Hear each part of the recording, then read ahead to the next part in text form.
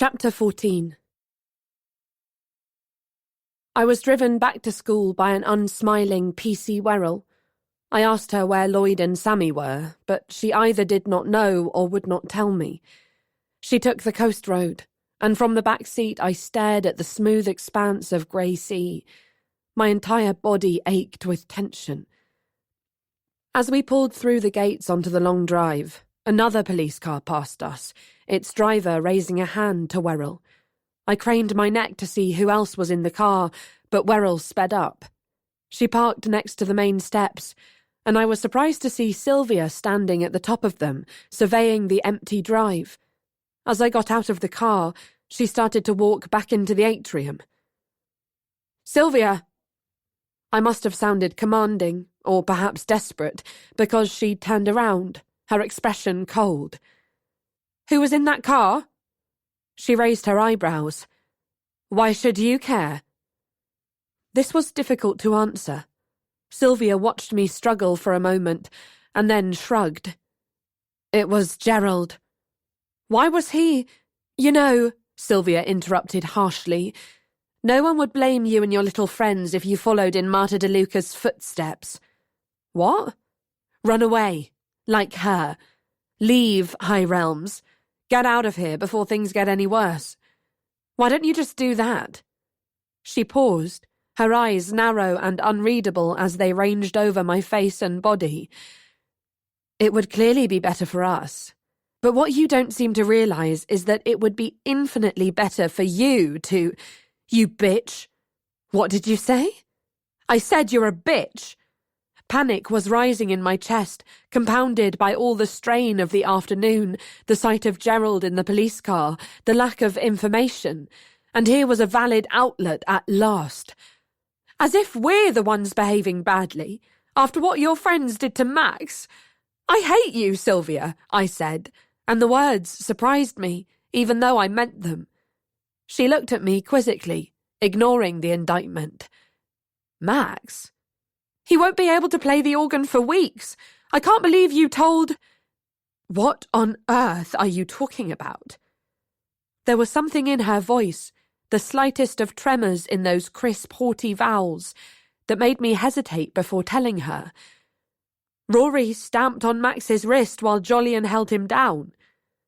At these words, Sylvia's face paled, and I knew immediately that there was no way she had been behind the attack. She said nothing for a few moments. Then, "Is he badly hurt?" It didn't look good. I watched her expression as many things flickered across it— dismay, fear, regret. For the briefest of moments I glimpsed the hinterlands which stretched behind her hostility, and before I could stop myself I said, "I'm sorry, I thought you—" "I know what you thought. There's a great deal you have no hope of understanding, but let me make two things very clear." Her dark eyes were hard again. "First of all, I would never harm Max Masters. But, secondly," she interrupted, "Rory and Jolyon may be senior patrol, but if you think I'd ever let those buffoons do my dirty work for me, you don't know me at all." She brushed past me, down the steps and towards the hexagon, leaving me alone on the threshold of the main house. What followed was one of the worst and longest afternoons I spent at High Realms. I had no choice but to go to class, but it was impossible to concentrate, and I was told off time and time again for not paying attention. I was concerned about Lloyd and Sammy and why they hadn't returned from the police station, but I was much more worried about why the police had taken Gerald away. I was full of the old dread. I'd had a respite from it for a couple of weeks because we'd been so busy sorting things out for Marta, but now it was back with a vengeance. I skipped prep and rushed up to Hillary to see whether Major Gregory was there. I wanted to ask him what was going on with Lloyd and Sammy. There was no sign of him, so I went to my room. I found that it had been ransacked, presumably by the police, and that almost all of Marta's belongings had been taken away. I lay down on my bed and buried my face in my hands. Somehow, despite the chaos of my thoughts and the fact that it was only 5:30, I fell asleep. The endless mornings of getting up before dawn were taking their toll, and I slept a hot, dream-filled sleep on top of my blankets. In my first dream, we had not hidden Marta. We'd found some other way to help her, but the dream would not tell me what that was. The second dream was more cruel. The clock face became transparent, and Marta could peer through it like Rapunzel looking out of her tower. She could see through every window of the school and also into our souls. Seeing our torment, she walked sedately down the stairs from the clock tower room, through the stable, and into the courtyard. She stepped into the basin from which the stone horse reared and sank slowly into the ground, her body vanishing inch by inch. I watched her disappear, and in the dream my body heaved with unstoppable sobs, sobs which made my entire body ache, the likes of which I hadn't shed for 4 years. "Rose!" I awoke to an urgent whispered voice. "Wake up!" I sat up, my body prickling with sweat. The room was very dark. I looked over at Marta's bed, wondering what she wanted. "Ro!" A hand shook my ankle. I saw Lloyd and Sammy at the foot of my bed, their wax jackets zipped up over their uniforms. "Wake up, for God's sake!" "I'm awake." I wiped my damp face on my sleeve. "What's the time? Where have you been?" "It's midnight." Lloyd pushed my legs to one side and sat down. Sammy remained standing, his gloved hands gripping the bedstead. "We got back at about 7. "Why didn't you wake me up? The police took Gerald away." "We know." Lloyd's tone was grim, and from what I could make out of his face, he looked exhausted. "We wanted to wake you up earlier, but Dr. Razor wouldn't let us. We went to the sand to see Max, and then she came up here with us to make sure Major G wasn't giving you a hard time." "How's Max?" There seemed to be so much to cover that I could hardly get my bearings. I felt my old lockjaw panic, and swallowed hard, trying to stave it off. Sammy answered. "His wrist is badly broken," he said. "So are 2 of his fingers. He won't be able to use his right hand for months." We sat in silence. As my eyes adjusted to the darkness, I saw that the strain in Lloyd's expression was even more acute than I'd realised. "Do you know why the police took Gerald away?" he asked me. "No, It's because of the dogs." Lloyd's voice was hoarse with tiredness. "I thought Vane was making it up, but Dr. Razor said they brought 3 Alsatians here this afternoon, gave them a load of Marta's stuff to smell, and let them get on with it." "Shit!" "Well, they didn't find her. Maybe all the smells in the stables are too confusing for them. But apparently the dogs did show an interest in Gerald, started barking like mad when they got near him." "Who told you all this?" "Vane." Lloyd glanced at Sammy again, and I realised that the tension between them was not the type I knew well by now, pressure mitigated by complicity, a shared burden, but mutual resentment. "At least," Lloyd went on bitterly, "he told me. He interviewed us separately." "What did he ask you?" "He knows we know where she is." Sammy spoke flatly before Lloyd could reply. "It's obvious. We're obvious. We thought we were being so clever." His eyes flicked bitterly towards Lloyd. "But it's only a matter of time before he works it out. Major Gregory's told him how close we are to her. Genevieve's dad's putting pressure on him too. Vane's got the measure of the 3 of us. He's made a mistake with Gerald, but that'll only make him more determined. The next time he comes here, he'll find her. I know it." I stared at Sammy, his words settling on me like a weighted blanket, dense and crushing in their implications. "You think we should tell Vane?" Sammy nodded, unfastening his pocket and withdrawing the same card that Vane had given to me, which bore his name and phone number alongside the logo of the Devon and Cornwall Police. "It makes sense," he said quietly, putting the card down on my duvet. We're going to lose Marta anyway, before too long. And, he went on, looking pained, we'll be better off if we own up now. He's really got you wrapped around his little finger, hasn't he? What? Sammy's eyes widened. Vane. Lloyd's voice was harsh. You say he's got the measure of us. How would you know? He spoke to us all separately. There was a sneer in his voice as he asked, Did he give you anything to eat? What? Did he? A cup of tea and some biscuits. I knew it.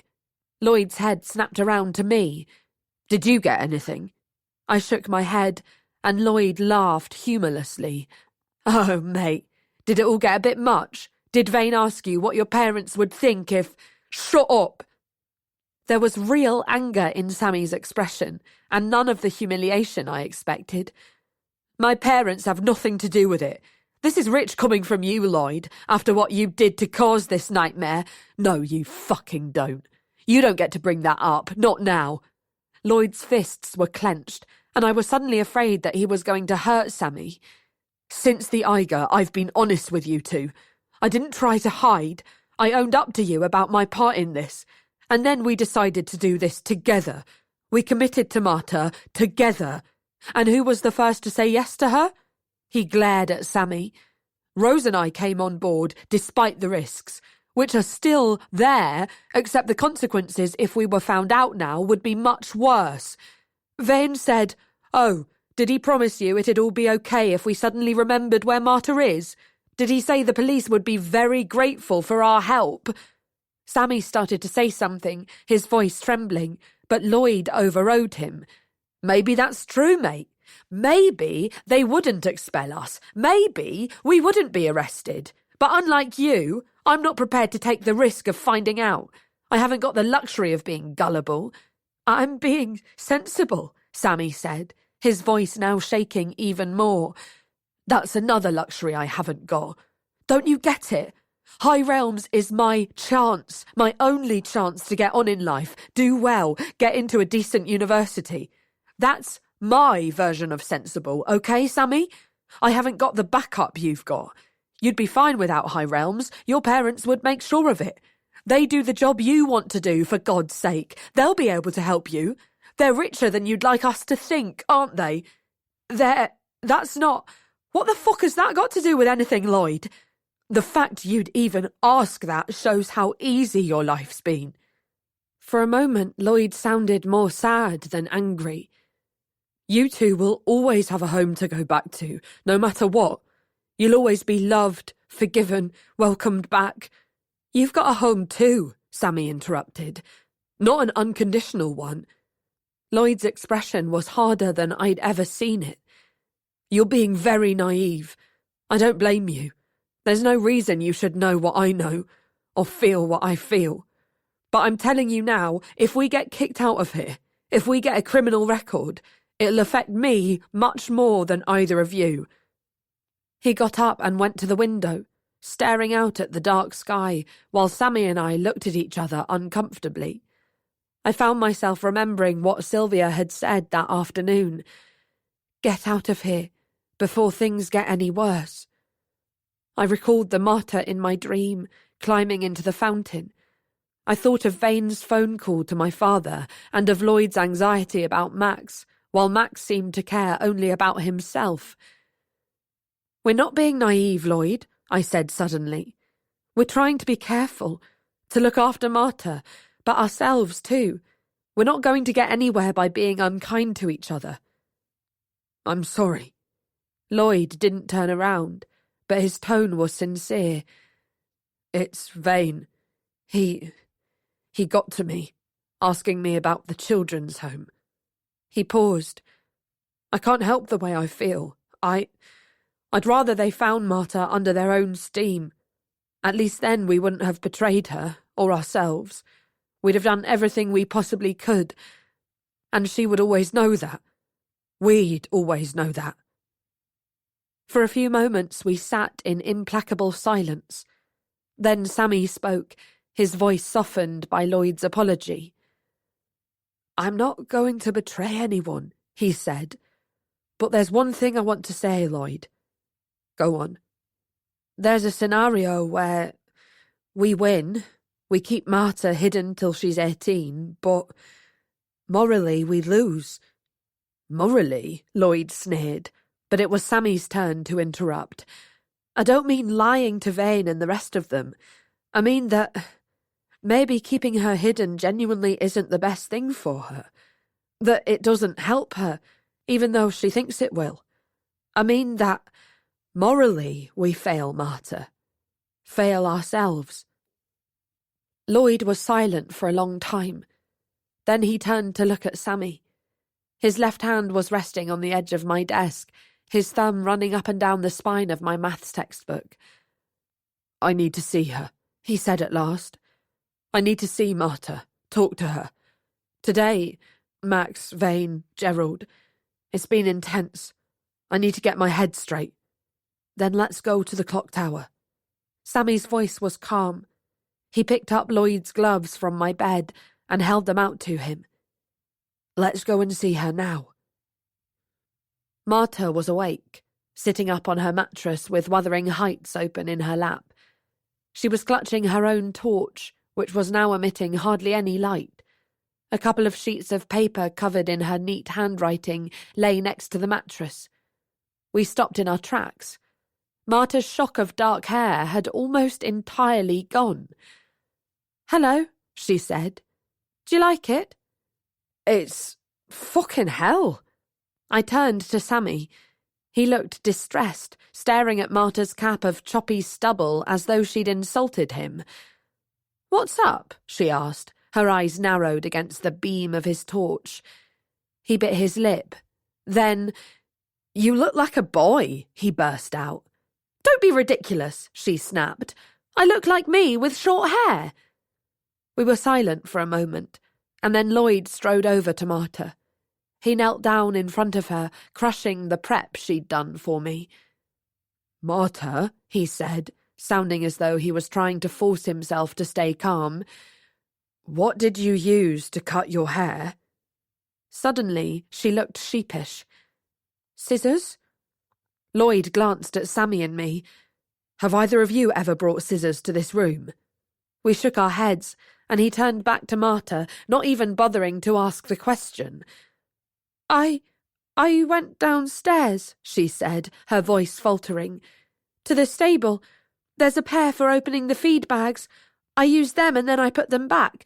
Nobody saw me, I promise. Lloyd sat back on his heels, staring at Marta. Then he turned to me and Sammy again. Well, that's that mystery solved. Gerald's always in Block C. He must have used those scissors for something, and Marta's scent transferred onto him. Maybe even some of your hair. And then the dogs smelled you on him. Dogs? Yes, Marta. The police have been here today trying to hunt you down with a pack of dogs. Marta's eyes widened. I didn't hear anything. Well, you wouldn't, would you? Now Lloyd's voice was rising in frustration. You're up here, out of harm's way, while we take all these risks for you, and... He stopped, breathing heavily, and I saw how angry he was, how humiliated. You make me feel like a fool, he told her. Then I'm sorry, she said at once, looking up at him. You're far from being a fool. He ignored her. We risk everything for you, every single day, and this is how you repay us, by being a fucking liability. For a moment I thought Marta was going to grovel. Then she sat up straighter on her mattress, tossing her book aside. I'm a liability, am I? Yes. Lloyd's face was harder than ever. You told us that you couldn't leave this room. It's true. So how come you're strolling downstairs like you've got nothing to fear, following your selfish little whims? Selfish, Lloyd? Are you sure you want to have this conversation? Part of me wanted to cheer her on, but I knew that this was the entirely wrong moment to be challenging him. I'm done with this, Lloyd said, getting up. He looked over at Sammy. You know what, mate? I'm sorry. You were right. He strode over to the door. Right about what? There was real panic in Marta's voice. Lloyd, where are you going? I've had enough. Lloyd's hand was on the door handle. I've had enough of taking crazy, stupid risks for someone who hasn't even told me the reason I'm taking them." There was a long, tense silence. Then, "What kind of reason would you like me to give you?" Marta's voice was tight and quiet. There was an infinitesimal pause as Lloyd's eyes flicked to Sammy. "I want you to tell us why you can't go home to your father." This time the silence was thick and awkward. "Will a verbal testimony do, or shall I write it down for you?" I'd never heard Marta use sarcasm before. It didn't suit her. "Just tell us something. How bad can it be?" Marta flinched violently. "I wouldn't ask that question," she said, and I was forcefully reminded of Genevieve on bridge night. "Or if you do, you'd better be prepared for the answer." Skepticism shimmered across Lloyd's face, and she pulled up her skirt, exposing her inside thighs. Nausea rose in my throat as the torchlight illuminated her burned skin.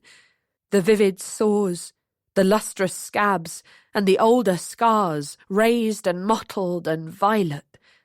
But as Lloyd, Sammy, and I stared in shameful fascination, I saw there were far fewer fresh wounds than there had been when I'd first seen her press the match against her skin.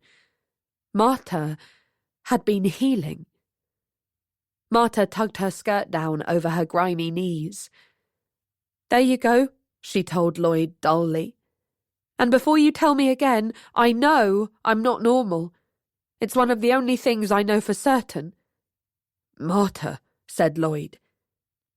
His face was creased with revulsion, and I knew he was regretting his ploy. "It's okay. You don't have to—" "No!" Marta's head whipped up. "You said you wanted to know. And I get it, Lloyd. I understand that abnormal people make abnormal requests, and you've got to protect yourself from them." She looked him in the eye, and he stared back at her, his expression one of stunned curiosity. "I used to be so brilliantly normal," Marta said, her voice now very quiet. "And I want to get my normality back. I really thought I could, if I stayed at High Realms long enough, with you three. I'd kill to be as normal as you are." She regarded us almost lovingly as we sat on the concrete floor around the mattress. "I still believe I could do it, if I don't have to see my father again. So I'll say the words for you, Lloyd, if it means you'll carry on hiding me from him. If I say them, I'm afraid they're all you'll ever think about when you see me. I'm afraid we'll never be as we were before, but I'll take that risk for you, Lloyd. I've taken so many already." She swallowed, her hands balled in fists on her knees. "My first risk was to apply to High Realms, and then to do well enough to get a scholarship. My mother had gone, and I knew my father was against it.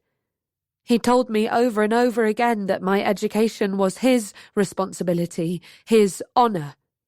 When he taught me poetry, he said he was showing me the ways of the world, the secrets that most other people could only dream of tapping. He left these gaping gaps," she went on, her eyes flicking to each of us in turn. "In maths, science, geography.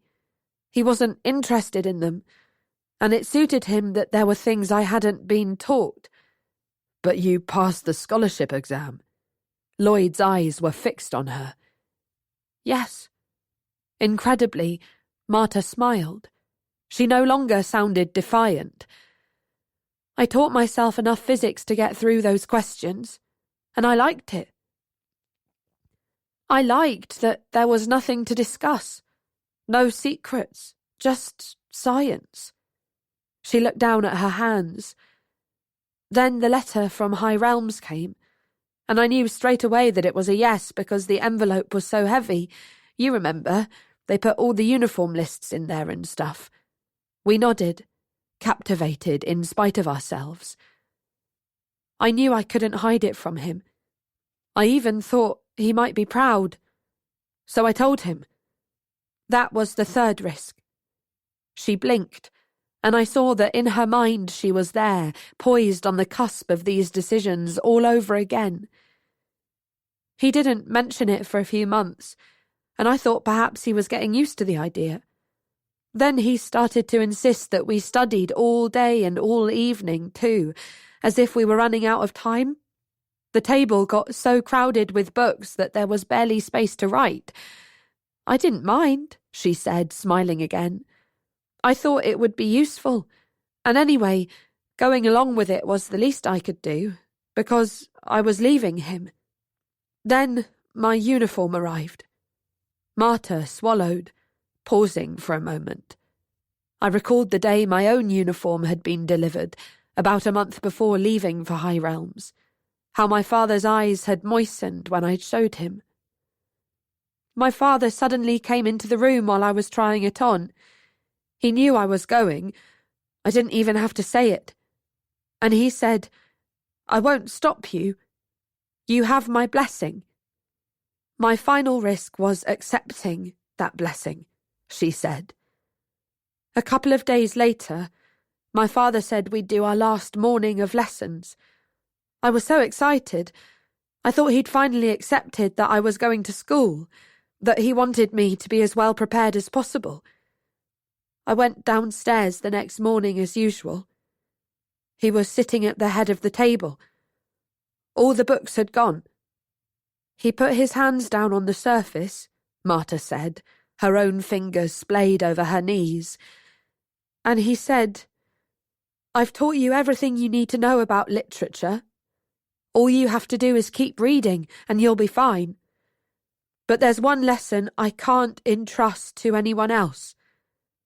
I can accept other people teaching you the things that don't matter, but this I have to teach you. I'm going to be the one to teach you about love." At these words, I felt a new, shivering sickness and tried to clamp it down. Marta hung her head for a moment and then looked up, as if the sight of us would give her courage.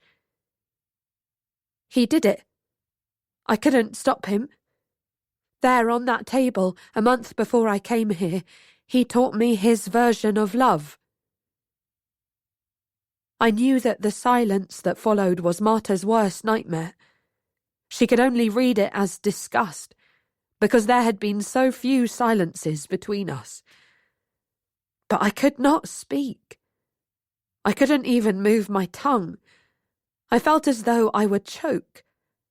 I looked at Lloyd and Sammy, desperate for them to say something, anything, but we were too late.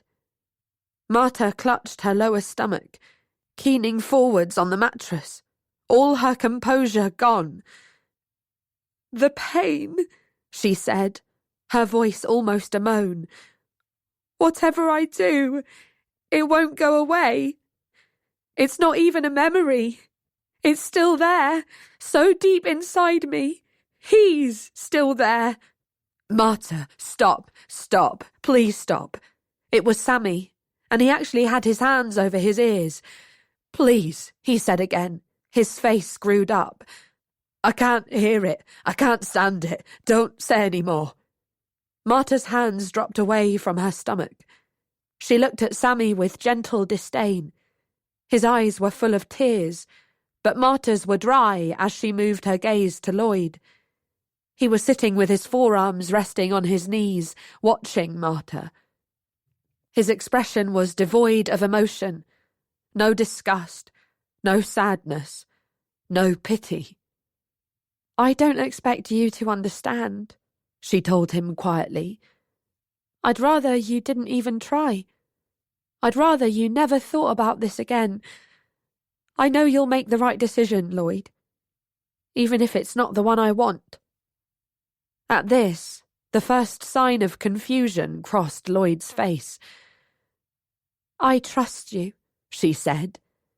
"If you won't hide me any longer, then I accept that's the right thing. And I know what I'll do." She looked around the clock tower room again, at the clock face through which moonlight filtered, the cobwebbed rafters which stretched beneath the ceiling. Her head tipped back, and I saw the startling gauntness of her face and neck. She looked, I realised, so little like us. "Please go," she said suddenly. We found it easy to do as she asked. It was as she had feared. We didn't want to stay. We got to our feet, stiff with cold and shock and tension, and went to the door. I looked back at her. She was sitting in exactly the same position on the mattress, but she looked different. All the time we had known her, she had been so present, so alive, so determined. Now, she seemed irrevocably altered, as though, far from unburdening her, telling us what had happened to her had multiplied her trauma many times. She seemed now to occupy a different realm to us entirely, and whatever else we did for her, I feared that we would never truly reach her again. Chapter 15. Did it change things, knowing the truth about what had happened to Marta? It must have. It must have made the task of hiding her feel more worthwhile, and less like a game that was getting out of hand. It must have raised the stakes in a new way, making us more determined to protect her, and more ruthless with those who, knowingly or unknowingly, tried to stand in our way. I say must have, because the shock of what we heard that night has affected my memory of the days and weeks which followed. I recall what happened, but it is much harder to pin down all that I felt. Years later, somebody asked me whether I would have continued to hide Marta if she hadn't told us what her father had done to her.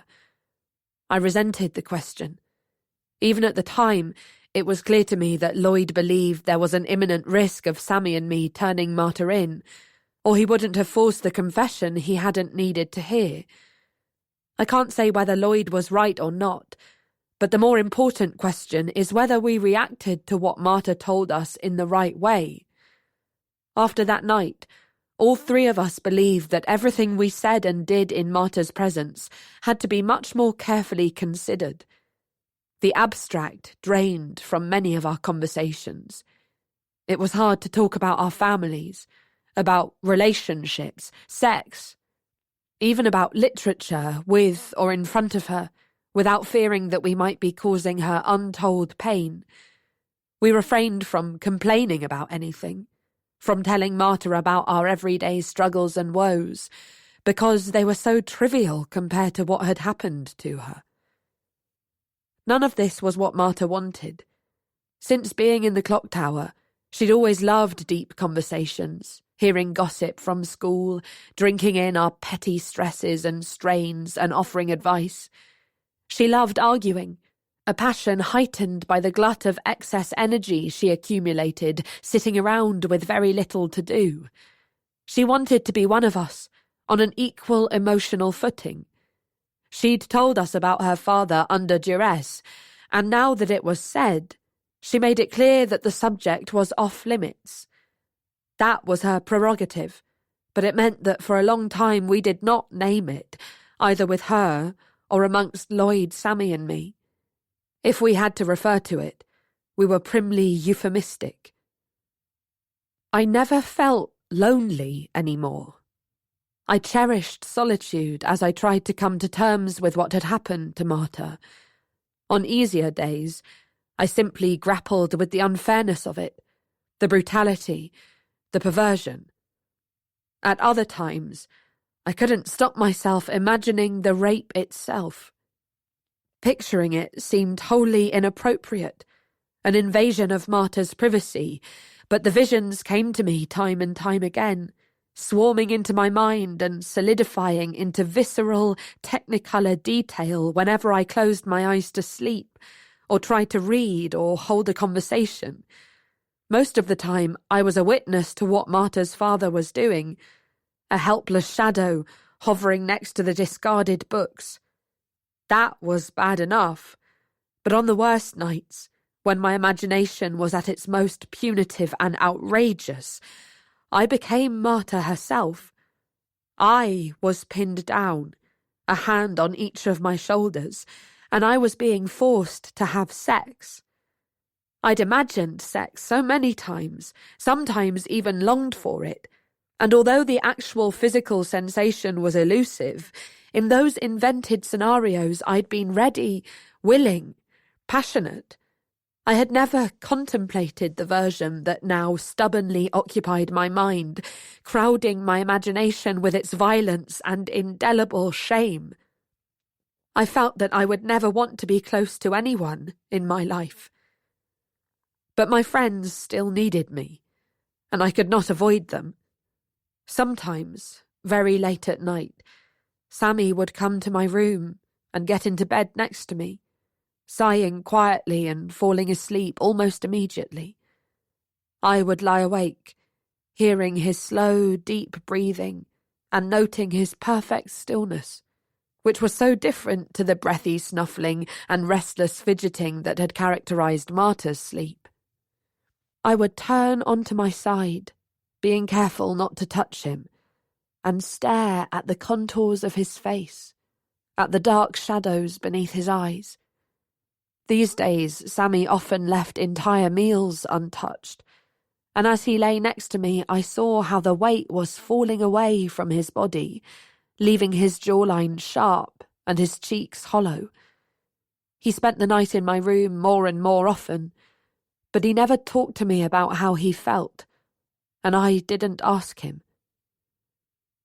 Even when we weren't with Marta or planning the next trip to the clock tower, it was hard to escape thinking about her. The missing person inquiry grew more high-profile by the day, fueled by frequent television and radio appearances by Professor DeLuca, in which he begged piteously for her safe return. The photograph of Marta that he gave to the media had been taken when she was 10 years old, a tiny, androgynous child gurning at the camera, her green eyes glittering beneath an unkempt fringe. To my surprise, the press came down firmly on Marta's side, running headlines such as "Scholarship Kid Hounded Out" and "They Let Her Down." There was a gleefulness about the way the left-wing papers castigated high realms, and a fresh bout of gloating ensued when they discovered that Marta's disappearance had been precipitated by a dispute with the daughter of the leader of the opposition.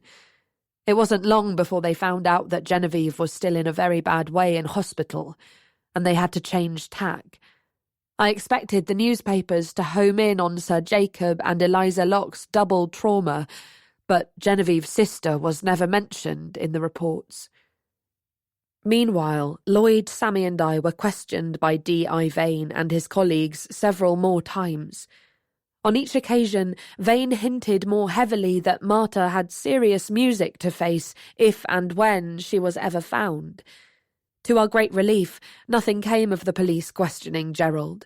He denied any knowledge of Marta's whereabouts, and the police reluctantly concluded that the dogs had slipped up. No statement was made about this to the school, which transpired to be a grave mistake. Everybody knew Gerald had been hauled in for questioning, and for weeks afterwards he was subjected to relentless, vicious taunting about kidnapping Marta and keeping her a prisoner. I had a feeling Max started the rumour, because it was exactly the kind of thing he found funny, but it was difficult to tell because almost everybody propagated it. Gerald looked more miserable every time we saw him. By the end of November, Vane was growing frustrated with the lack of results, and was clearly beleaguered by the pressure from the school, Genevieve's parents, and Professor DeLuca. He took it out on us, but we didn't give in. Now that we knew exactly what Marta was hiding from, we became even more determined not to let anything slip, but we also agreed between ourselves that it was best not to invent any more red herrings. Consequently, we spent the majority of the interviews in almost complete silence, while Vane grew hoarse with pestering us. His persistence meant that we missed hours and hours of lessons, But somehow we managed to stay at the top of the rankings, with Lloyd and Sylvia generally vying for summa cum laude position in Marta's absence. Marta was very troubled by Genevieve's prolonged stay in hospital. It was always the first thing she asked us about when we entered the clock tower room, and as it gradually became clear that Genevieve was unlikely to ever fully recover, she grew even more distressed. "How has it come to this?" she asked, over and over again. She also became frightened about what awaited her when she finally left the clock tower room. Being 18 would absolve her from contact with her father, but it wouldn't protect her from the police. If anything, her fate at their hands would be even worse when she became an adult. Lloyd joined Sammy and me in trying to console Marta, but it was obvious that he, too, was worried about Genevieve, although for a different reason. The longer she was in hospital, the more harshly the likes of Jolyon and Rory persecuted Max. They came after us, too. One night they dragged us out of bed and forced us to drink a 3-week-old pint of milk, which made us sick for days. But it was Max they really wanted to punish. He was the person who had ascended their hierarchy, gained their trust, and betrayed one of their own. We expected Sylvia to share this anger, and perhaps privately she did.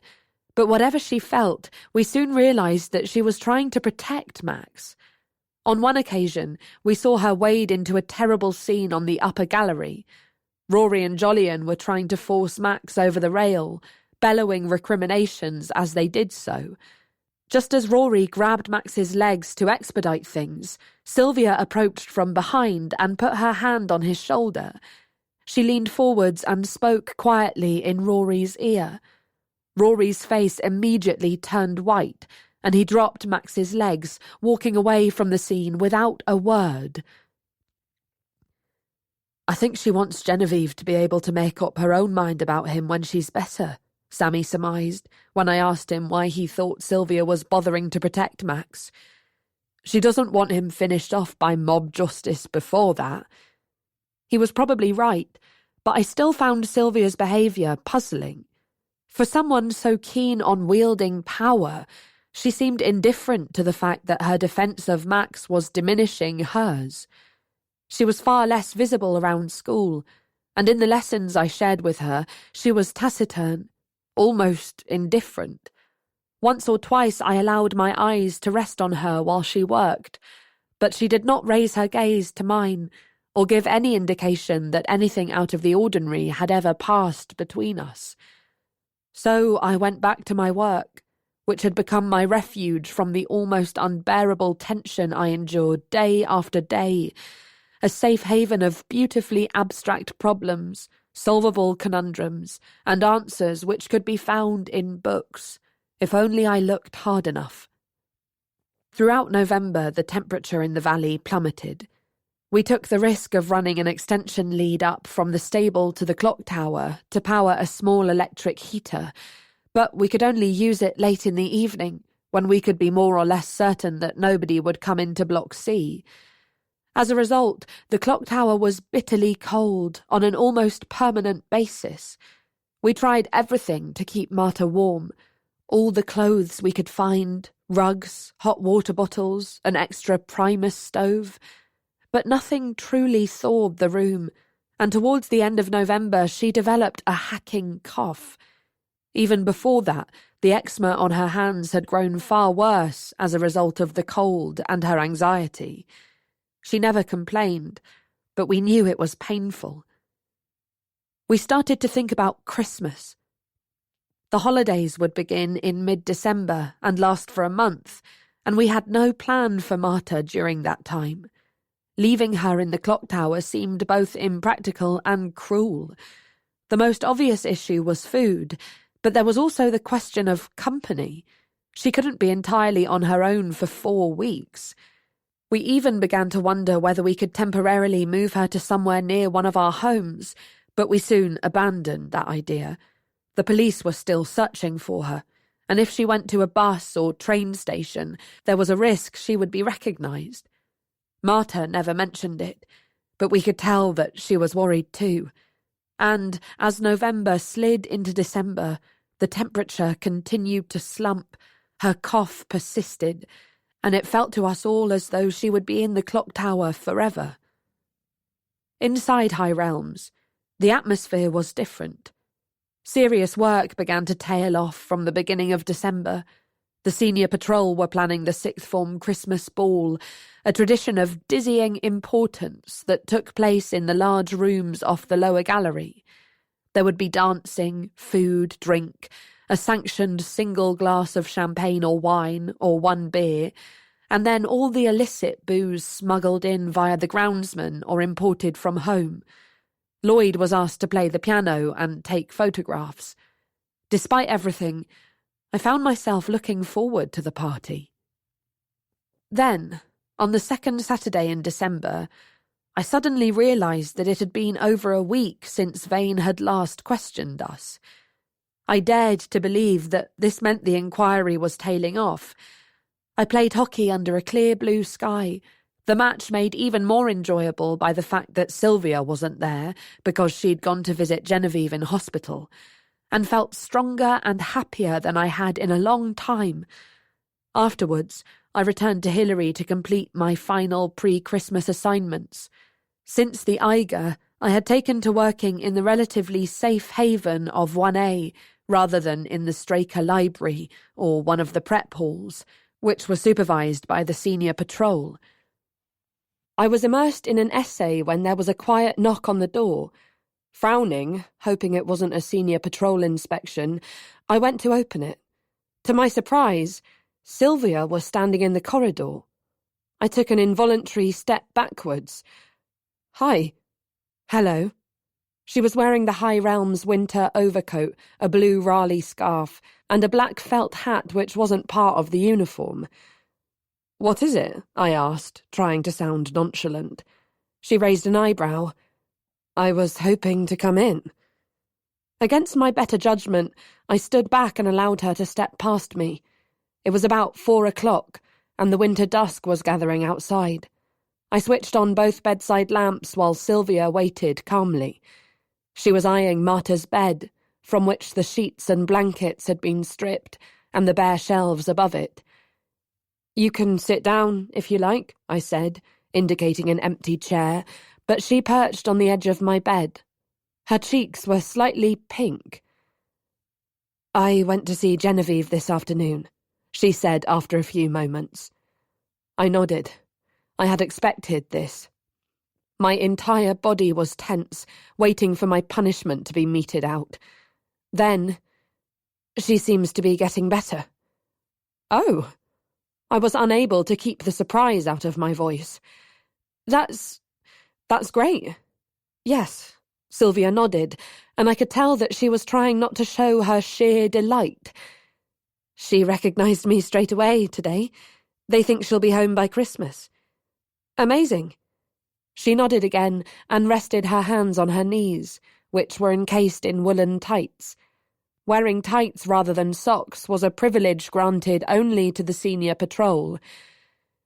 "We had a bit of a chat," she said. "Genevieve more or less remembers what happened on the Eiger now, and she wanted me to pass on a message to you." "Right." I could not keep the surprise out of my voice. "What is it?" At this, Sylvia got up and crossed the room to the left-hand window, looking through it at the darkening grounds. I watched her impatiently as her eyes took in the view that contained Marta. Then she turned to me. "Shana says your friend comes here at night." "Does she?" "Yes." She considered me for a moment. "I'd be careful with that if I were you." I couldn't let her hypocrisy slide. "Bella spends almost every night in your room." "Not anymore, actually." Sylvia glanced at me, and then continued as if she hadn't changed the subject. "Genevieve isn't going to press charges against Marta for what happened on the Eiger. She's going to tell the police exactly that as soon as possible. She also intends to speak to Dr. Wardlaw to, set the record straight." I stared at her, unable to take in what she'd said. "What do you mean, set the record straight?" She's going to tell Dr. Wardlaw that what happened was a private matter between herself and Marta, and she doesn't want Marta to be punished for it. I was silent. Then I realised something. Does Genevieve know that Marta's gone missing? Yes. So why is she giving me this message? I suppose, said Sylvia evenly, it's so that you can tell Marta if she happens to get in contact with you. I was silent again. There was a lot that I didn't understand, and I was finding it hard to trust the messenger. I watched Sylvia cross her legs on the window seat. She looked back at me with an unusually patient expression. Why is Genevieve doing this? I asked. Sylvia looked thoughtful. She feels that there are reparations to be made. Reparations? Yes. There were 1 or 2 occasions on which Genevieve and Marta clashed.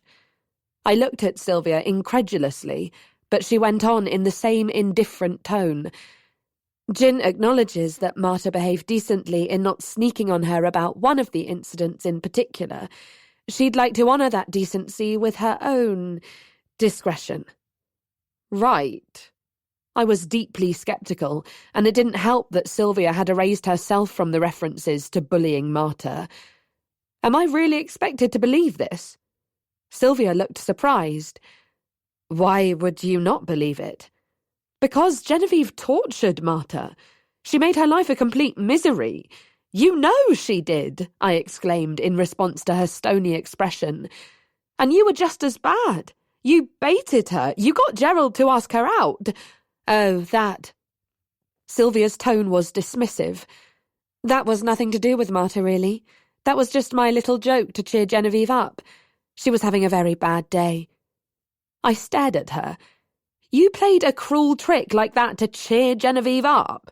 That is fucked up, Sylvia. This place, I said, suddenly exasperated. This whole place is totally fucked up. For a moment, Sylvia looked shocked, even confused, and I realised that it probably never occurred to her to question the values of the High Realms regime, or the behaviour that counted as normal within it. She was brainwashed by her own prestige within that regime, and by her intransigent loyalty to Genevieve. Suddenly, I felt a bizarre kind of sympathy for Sylvia. Her warped morality highlighted how little she knew about the real world, how she had been damaged by being forced to live in a place where only the fittest could flourish. We would never be able to understand each other. Look, Rose. It was the first time I'd heard Sylvia use my name. It makes no difference to me whether or not you believe me. I promised Jin I'd pass on the message about Marta, and I have. She got up from the window seat, smoothing down her skirt, an elegant figure, even in the dowdy High Realms uniform. She paused, and I looked up at her from my seat on Marta's bed. Tell your friend to stop coming here at night, she said. You're being watched. You're being watched. We already knew that we had to be very careful about where we went and when, but Sylvia's warning had unsettled me. I wondered whether I should delay going to see Marta until I'd spoken to the boys, but Genevieve's reprieve felt too significant to keep from her, even though I knew that Marta would be as cynical about it as I was. I waited in room 1A until I heard Major Gregory shouting at people as he left Lower House for Higher Mag's tea. Then I left Hilary via the back way, wearing my overalls so it would look like I was doing evening duty. As I made my way downstairs, I found myself daring to hope that Sylvia had been telling the truth.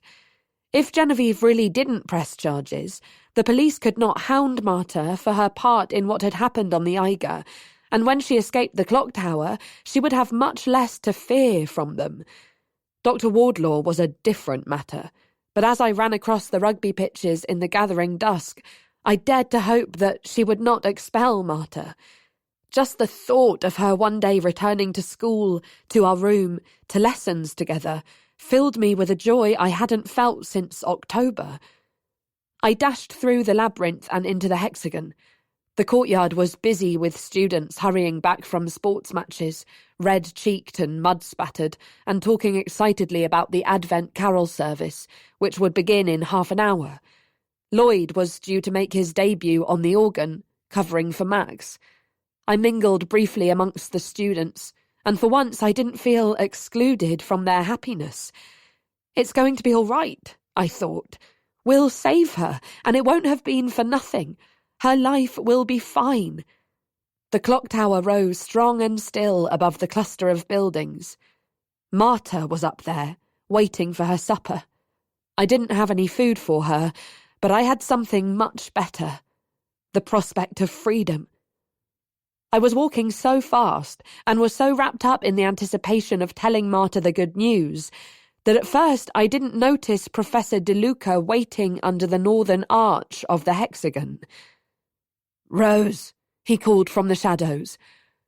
"What are you doing here?" I couldn't disguise my shock. It was the first time I'd seen him since Marta had told us what he'd done. According to the news, he'd been combing the country for her for weeks. Professor DeLuca limped towards me, leaning heavily on his stick. I wanted to run away, but forced myself to stay put. As he drew closer, I saw that his eyes were red and watering, and he was more gaunt than ever. "We need to talk," he said. His overfamiliar tone sickened me further. "You shouldn't be here," I said, taking a step backwards. "I need to speak to you," he repeated. "Will you walk with me?" "Walk with you?" I saw at once that he'd misunderstood me. "I know I can't hop, skip and jump like you," he said, his voice hoarse and aggrieved, "but I can still hobble pretty much any distance. I suppose you have no idea how unusual that is after a major stroke." I shrugged. "I'll walk with you," I said reluctantly. I felt I had no choice, that it would look suspicious to refuse. "But I haven't got long." He nodded and gestured through the trees. By now, it was very nearly dark. Students hurried past us in overalls and jodhpurs. In the distance, I heard the cloister bell begin to chime. We entered the courtyard, which was lit by dim orange lamps on the walls of the stables, and began to walk slowly around its perimeter. I caught the smell of manure that I usually hated. Today, it was almost comforting. "Did you know," said Professor DeLuca abruptly as we passed the senior patrol block, "that Marta could read and write from the age of 3? "No?" He nodded. "She learned very quickly," he said. "Her mother and I barely had to teach her. She saw us working, you see, and wanted to copy us. We bought picture books for her, but she refused them. I found her poring over my copy of the London Review of Books when she was 6 years old." None of this surprised me. "Why are you telling me this?" "As soon as she could craft full sentences, she wrote fiction," he said, ignoring me. "Little adventure stories, animal tales, fairy tale stuff, you know. She wrote hundreds of them. We never stopped her. They were lovely stories, a bit far-fetched, but that's children's imaginations for you. She sat on my lap and read them to me. That was always the highlight of my day." I didn't say anything. We were approaching the clock tower, and I hoped to get Professor DeLuca through the archway before Marta heard the sound of his voice. I decided that we would walk down the path to Donny Stream and then loop back around the barns to the hexagon, where I would try to shake him off. I wondered whether anyone else knew he was here. "She's always written a lot," said Professor DeLuca, limping a little faster to keep up with me. "Stories, diaries, letters." I tried to turn left to pass through the clock tower archway and bumped into him, as he did not move with me. He shook his head. "I would rather stay in the light." I paused. "Okay." We continued past Block C, the cloister bell chiming steadily in the distance. The upper half of the stable door was open, and I glanced in to see Gerald feeding apples to Polly, Margot, and George. At the sound of our footsteps, he looked up and scowled at me. And, of course, she wrote to me from High Realms, Professor DeLuca went on, as though there had been no break in the conversation. He was breathless. I looked to one side and saw that his lips were blue.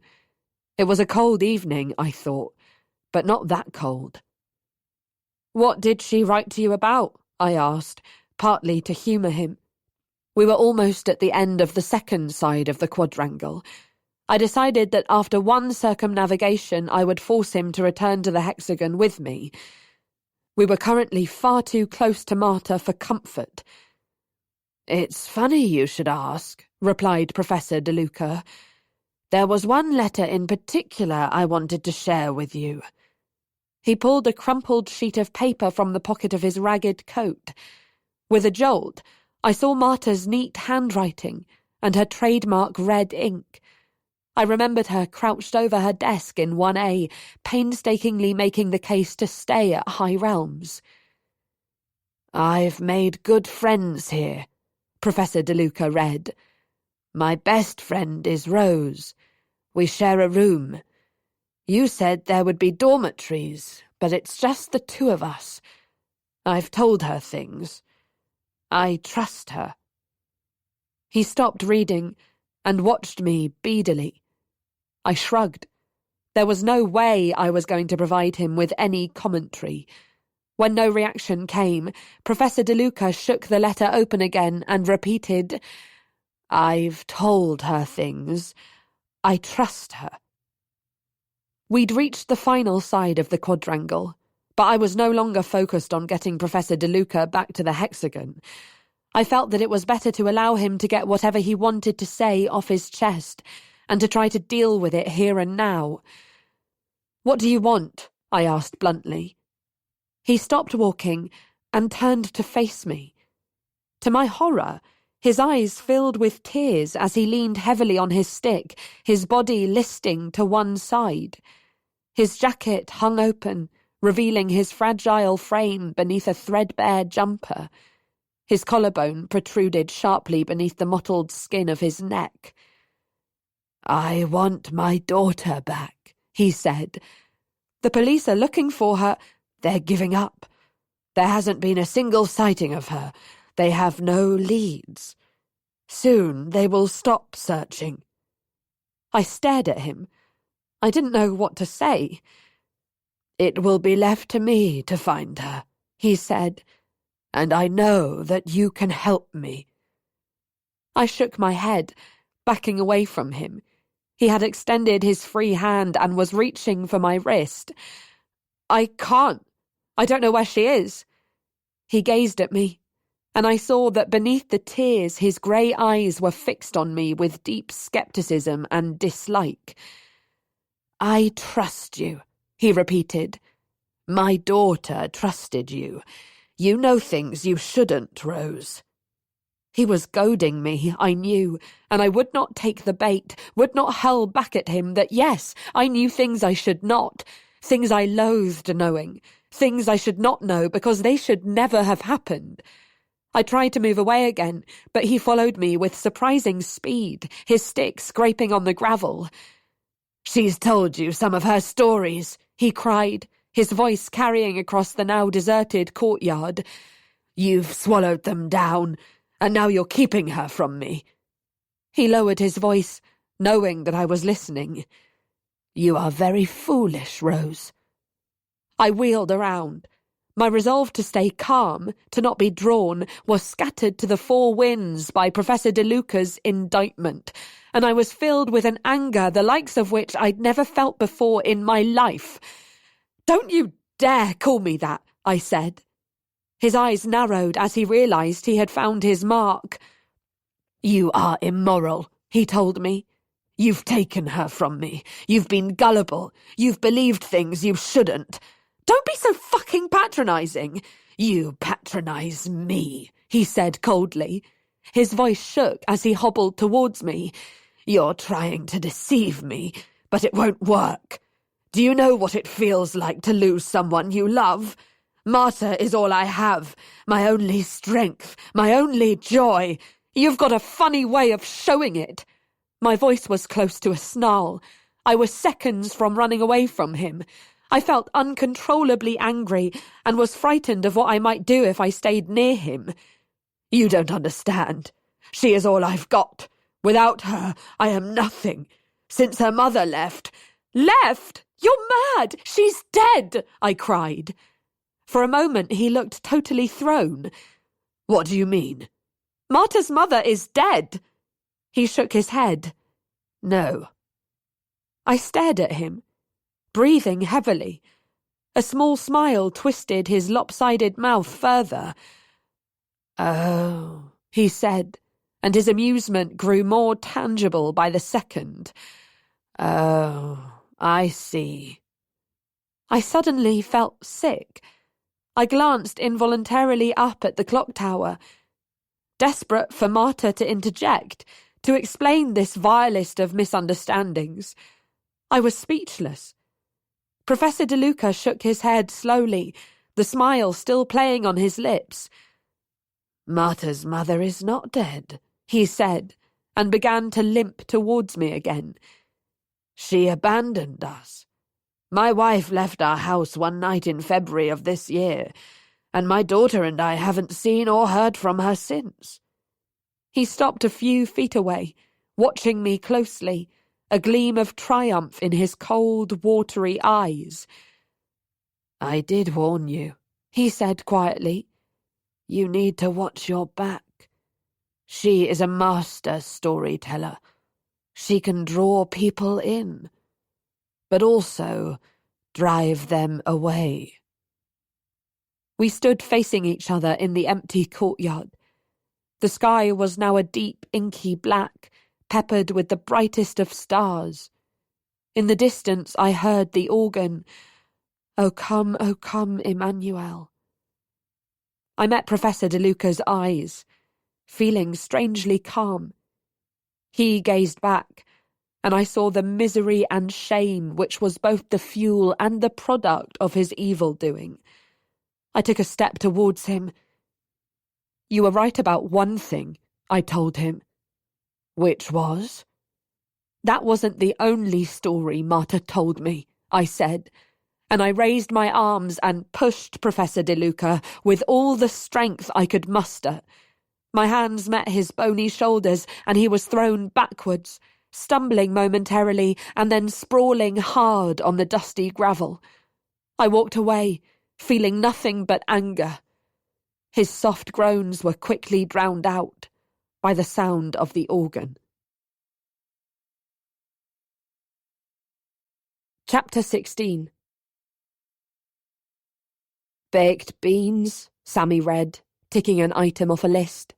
"Apples, tinned peaches." He put down his pen, rummaging in the haversack. "What about crumpets? They don't go off quickly." It was the day of the Christmas ball, and the penultimate day of term. Sammy, Lloyd and I were in the boys' room, packing up Marta's provisions for vacation.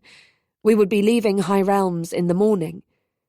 "She needs 63 meals, said Sammy, consulting his notebook. 3 a day for 21 days.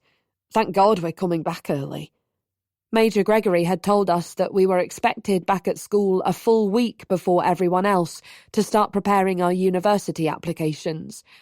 At first we'd thought this seemed premature, but we soon realised that the events of the term meant that Major Gregory was prepared to leave nothing to chance in his campaign to get us into top universities. Sammy was running his finger down the list of food, looking troubled. "I'm worried she's going to run out."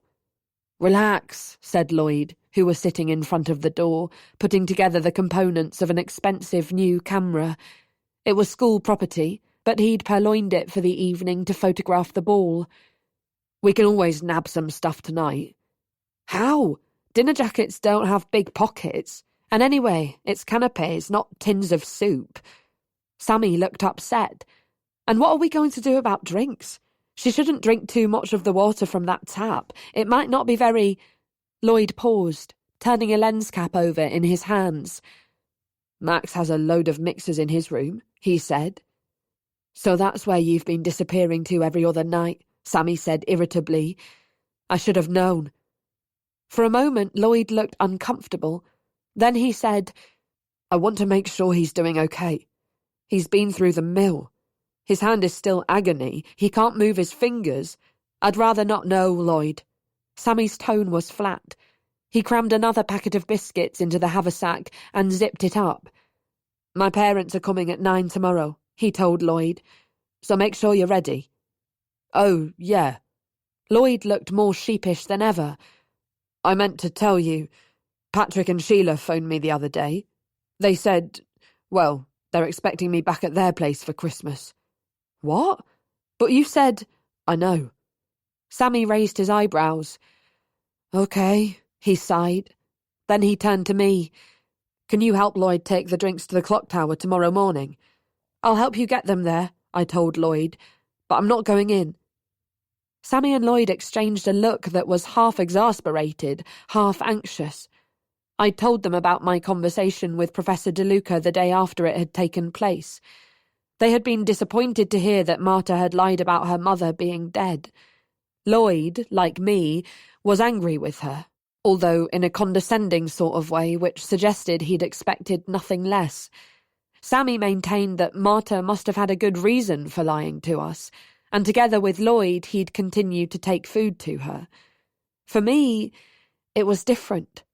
Since speaking to her father, I'd continued to help the boys behind the scenes, but I hadn't gone to see her in the clock tower, or communicated with her in any way.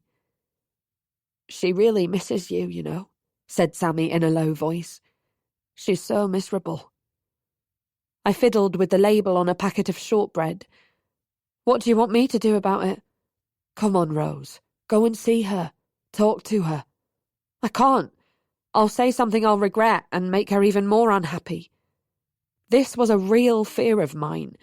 There was a simmering anger inside me which shoving Professor DeLuca hadn't quenched, and I didn't want it to flare up with Marta just before we were due to leave her on her own for 3 weeks. Sammy sighed again.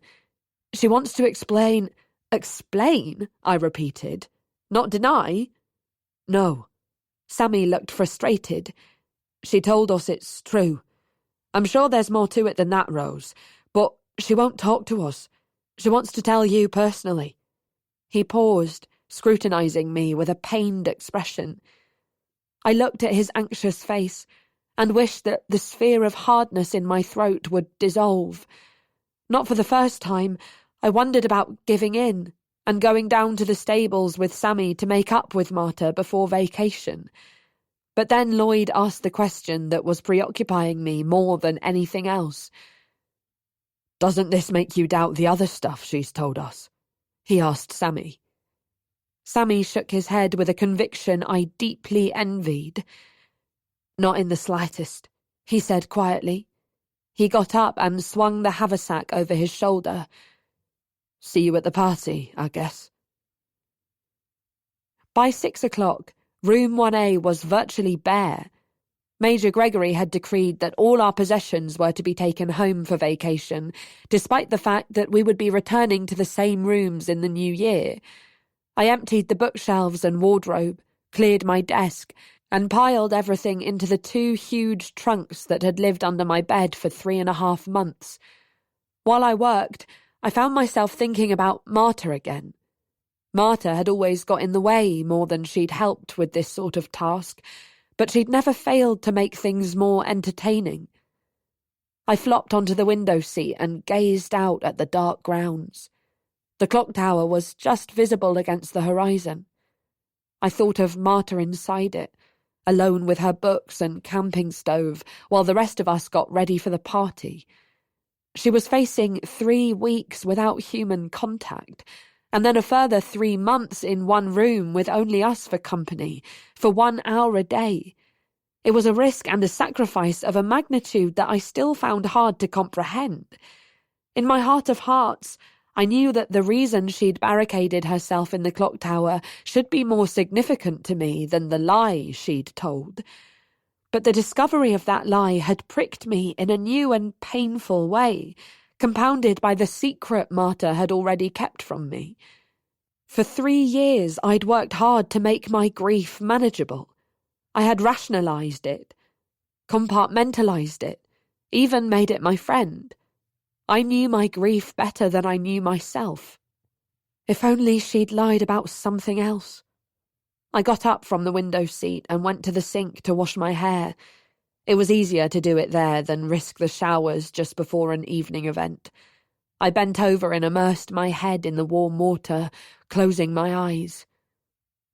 Oi, Roro.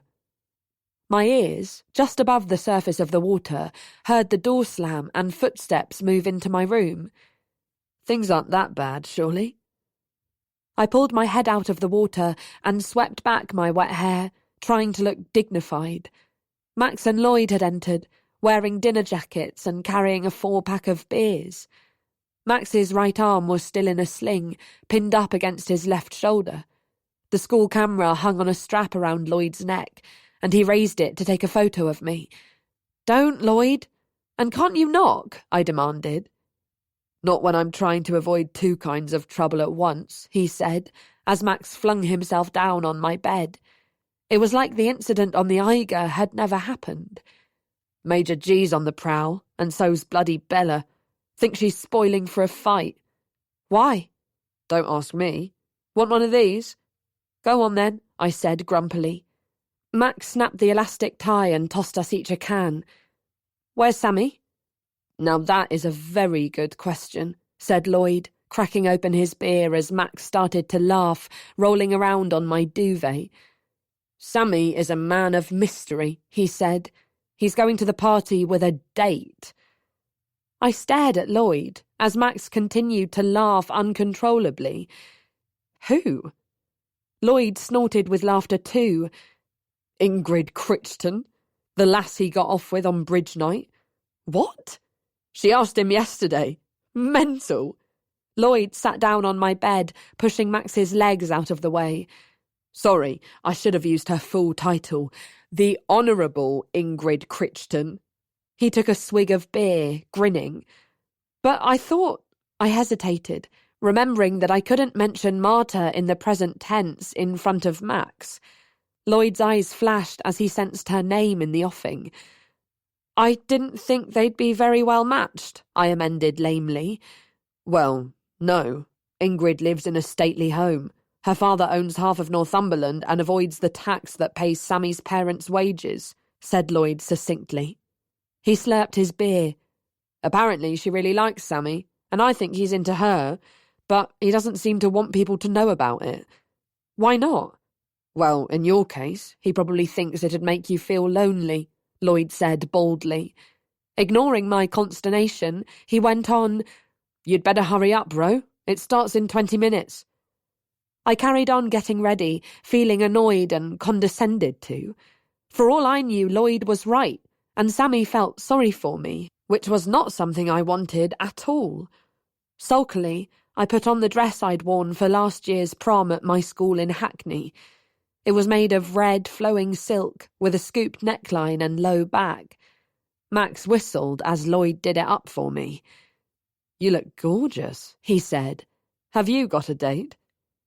For a moment, I thought he was suggesting we go together, and then I came to my senses. No, I said awkwardly. Oh, well, Max said, smiling mischievously. You won't be the only one. Everyone seems to be single or breaking up at the moment. Everyone apart from Sammy, that is. Who's breaking up? Lloyd asked, opening my wardrobe to check his reflection in the mirror on the inside of the door. Shana's given Jolyon the boot. Apparently he invited himself skiing with the sheiks over Christmas, and she realised he doesn't care about her, only her money. She's a bit slow on the uptake, if you ask me. Max laughed at his own joke, his fingers twitching in his sling. And Sylvan Bella, of course. R.I.P. I didn't know they'd broken up, Lloyd said, helping himself to my hairspray. Well, no, they've kept it pretty quiet, but that's why Bella's in a bad mood. I knew, I said without thinking, and Max glanced at me. They were together for ages, but they were never particularly compatible, he said smoothly. Bella's so coarse, somehow. And fucking obsessed with games. I think that's how she could put up with Sylv spending so much time with Jin, you know. Bella always had her own thing going on. But Sylvia's an incurable romantic. What? I said, before I could stop myself. I sat down on Marta's bed, staring at Max. Max nodded. Oh, yeah. He regarded me for a moment, appearing to enjoy my reaction. Sylvia is the most romantic person I know, he said authoritatively. There was a short pause, and then Lloyd spoke for me, his tone deeply cynical. Max, mate, he said, just to check. We're talking about Sylvia Maudsley here. Sylvia Maudsley, Vice Captain General? Max nodded, taking a delicate sip of beer. You've got to remember that I've known Sylvia for over 5 years, he said pompously. So explain. Well, when we first started at High Realms, Sylvia wasn't like she is now. She was clever, sure, but she was awkward. We all were, to a certain extent. We were 11, for God's sake. But Sylv was shy. She was a bit gawky, you know? He caught my incredulity and leaned forwards. Oh, I know she's gorgeous now. Even more so for the fact that she doesn't know it. Max looked pointedly at Lloyd. In those days, Sylvia's temper was even worse than it is now. She used to fly off the handle at stuff, have meltdowns, that kind of thing. I remember Dr. Razor taking her aside, trying to work out what was going on. But it was obvious to me what set her off each time. Which was? Disloyalty, Max said simply. It's the red rag for her. She can't bear it. She takes it incredibly personally. Lloyd was scrutinizing Max. Why? Max paused. When you start boarding school, well, it can be tricky. He gave an uneasy laugh. If you don't keep busy enough, you get lonely. Until third form, you sleep in these huge dormitories. Have you seen them? On the second floor? We shook our heads. They're a bit bleak. People cried at night. I remember Dr. Razor would walk around with a little torch, checking on us, but there's only one of her, you know? He paused again and hummed a fleeting, incongruous tune to himself. It's hard for you guys to understand, he said casually, because you came here at 16. We're grown up now. Back then, we were children. We felt like we'd been abandoned. I glanced at Lloyd, whose background Max appeared to have completely forgotten. As I expected, he looked sullen, leaning against the wardrobe with his arms folded. You're saying that loyalty became Sylvia's coping mechanism, he summarized coldly. Her survival mechanism, Max corrected him.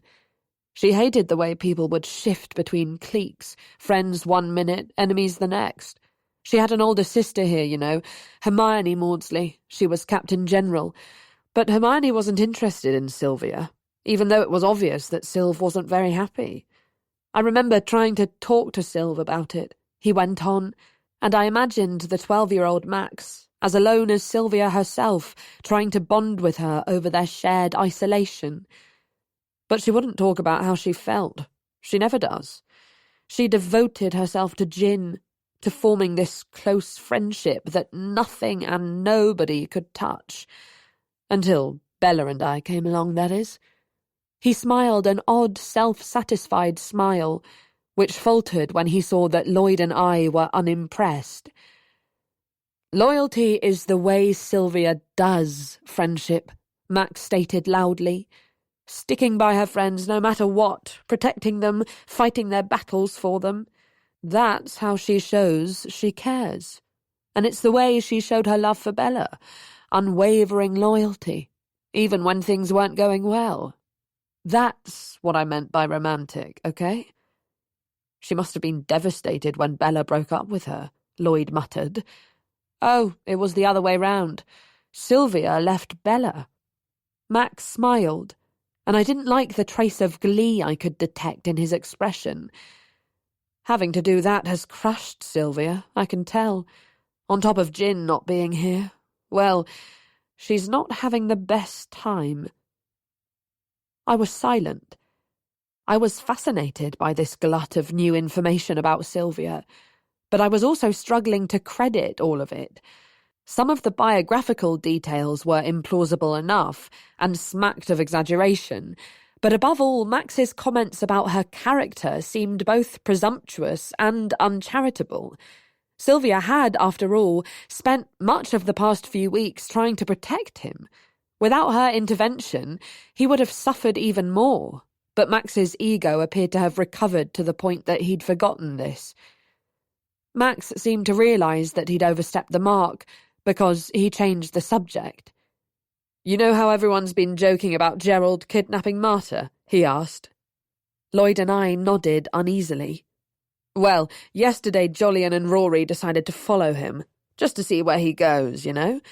They lost track of him for a bit, and then they found him knocking one out in the barn. He'd hidden this crazy stash of porn there, not the tame kind that Rory's got, some really hard, twisted stuff. And he was crying, actually sobbing as he was doing it." "What?" Lloyd looked appalled. "What happened?" "Rory and Jolyon had a field day."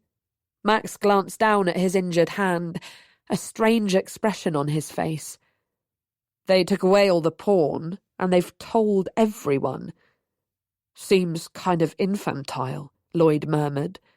He'd taken a seat on my bed next to Max, and was fiddling with the ring pull on his can of beer. "Can't you say something to them?"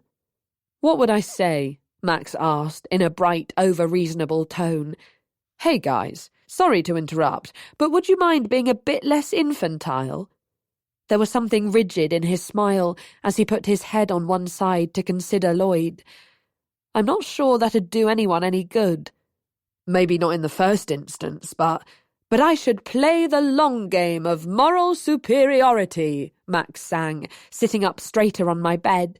His arm jerked in the sling.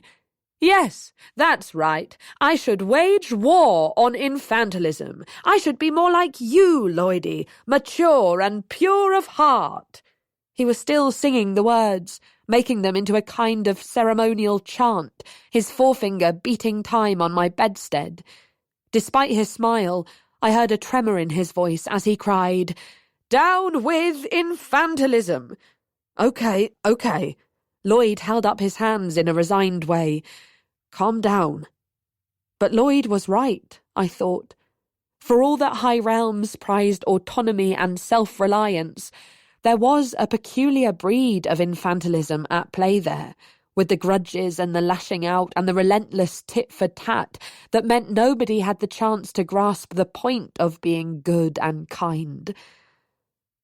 "I am calm." I watched Max stretch out his good arm and rest his long fingers around Lloyd's kneecap. "Calm and wise and a fucking realist." He grinned at us both. "Are you ready to go?" I'd grown so used to High Realms, and had been so immersed in all that was going on, that I'd forgotten how grand our school was. On the night of the Christmas ball, I was reminded of how imposing High Realms was determined to be, and how it was a world and a law unto itself. The atrium, the lower gallery, the old library, and the salon were transformed that evening. Ivy had been wrapped around the banisters, intertwined with tiny, delicate lights. Everywhere else was candlelit. The high-ceilinged rooms with their polished floorboards had been emptied of furniture, apart from a few long tables around the edges, which bore vast quantities of food and drink. The walls of the old library had been draped with gold and silver hangings. A string quartet played buoyantly in the atrium. In each room there was an enormous Christmas tree, dug up from the woods on the estate. The tree in the atrium was the largest I had ever seen in my life. Its tip, adorned with a single gold star, reached the banister of the lower gallery. I'd never been in the salon before. Its ceiling was even higher than the old library's, and its walls were not hung with portraits, but frescoed with beautiful faded images of hunting. A fire was lit in the enormous hearth, and a grand piano had been pushed into the middle of the room. Lloyd left me to my own devices as soon as we got downstairs, saying he had to warm up, and Max went with him. I wandered in and out of the vast rooms by myself. There had been a special early evening bridge night to which I had not been invited. "If I see you there," Bella had hissed to me at lunch, "it'll be the last party you ever go to." And now the attendees were drifting up to the first floor, smelling of cigarettes and cider, their cheeks flushed and their shoes muddy. They seized glasses of champagne from the silver trays circulating with the dining hall staff and knocked back their contents. The noise in the old library was just reaching a crescendo when I spotted Sammy walk in with Ingrid Crichton. I hurried over to him, determined to prove that I didn't care who he was dating. "Sammy!" "Hiya," he said, smiling tightly. "How's it going?" "Fine," I said, noticing that the hem of his trousers was muddy. "Hi, Ingrid." "Hello there," she replied coolly.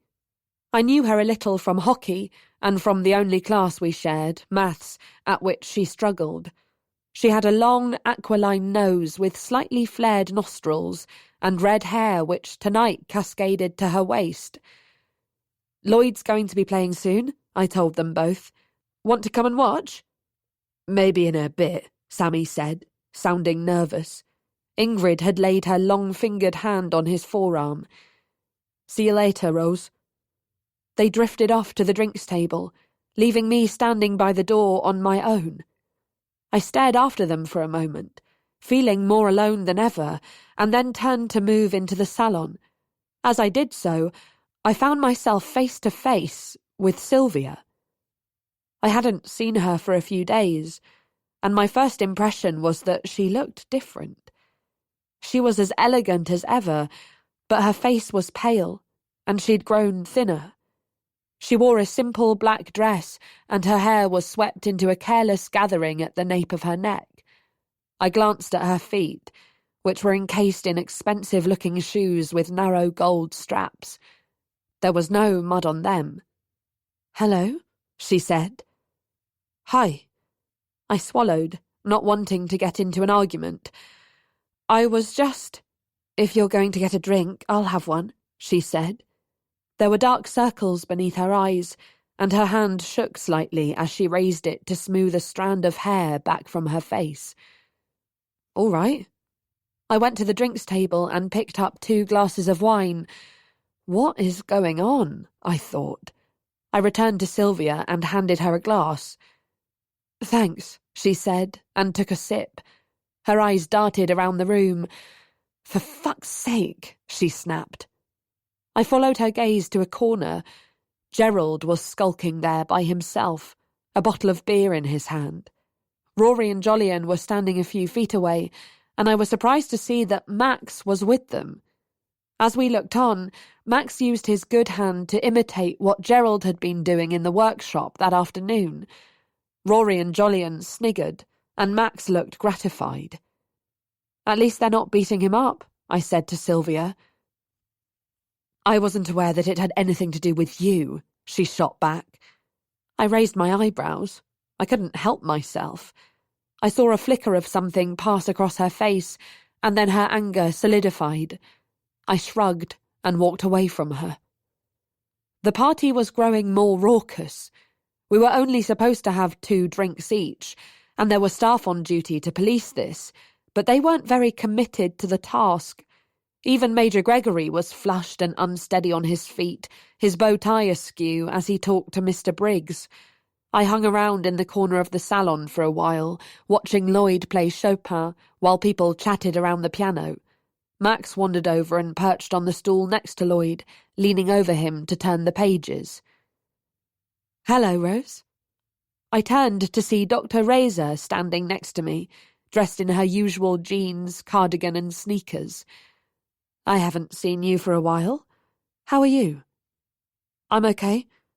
I felt that to elaborate would be to open an emotional fissure that I was unable, this evening, to confront. "Are you missing Marta?" she asked shrewdly. I shrugged. Then, "Dr. Razor," I said suddenly, "why did you sign Marta off games? When we first arrived, I mean." Dr. Razor looked at me.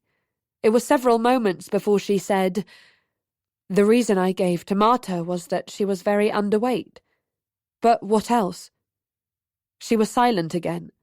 At last she said, "You know better than most that games at High Realms are anything but that, a game.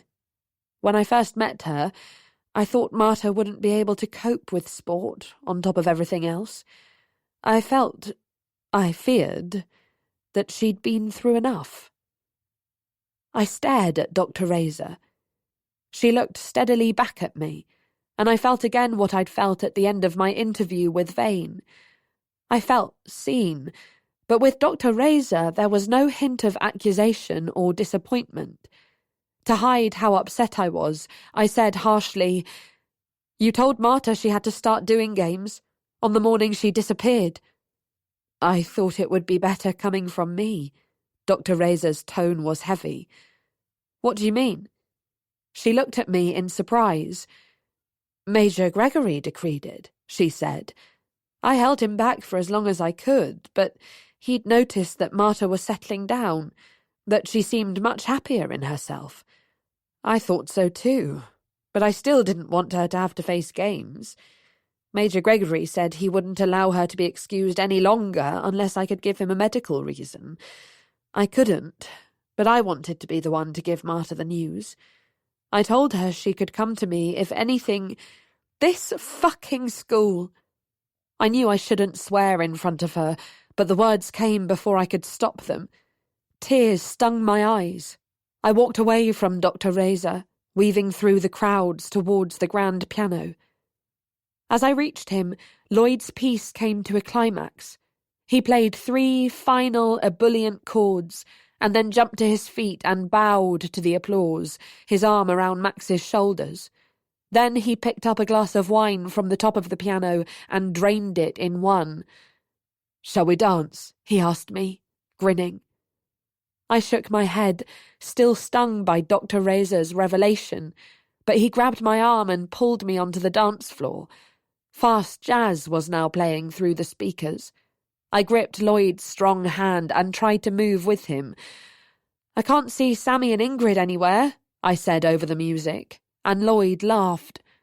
"If what Max says about her is true, Ingrid will be expecting more than just a snog under the mistletoe." Lloyd pulled me closer, his hand against my lower back, dipping his head so he could speak into my ear. "It'd be good for him to start seeing someone. He needs a distraction to stop him getting so worked up about Marta. Same goes for you, Ro. You don't know what I need." He shrugged, steering us deeper into the throng. The song changed and he swung me around. "You both need to have faith," he said. "I reckon we're going to manage it." "Manage what?" "To save Marta. We've come this far. The police have lost interest. I think it's going to work out, Ro. I really do. We've done 6 weeks already." Lloyd leaned back, grinning sloppily. He put his warm hands on either side of my face. "Imagine it, Rose. Imagine the day she can be free." I closed my eyes for a moment, trying to obey him, but the image that swam in my mind's eye wasn't of Marta. It was of myself, an unburdened Rose walking by Donny Stream, whose conscience was as peacefully clear as the water that rushed alongside her. The Rose I saw would never have to tell another lie in her life. Lloyd seemed to sense that he hadn't convinced me. "Oh, Rose," he said. He tilted his head back for a moment. "You're beautiful, you know. Everyone says so." He dropped a kiss on my forehead and let go of my hands. "I'm going to find Max," he told me, and then he was gone, striding away through the crowd. The music was now very loud, and I didn't want to hang around with nobody to dance with. I slipped out onto the lower gallery, which was dimly lit, cool and quiet after the frenetic atmosphere of the salon. The string quartet was still playing downstairs. I turned down a side passageway, heading for the toilets. In the gloom, I walked straight into two people pressed together against the wall. "Look where you're fucking going," said an aggrieved, aristocratic voice. Ingrid Crichton adjusted her dress, looking furious. "Sorry," I said, but I was looking at Sammy. He was leaning against the wall, his collar undone and his eyes unfocused. "Are you okay?" I asked him. "Rosie," he said, reaching out. "Is it you?" "It's me." Sammy was the only person who called me Rosie. He got hold of the end of my hair and pulled gently. "I missed you," he slurred. "Missed her?" Ingrid was eyeing him in disgust. Sammy fixed her with a baleful stare, lolling sideways against the wall. "Go away," he told her. Her eyes widened, and she turned on her heel and marched off down the corridor. "That wasn't a very good idea," I told Sammy. He nodded languidly. "I agree." "Shall I take you up to Hilary?" I asked, but he suddenly leaned towards me and put his lips on mine. They were wet and soft and tasted of vodka. "Hey," I said in surprise, moving my head away. "What are you doing?" He shrugged, putting his hand against the wall. "Wanted to kiss you," he said. "You look so pretty in that dress." I was half amused, half annoyed. "You need to go to bed," I told him. His head drooped slightly. Then, "I miss Marta," he said, his voice suddenly clear. "I love her." "I know," I said, glancing around to check that the corridor was still empty. "But, shh, Sammy, we can't talk about her here, remember?" His eyes became unfocused again, and I reached for his arm. "Let me take you back to Hilary." "I care about her more than he does," said Sammy distinctly, trying to twist out of my grasp. "Okay, but—" "He's manipulating us, Rosie. He wants us to think he's all alone in the world, but those foster parents of his write to him every bloody week." "Come on, Sammy, let's go to bed." "I don't think so," said a cold voice, and we turned to see Ingrid and Bella striding down the corridor. Ingrid pointed, and Bella seized me and dragged me into the toilets. The door banged closed behind us. "Get out," Bella said to the couple who were kissing by the sinks. They didn't need to be told twice. My heart was pounding in my chest. "You've really fucked me off," Bella told me. She rammed the plug into one of the sinks and twisted on the hot tap. Ingrid stood with her back to the door, her arms folded. "What have I done, apart from existing?" "Existing would be enough," Bella snapped, rolling up the sleeves of her velvet suit. "But?" The bathroom was filling with steam. "But what?" "You said existing would be enough. That suggests there's something else." I wanted to keep her talking for as long as possible, hoping that Sammy still had enough presence of mind to find Lloyd and get help. "Don't be smart with me," she snarled. The sink was now full, and she wrenched the hot tap off. "I know you like washing your hair in your room, freeloader, but tonight we're doing things differently." I tried to back away, but she grabbed my arm, motioning to Ingrid to do the same. Together they forced me over to the sink. Clouds of steam were rising from the water. The plumbing in the main house was very old, and the hot taps were notoriously lethal. Ingrid and Bella clamped themselves on either side of me and put their hands on the back of my head, forcing it down. I struggled, trying to kick them, but they were too strong. I stared at the water, growing ever closer as the muscles in my back weakened. My forehead was the first to touch it. 1,000 knives pressed into my skin, followed by a searing acid agony. I struggled harder, trying to stop any more of my face coming into contact with the water, but it was no use. My neck felt like it was about to break. I squeezed my eyes tightly closed, bracing myself for immersion. Then all of a sudden the pressure was released, and I stumbled to one side. I fell to my knees, dimly aware of Bella and Ingrid staggering backwards. Leave her, I said. I struggled to my feet. A third figure was visible through the steam. Get out, she was saying, but she wasn't speaking to me. Get out right now! Ingrid scuttled away at once, but Bella remained. Sylvia dropped her voice. Bella, that's enough. Leave her alone. Oh, I see how it is. Bella spoke with her usual brusqueness, but I saw pain in her expression. 2.5 years, Sylv. 2.5 years, and you just dropped me. Bella, Sylvia interrupted. We've talked about this. You're going to be fine. You've decided, have you? Bella's voice cracked. I wish I could believe you, Sylv, but I'm not like you. I let myself feel stuff. I let myself cry. And I saw that her eyes were filling with tears, that the ferocious, physically indomitable Bella was crying in front of me and Sylvia. Sylvia was watching her coldly. This isn't the time or the place, she told Bella, who emitted a kind of strangled howl, turned on her heel, and ran out of the bathroom. A few moments passed, and then Sylvia strode to the cold tap and turned it on. Put your head under this, she ordered. My skin was so painful that I obeyed her without question, dipping my head and allowing the icy water to run across my forehead. I felt vulnerable in that position, and stood upright as soon as I could. Sylvia was leaning against the wall, watching me silently. You stopped them, I said. She shrugged. Bella's always been a bad loser, but that's no reason to take it out on you. But you... Her eyes flashed. I what? Be careful, I told myself. My forehead throbbed. You don't like me, I said limply. She shrugged again. I've been very angry with you. That's not the same thing. You hate me. The words left my mouth before I could stop them.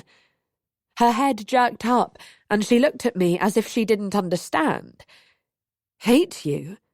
Yes. You're not used to how it works here, she said impatiently.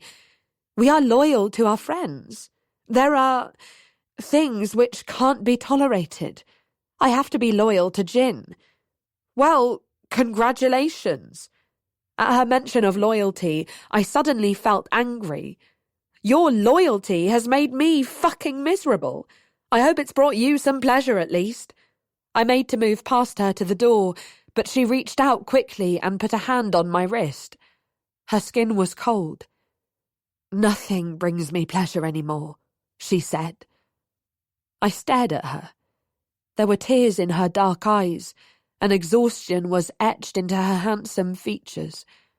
I remembered how much I'd admired her devotion to her friends in the early days. I remembered her keening over Genevieve's motionless body. I remembered her defence of Max, and how she had immediately come to find me to pass on Genevieve's message. Most of all, I remembered Max's description of her, which I hadn't been able to bring myself to believe. The slight, dark-haired child who'd become the powerful person in front of me. Things do bring you pleasure, I told her, almost coaxingly. What about hockey? A couple of tears rolled down her cheeks. She nodded mutely, wiping them away with the back of her hand. Again, I turned to go, knowing that she wouldn't want me to see her crying. But then she spoke. Hockey makes you happy too. I've seen it. I looked at her, unable to hide my surprise. Yes.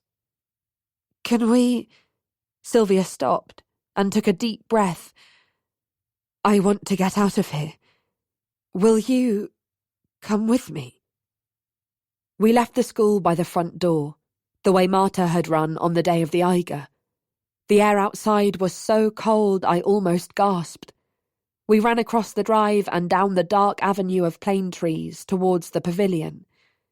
Sylvia ran up the steps, her black dress flying behind her. She pulled open the door and reached inside.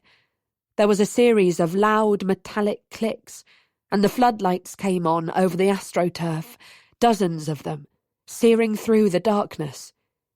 "We'll be seen," I said, my teeth chattering. Sylvia looked down at me from the doorway of the pavilion. Her pale skin gleamed in the white light. "I don't care," she said. "I don't care about anything anymore." She darted into the darkness of the interior and returned with 2 hockey sticks. "Here," she said, tossing one to me. We slipped through the gate and onto the astroturf. Sylvia kicked off her shoes, and I did the same. Then we were running across the pitch barefoot, passing to one another as we did 6 mornings a week, trying to trick each other, grinning at our own deftness and skill. Our breath rose in great clouds. The cold air was all around us, and the main house with its many lights loomed large against the blackness of the night. I thought of the warmth of the party inside, but I did not want to go back.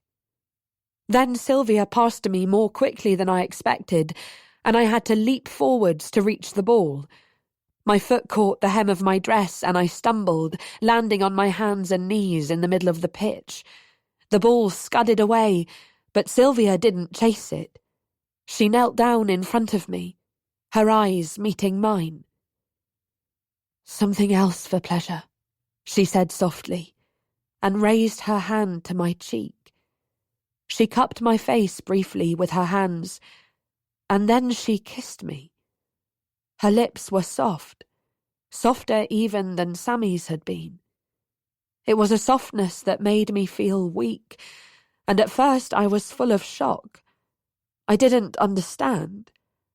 But perhaps, I thought, there was no need to understand. It was enough, for now, to feel Sylvia's lips on mine and her arms around me, and to lean in and kiss her back with all the feeling that I had. And I kissed Sylvia under the deep black sky, with the harsh floodlight all around us, and while I kissed her, I knew no fear. Part 3. Chapter 17. Dear Rose, I'm writing this to give to Sammy, in the hope he'll bring it to you. Perhaps I'm wrong to do this. Perhaps I should wait for you to come to me. But, you see, I'm afraid that you won't come, and then this will grow and grow between us, and I will lose you, my best friend, forever. I'm not saying that to be manipulative. I'm not saying that is why I lied, or I lied because I so desperately wanted to be your friend. It wasn't that at all. I lied to you because it was better than the truth. I can't speak the words of the truth. I might be able to write them, some of them, here, if I pretend that it's a story. I will try. My mother, Maria DeLuca, is an academic and a writer. She's a very intelligent, creative person. As I grew up, she wrote articles, essays, books. She wrote poetry and a play. She became more and more well known. People wanted to hear her speak, to read her work. I remember scooping up her letters from the mat and bringing them to the study she shared with my father. Sometimes I would read them to her while she and he worked. People, particularly women, loved her. She was an icon. At first, my father was tolerant, even supportive. He'd claimed to be a feminist, even taking my mother's name when they got married, but he gradually became very resentful of her success. It was more than jealousy. It was possessiveness, because he had to share her with who he sneeringly referred to as her acolytes. His feelings gradually morphed into cruelty. He was unfathomably cruel to her. I wasn't supposed to know about it, but I did. Of course I did. She tried to protect me from knowing, but it was happening in the same house. He was always kind and gentle with me. That was one of the worst things. When I was 14, my father had a stroke. He was weaker as a result, but it made him harsher in other ways. He began to suspect that my mother would try to leave him. He was frightened of this. She was his carer, but it wasn't really about that. He wanted to control her, and he was very afraid that she would take me with her. One day, when she was out, he told me that he thought my mother might be going away. He said that if I went with her, he would find us and he would kill her. He would not kill me, he said. He loved me. I believed him. He'd almost killed her on several occasions. And so last year, when my mother told me in secret that she was planning to run away and asked me to come with her, I said no. I didn't tell her why. I just said that I wanted to stay with my father. She must have seen this as a betrayal. After all, he'd always been so kind to me, while doing terrible things to her. But I couldn't tell her the truth about why I would not go with her. I thought if I did, it might stop her leaving, and I desperately wanted her to go. She was losing her will to live in a very literal sense. She wasn't eating, not sleeping, not working, not writing. She barely spoke, even to me. She left in February, during the night. That afternoon, while my father was in the bathroom, she told me that she would come back for me in a few weeks' time, in case I changed my mind about wanting to stay. I knew that if my father caught her coming back, he would kill her. So I told her not to come back, that I didn't want to go with her. There was no time to explain. My father returned to the room, and that was the last time I was alone with my mother. She left. I don't know where she went. She just disappeared. For the first 3 months or so, I thought that she'd settled down somewhere else, that she was writing another book, another play, more poems, that she'd recovered. I thought I would walk past a bookshop one day and see her new book in the window. But Rose, she hasn't come back. I'd told her not to, but there was not a single part of me that really thought she never would. I suppose I assumed she would make a life for herself, and that she would somehow fetch me and that we would escape him together. But she didn't come back, and then I gave up waiting and came to High Realms. She could never have predicted what would happen between February and September. She'd only known my father's kindness to me and his cruelty to her. So I prefer to tell myself that my mother is dead. It's plausible, but it's also easier than acknowledging that she chose not to come back, that she left me with my father. She never once checked that he hadn't turned on me. He did. You know that already. I know that I've hurt you. But this is the lie I've told myself in order to keep living. It's the lie I cling to, and even as I write this and acknowledge again that she may not be, I know I will continue to fantasize that she is dead. I can't hide that from you. But I am desperately sorry. For the lie I told you, which was wrong, and for the pain I've caused you, which I despise. And for all of this, which I know is spoiling your time at High Realms. Love, M. I finished reading and looked up. Sammy was sitting on the end of my bed, watching me. Our eyes met. "Well," he said quietly, "does that explain things?" I swallowed. Yes. It was Saturday afternoon in late January. Lloyd was practicing the organ with Max, and Sammy had gone to the clock tower with lunch for Marta before coming to find me. The boys and I had been back at school for a fortnight. Lessons, games, and duties were underway, and it was almost as if we'd never been away, except that we now had to attend university preparation classes 3 times a week with the head of Drake House, Dr. Lewis. She'd spent the first few sessions trying to make us decide which subject and universities we were going to apply for. Sammy had chosen medicine at Oxford, for which he would be coached by Dr. Razor. Lloyd and I were still ambivalent about our next steps. I was glad to be back. Until I went home, I hadn't realised how institutionalised I'd become. I'd grown unused to helping prepare meals and washing up afterwards, to warm baths rather than harried showers, to domestic peace and quiet rather than the constant commotion of Hilary House. I spent entire afternoons lying on my bed in the silent flat, staring at the ceiling, trying to process the events of the term. Over Christmas itself, my father took several days off from driving his cab, and we walked all over London together. Greenwich, Fulham, Kilburn, Ealing. I found myself missing the colours and the textures and the clear air of the countryside. I could tell that my father noticed a change in me, but he didn't comment on it or ask me questions. He'd followed Marta's case closely in the newspapers. A couple of times he mentioned how concerned I must be about her, and when Professor DeLuca made a final appearance on TV just before Christmas to appeal for her safe return, I heard my father say quietly to himself, "Poor chap." He turned to me and asked what Marta had been like as a person. "She's not dead," I snapped before I could stop myself, and he gave me a strange, searching look that I felt took in everything I did not want him to know. From then on, my father took a step back.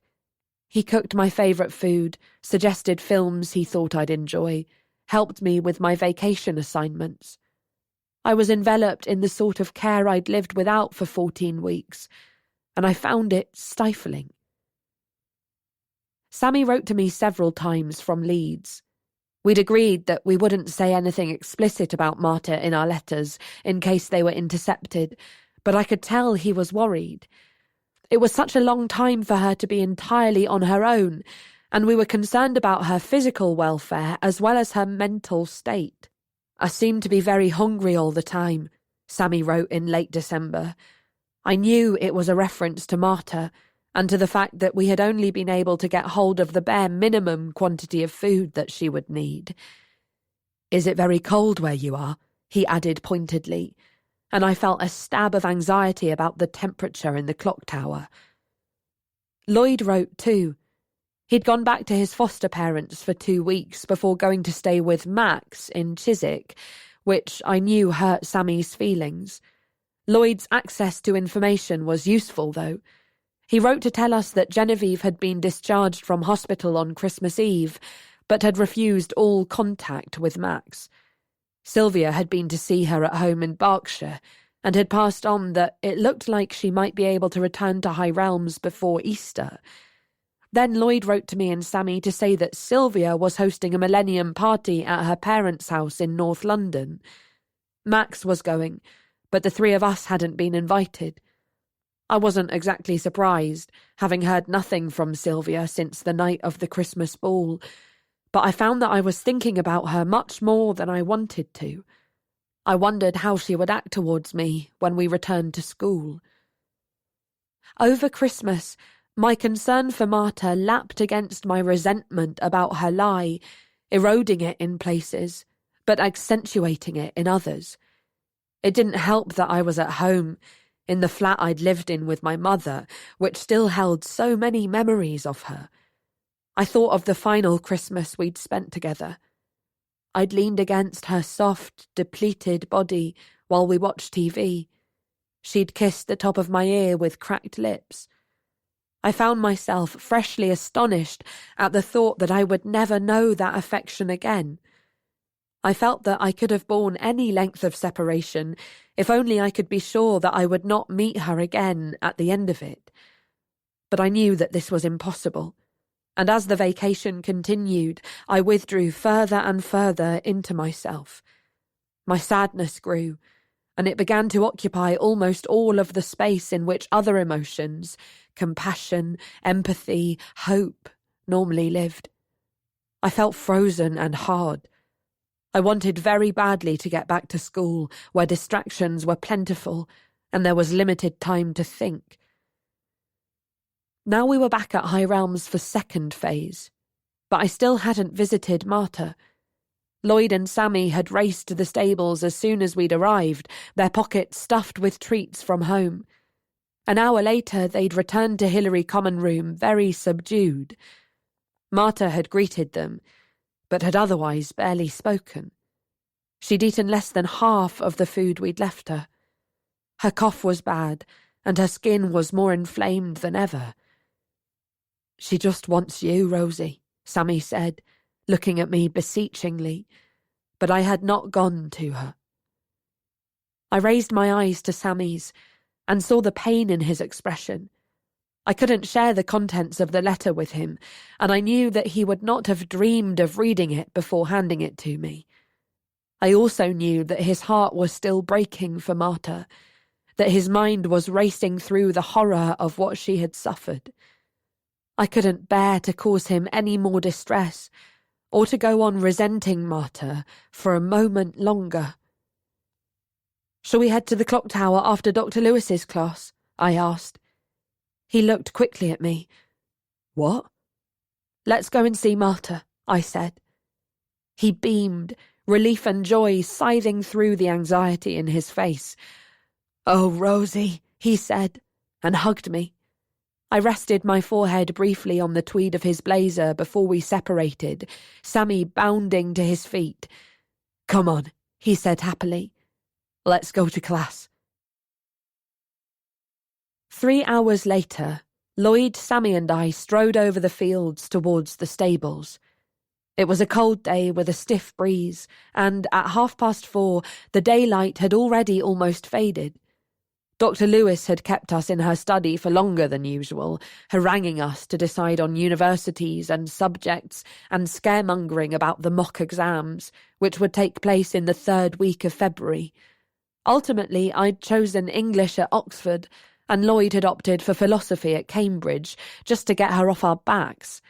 Then Sylvia, Jolyon and Rory had arrived for their session, and Dr. Lewis had released us. In a continuation of her behaviour towards me since Christmas, Sylvia had thrown herself into an armchair next to the window, barely giving me a second glance.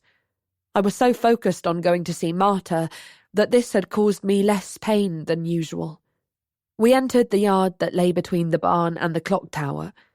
A small bonfire was burning in the corner, and the otherwise gloomy area smelled enticingly of wood smoke. As we crossed the yard, trying to keep a low profile, we heard sobbing. "Rose," said Sammy warningly, but I was already walking quietly towards the door, which was ajar. I stood to one side and looked through the gap. It was very dark inside the workshop, but I could just about make out a large figure sitting on a stool in the corner, his back to the door. Gerald's head was in his hands, and his shoulders were heaving.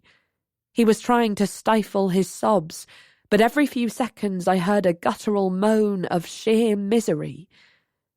I knew better than to try to comfort him. I tiptoed back to the boys, and we left the yard as quickly and as quietly as we could, all of us feeling disconcerted. We slipped into Block C. In my distracted state, retracing these familiar footsteps, I'd almost forgotten that I had not seen Marta for such a long time. It was only as we hurried up the concrete stairs of the clock tower that I remembered what had passed between us, and I felt both hopeful and apprehensive about our reconciliation. Sammy reached the top of the stairs first. He knocked briskly and pushed open the door. "All right, Ma," I heard him say. "Look who's here." I stepped into the clock tower room. It had changed significantly since my last visit. It was untidy again, almost squalid, and smelled sour. A small tent had been erected in the middle of the room, beneath the rafters. The boys had told me about this, explaining that it was an idea of theirs to try to keep Marta warmer at night, but I was unprepared for how pitiful the sight of it would be, like a camping trip gone badly wrong. The interior was piled with several sleeping bags and numerous blankets, and the electric heater was positioned in front of it, facing inwards. Marta was crouched in the mouth of the tent. It was dark in the clock tower room, the only light coming from a small paraffin lamp we'd suspended from one of the rafters at the end of October. I stared at my friend through the gloom. She was thinner than she had been when she'd first arrived at High Realms. Her face was sallow and grubby, and her eyes were large and round in their sockets, which seemed to have retreated into her skull. Her short hair stuck up around her head in unkempt, dirty spikes. She was dressed in an old Columbus House tracksuit, which I'd found for her in lost property in October. She got to her feet, stepping unsteadily out of her tent and onto the concrete floor. Her hands, when she placed them on the ground to help herself up, were gleaming red and scaly with eczema, and as she stood up to face me, I saw that her neck was similarly inflamed, the skin almost purple in places. "Rose?" she whispered, looking at me. Her voice was very hoarse. "Hi," I said. I was deeply shocked by her appearance, but a bubble of joy was swelling inside me, dissolving the grains of hardness that had settled there. It was Marta, my best friend, and how could I have left her? I suddenly felt ashamed. "Did you get my letter?" Marta's eyes flickered to Sammy, who was standing to one side with Lloyd. "Yes, I did. And do you forgive me?" I began, and she rushed at me. There was a moment in which Lloyd started forwards, as if he thought Marta was about to attack me, but she flung her bony arms around my neck and hugged me fiercely, her cold cheek pressed against my warm one. I felt her tears run beneath my shirt collar, and wrapped my own arms around her as if I would never let her go. When we finally broke apart, Marta was trembling. She picked up a filthy towel from the floor next to the tent and wiped her tear-stained face with it. "I've missed you so much," she said. "I missed you too," I said, and it was only as I spoke the words that I realised how lonely, how confused I had been. But foremost in my mind was the harm I had done. Looking at Marta, I knew at once that her physical state was only the surface of the damage that my refusal to see her had wrought. But she smiled tremulously at Lloyd, Sammy and me, and the boys came forwards to where Marta and I stood, grinning and patting both of us on the back. We stayed with Marta in the clock tower for several hours, that cold evening in January, and they were some of the happiest we ever spent as a foursome. For once, we threw caution to the winds and ran the extension cord up for the heater, but the real warmth came from our togetherness, our conviviality. We made hot chocolate on the stove and talked and laughed and bickered as we always had. We felt the old, inexplicable safety in numbers. The colour started to come back into Marta's hollow cheeks, and every so often she darted me a look of pure happiness. For the first time since coming back to school, I forgot about the fact that Sylvia was ignoring me. I dared to believe that the four of us would recover from Marta and I's estrangement, that it would become just another thing that had happened, another bad thing that we had been able, through our collective resilience, to overcome. Healing, I thought, was something all four of us were becoming good at. Chapter 18. The next day was Sunday. Buoyed by the happy evening we'd spent together, I spent the morning filled with a lightness and warmth that seemed to seep to my every extremity, thawing all the parts of me that had been frozen. Suddenly, the fact of it being a new year, a new millennium, took on a new significance. 2000 was the year that Marta would be set free. She would turn 18 in 2 months' time. There was an end in sight, and what was more, we now had a template to work to. We knew how to keep her safe, keep her alive. There were fewer secrets between us. We would survive. After chapel, I went to Sunday lunch with the boys and Max, wearing a new skirt and a black cashmere jumper that had been my father's Christmas present to me. For the first time, I felt indistinguishable from the other students in their smart mufti. Lloyd, Max and I chatted away, eating large platefuls of roast pork, raising our voices to hear each other over the din. But Sammy was subdued, pushing his mashed potato around with his fork. Every so often he slipped some food into a napkin. He wasn't even particularly discreet about it, knowing that Max was too wrapped up in himself to notice. "You okay?" I asked Sammy as we left the dining hall. We crossed the atrium and stepped out onto the chilly drive. "Later," he said quietly, but Lloyd and Max were already drifting away, barely glancing back. In the early days, they'd often wandered off by themselves, and they seemed to have fallen back into their old ways. "It's Ingrid," Sammy now said to me, grimly. "Oh," I said, surprised. We started to walk aimlessly through the plane trees where a few first formers were playing with a cricket ball. "Well, what's the matter?" "She seems to like me," muttered Sammy. "She sent me letters over the vacation, invited me to stay at her dad's bloody castle, and now she keeps turning up at mine and Lloyd's room, wanting to, hang out." So they were sleeping together. "Do you like her?" "Sort of. I dunno." Sammy kicked at the path, plunging his hands deep into his pockets. "It's weird.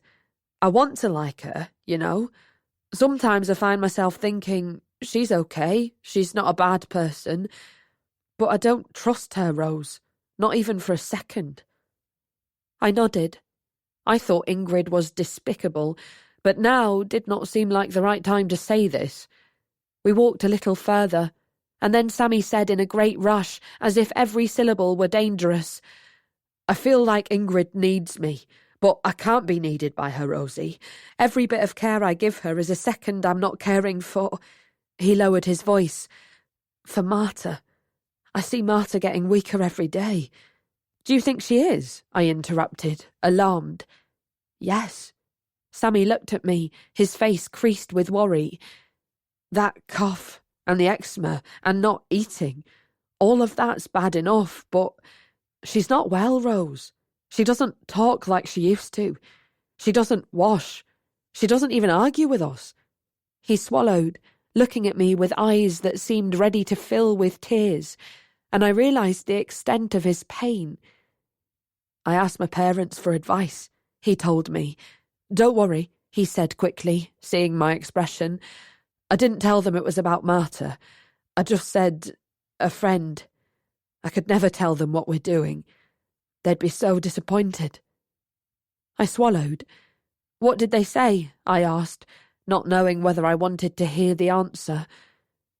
"My father said she should be having professional treatment to help her cope with what's happened to her. I know he's right, Rose.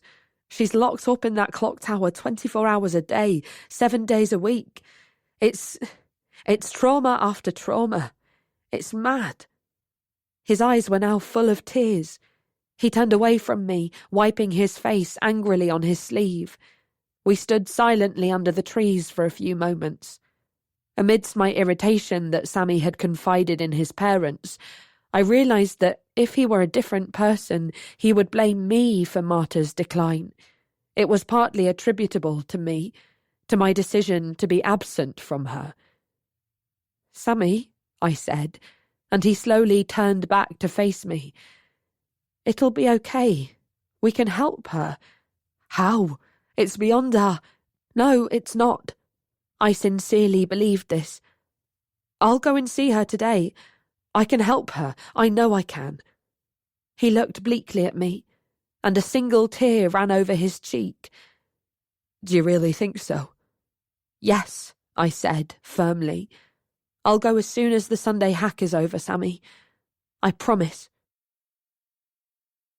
A few hours later, I was in Block C, hastily mucking out. I scattered fresh straw over the floor, filled the feed containers, replenished the water barrels. Then I leaned over the door of the stalls and fed an apple each to Polly, Margot and George. I'd taken to doing this lately, with a strange notion that I was compensating them for their patient complicity in our decision to hide Marta. After our conversation that afternoon, Sammy and I had wandered into the Straker Library. I'd made my way to the first floor, to the drama and poetry sections. I'd run my fingers lightly along the plastic-coated spines. Larkin, Lessing, Lowell, DeLuca. My scalp had tingled as I'd tugged the book out of its place. It was called A Truthful Heart. I'd knelt down on the carpeted floor and started to flick through the play.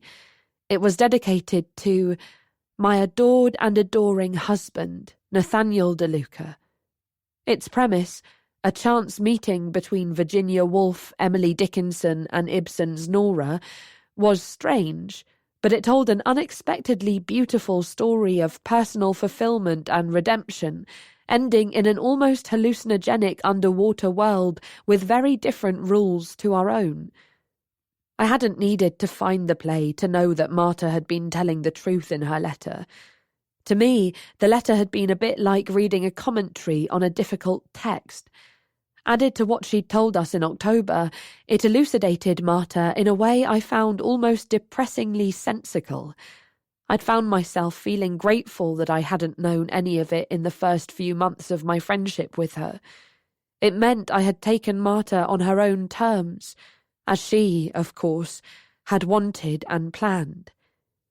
"You know," a clear voice now rang out behind me from the threshold of Block C, "for somebody who doesn't ride, you spend rather a lot of time in the stables." I wheeled around to see Sylvia leaning over the half-door, a hard hat dangling from her hands.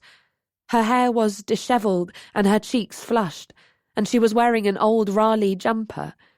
I'd seen her many times over the last fortnight, and we'd spent hours together in lessons and on the hockey pitch, but they were the first words she'd spoken to me since we'd kissed. "It's my duty," I said, trying to keep the guilt out of my voice. Sylvia nodded disinterestedly. "Want a hand?" "I've almost finished," I attempted, but she'd already swung open the lower door and marched into the stable in her long boots and filthy jodhpurs. She picked up a brush from the shelf and went over to George's stall. I was worried about her proximity to the way into the clock tower, and also about the small pile of things for Marta that I'd left by the feed bucket, a clean towel, the importance of being earnest, and some cereal bars. "I was wondering," Sylvia said abruptly, without looking up from brushing George's mane, "whether you'd like to come riding with me on Tuesday afternoon. I don't know how. It isn't hard."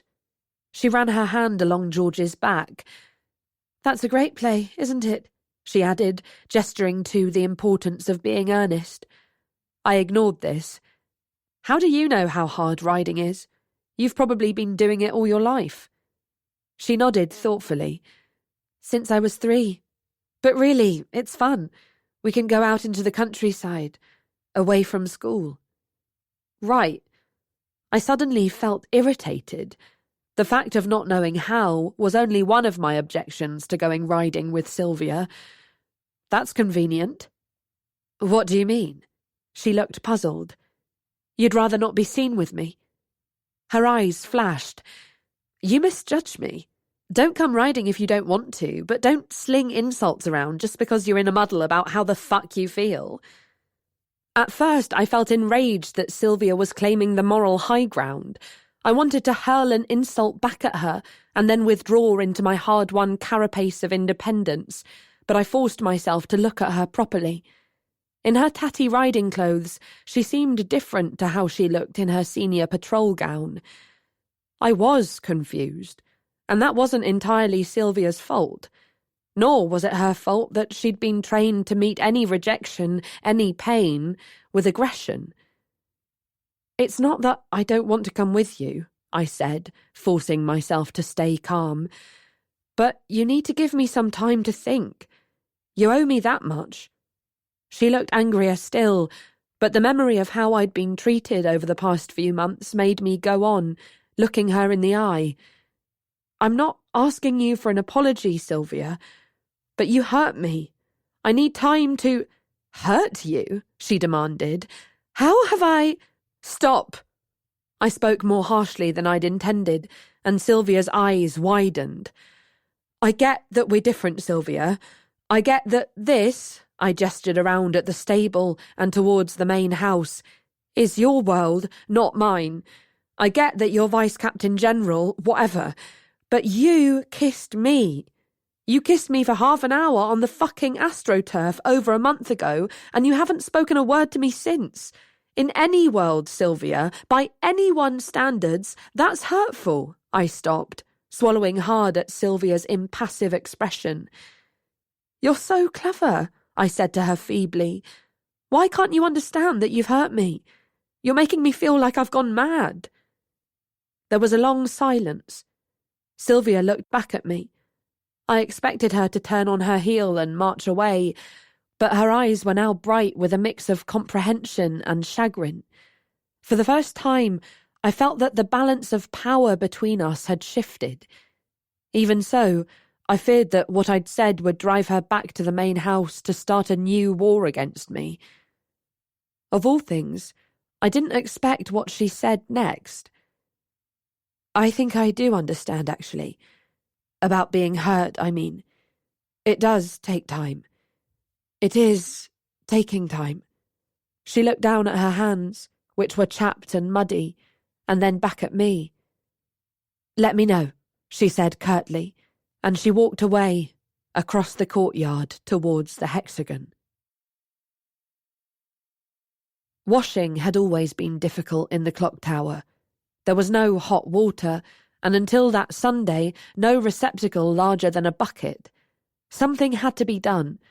I crept into one of the workshops and found a large plastic tub full of dirty horse blankets. I tipped these out onto the floor and slipped back to Block C with the tub.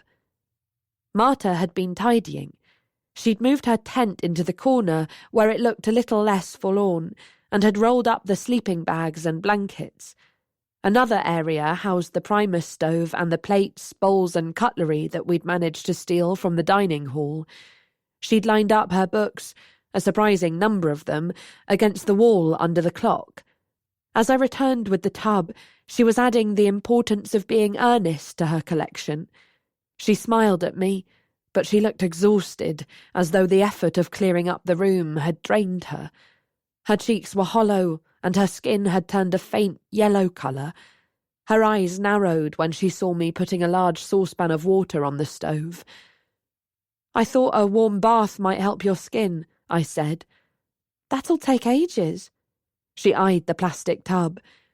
We've got time. The boys aren't coming down for another hour. We sat together on the mattress and did a crossword from a book that Sammy had given her for Christmas while we waited for 3 pans of water to boil. Marta perked up a bit as we worked on it, but after a while she sighed restlessly and put down her pen. Tell me what's going on in school, she said. I feel like I'm missing loads. You're not, I said automatically, before realising that this wasn't strictly true. Well, something weird did happen at the end of last term. What? I told her about kissing Sylvia on the AstroTurf. Marta's green eyes widened, and a grin started to spread across her face. Bloody hell, she commented. Is she a good kisser? Yeah, I said bleakly, fiddling with my pen. Marta chuckled and then coughed. What a fucking turn-up for the books, she said. I used to think she was a terrible person. So did I. The way I see it, Marta said, with a trace of her old confidence, even if she was a bad person before, she'll already be getting some of your goodness, Rose. It'll seep into her. I'm not a good person. I glanced awkwardly at Marta, unable to bring myself to talk about our estrangement. Then, I feel guilty all the time, I told her, suddenly realising that she was the only person who could help me unpick the paradox. I feel guilty for doing something I believe is right. Hiding me, you mean? Yes. Marta looked thoughtful. Why do you think that is? I gazed around the clock tower room, which was still so inhospitable despite our attempts to improve it. After a moment's hesitation, I gestured to the eczema on Marta's hands, her grubby tracksuit, her pallid face. Trauma after trauma. Because you're not very well. Because we can't help you get better. Oh, Rose. Marta's eyes were bright with empathy. You shouldn't feel guilty about that. The way I am, that's not your fault. There's not much to be done with me, you know. She smiled sadly. Anyway, you do help. Every time we talk, it helps me. It's all in the grey matter, Rose. The grey matter? Marta leaned forwards. The bits in between all the scary stuff, the big decisions, the times we're just together hanging out. You look at me and we laugh, and every time, every single time, it reminds me that you don't think I'm disgusting. Of course I don't think you're disgusting. She shrugged. I get it, though, she said suddenly. I understand why you feel guilty. I feel guilty, you know, because of everything you and the boys are doing for me. It was all I could think about the whole time you were away. I had a lot of time to think, she said, laughing hollowly, and I kept wondering how you cope with all this. But then I realised, at least in your case, Rose, it's probably the same reason I can cope with it. What's that? I realised how much I'd missed Marta's insights, her often disarming way of cutting to the chase. You and I can cope with this because it's not the worst thing we've been through, Marta said simply. We've both already faced the worst thing. Your mum, my dad. Nothing will ever be as bad as those things, will it? I didn't know what to say. I didn't know whether to prioritise the unforeseen wave of grief that Marta's observation had elicited, or respond to the fact that she'd mentioned her father for the first time since telling us what he'd done. I sensed that she wanted to talk about it with me, and even though I knew I would struggle to find the words to reply, I was determined to try, for Marta's sake, and as part of my conscience-assuaging compensation for refusing to see her. All too quickly, however, Marta seemed to misread my silence as sadness. She reached out, putting her cold hand on mine as we sat cross-legged on the mattress. What I mean, she said hesitantly, is that I think the worst part might be over for both of us. I can see the light. I couldn't before Christmas, but I can now. There's less than 3 months to go, Rose. 3 months, and then I can leave here and start again, somewhere nobody knows me. I'll still see you and the boys, of course. She paused, her hand still on mine. I felt its chill thawing as it absorbed the warmth of my skin. That doesn't mean you don't need some help to get through the rest of this.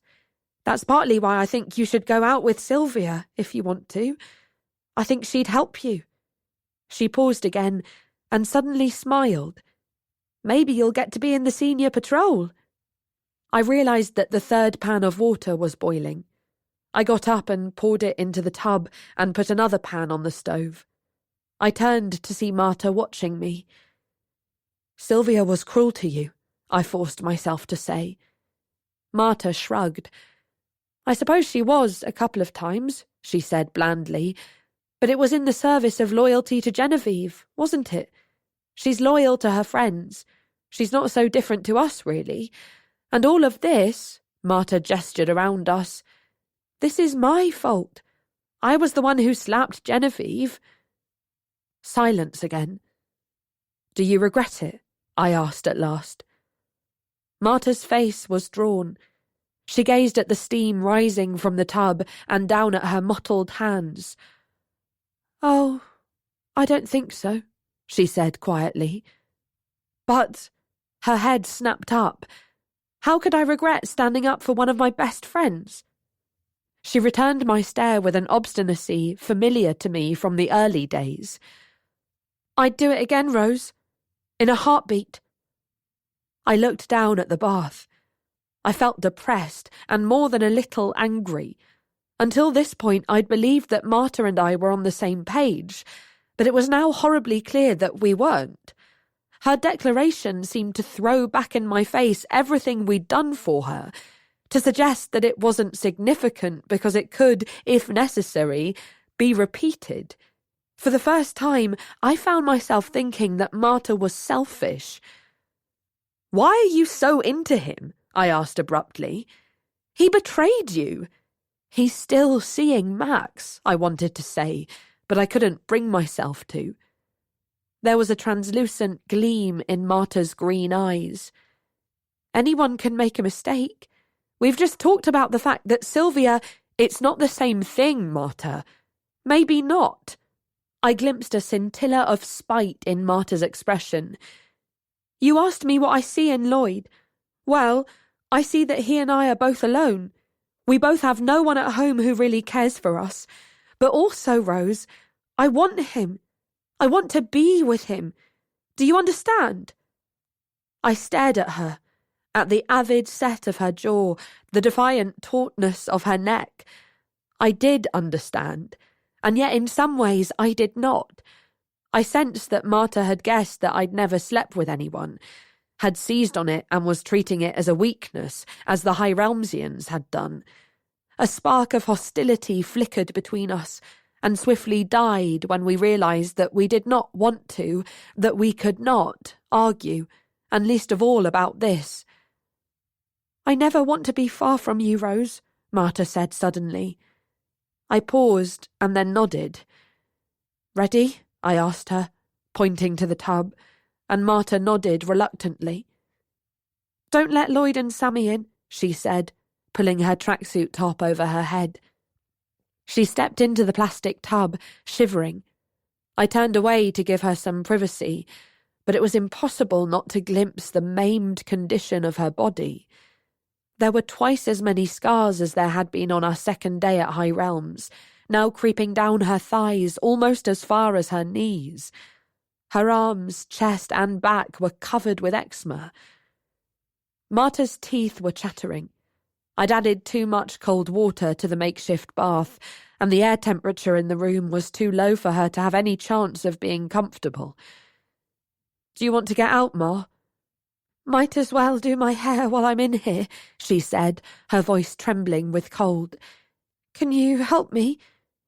I knelt down and poured lukewarm water slowly over Marta's head, watching her cropped hair flatten over her scalp in a sleek, gleaming cap. Then I rubbed shampoo into her hair. She leaned back, her eyes closed, and despite the goosebumps all over her body, she looked more relaxed. I pressed my fingertips into the top of her head, massaging it. "That's nice," she murmured. I poured the rest of the water gently over her head, watching the dirty sud stream into the bath. She got out soon after that, and got dressed in clean clothes that I'd brought for her. Then she sat cross-legged in the mouth of the tent and towelled her hair dry until it stuck out around her head in a clean, fluffy halo. I passed her a tube of emollient cream, and she dabbed it onto her hands and neck. "Let's have something to eat," I said, pulling out the food that Sammy had filched from lunch. We'd decided that from now on we would share meals with Marta as often as possible, because she generally ate more when she had company. I poured a tin of rice pudding into another saucepan and put it on the stove. I felt a sudden, soaring contentment. We sat in the tent and ate the leftover pork and vegetables and mashed potato, which Sammy had transferred into a plastic beaker and wrapped in a napkin. I asked Marta a question about an essay I had to do for Miss Keppel that evening, and she grew animated as she gave me her opinion, waving her fork around and talking with her mouth full. The rice pudding began to bubble on the stove.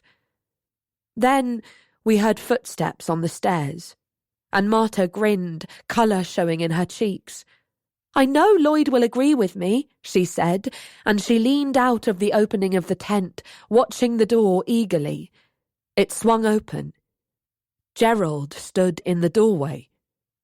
For a few moments, the three of us simply stared at each other in total shock. Gerald's expression was one of sheer incredulity. I noticed how large he was, how his frame filled the doorway. He was wearing his overalls and steel-toed boots, and a rope was looped over his shoulder and across his body. He looked around the clock tower room, taking in the home we'd made. The tent, the stove, the tins of food stacked against the wall, the tub full of grimy water. Then he turned his gaze to Marta. "Well, well," he said slowly. "Gerald," I said, my mouth dry. "Gerald, please, shut up." He dragged his hand across the back of his mouth. He was shocked, I could tell, almost as deeply as we were. He shifted the rope slightly. I tried to catch his eye, and as he stared back, I saw that his eyes were bloodshot and swollen. "Sit down," I said wildly. "We can talk about this, Gerald." He shook his head. "Save your breath." He glanced at Marta. "You're as mad as they all say you are," he said softly. She looked at him pleadingly and said nothing. Her face was white. "I'm going now," Gerald told us. "Enjoy your meal." And with that, he was gone, closing the door quietly behind him. I looked over at Marta. She was deathly pale, clutching her fork in one hand. Then she leaned to one side and was violently sick on the concrete floor.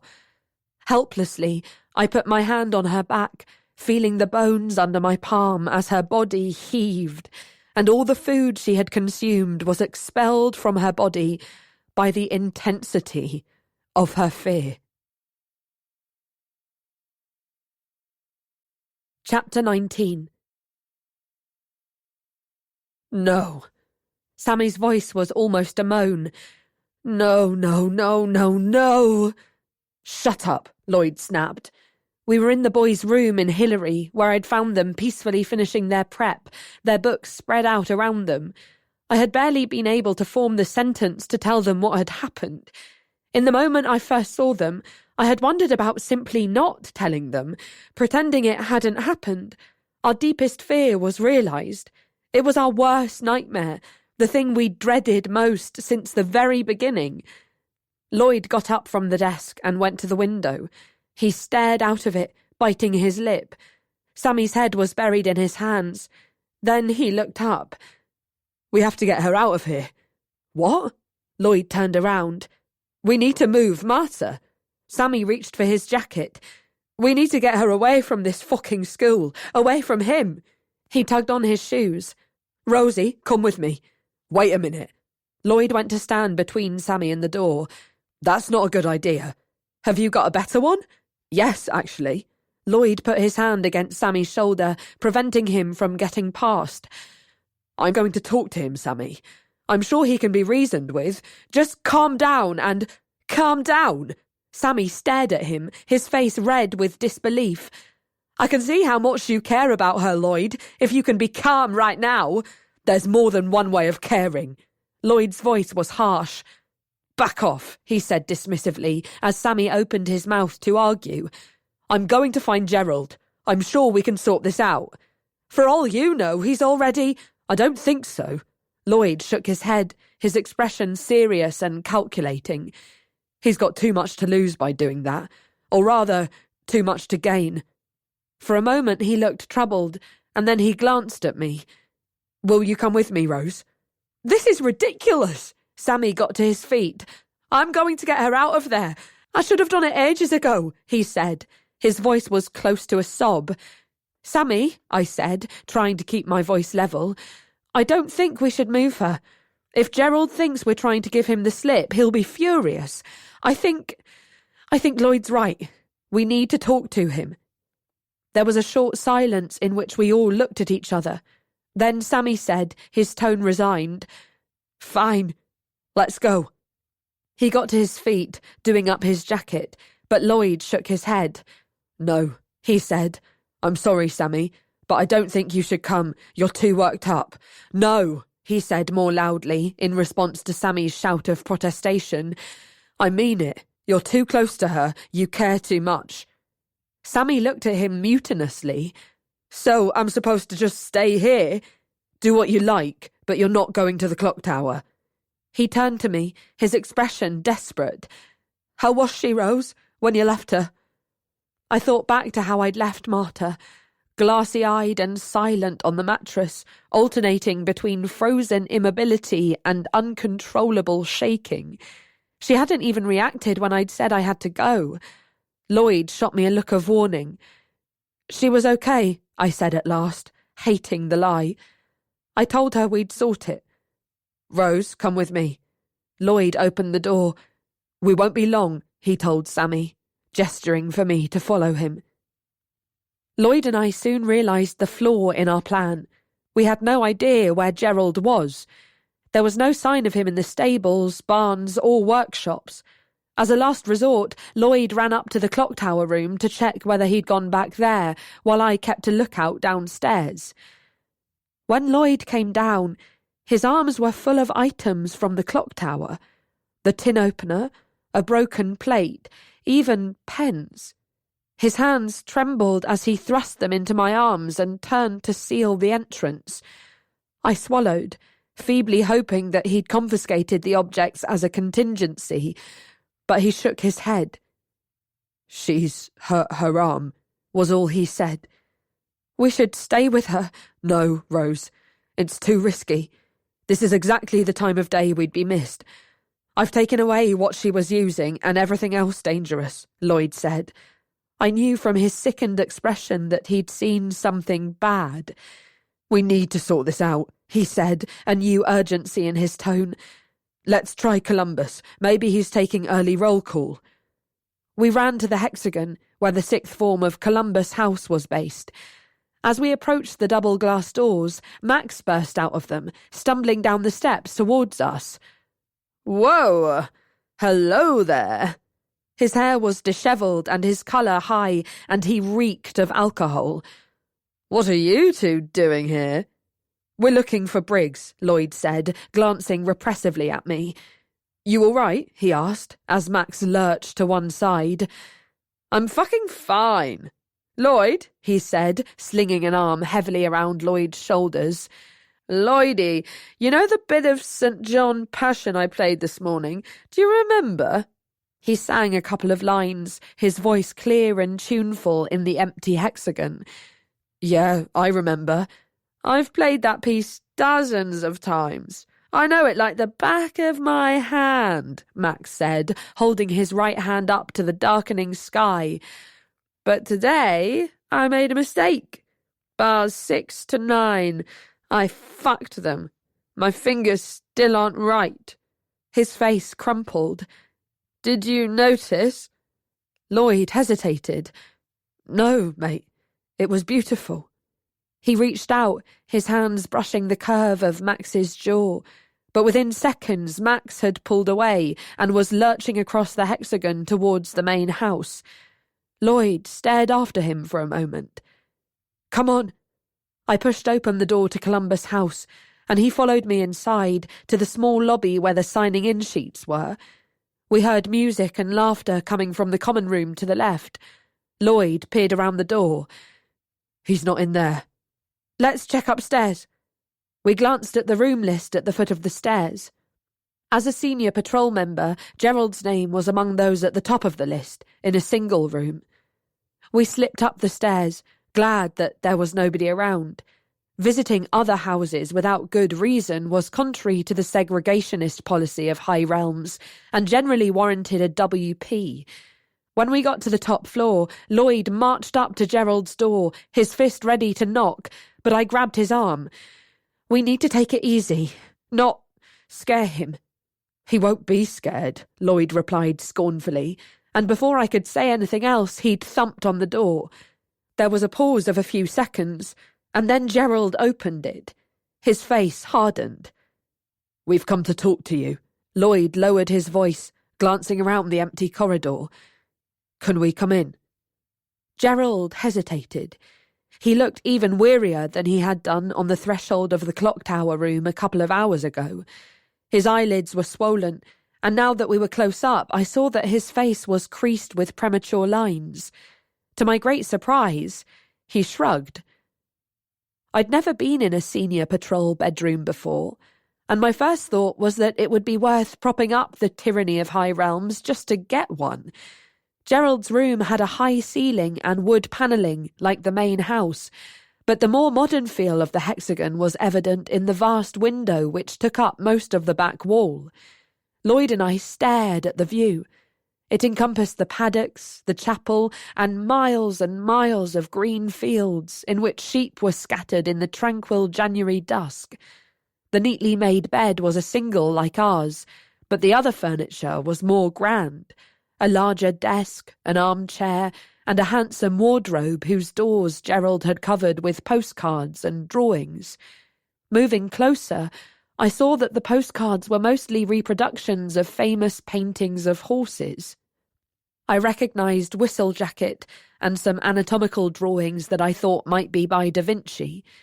Gerald had painstakingly copied each of them in pencil or biro, creating a gallery that must have taken him hundreds of hours. "What do you want to talk about?" Gerald's voice jolted me back to reality. I turned to see him standing with his back to the window, his arms folded. The sleeves of his overalls were tied around his waist, and he was wearing his usual grubby T-shirt. Lloyd sat down on Gerald's desk chair. "Have you told anyone what you saw this afternoon?" "Nope."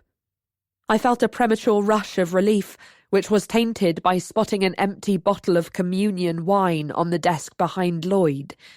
Max's stained lips swam in my mind's eye. "Well, that's good." Lloyd crossed his legs, leaning back slightly. "Want to sit down?" he asked Gerald, indicating the armchair. "Fuck off. Suit yourself. I'll get to the point." Lloyd's eyes were fixed on Gerald. "The thing is, mate," he said, "we can't allow you to tell anyone about Marta." "Allow me?" Lloyd shrugged. "You're not to fucking tell anyone, okay? Or what? Or I will make your life a misery." "Nice try. My life is already a heap of shit." Gerald's tone was bitter, almost despairing. I looked at Lloyd. He was going about this entirely the wrong way, but I couldn't work out how to intervene. There was a short silence. "Okay," said Lloyd. "We'll make it worth your while." Gerald glanced at him. "How?" "Well, how much do you want?" There was another long silence in which Gerald and I stared at Lloyd. After a few moments, Gerald said politely, "My parents have a 40,000-acre farm and 3 houses. I'm an only child. I'm all right for money, thanks." "Right." Lloyd chewed his lip. "Fine." There was another uncomfortable silence. I was about to speak when Gerald crossed the room to his bed, bending down to pull something out from underneath. "I've got something to show you," he said. He was holding an art portfolio. "This is my A-level coursework," he said. "Worked on it all last term and finished it over Christmas. It's due in tomorrow." "Okay." Lloyd nodded. He glanced at me, clearly perplexed. There was a long pause in which Gerald appeared to be waiting for something. He looked from me to Lloyd with an air of expectation that was almost pleading. Finally, and very reluctantly, I asked, "Can we have a look?" Gerald passed the bulky portfolio to me, and I took it to the desk. I untied the black ribbon that bound the folder. The first page comprised one large photograph of a naked woman lying on a satin-covered bed, her legs wide apart and her finger placed coyly on her lips. I looked up at Gerald. "What the hell?" "Look at the rest of it." Slowly, Lloyd and I turned the heavy parchment pages. Gerald's portfolio had been ravaged of its original work and plastered with pornography.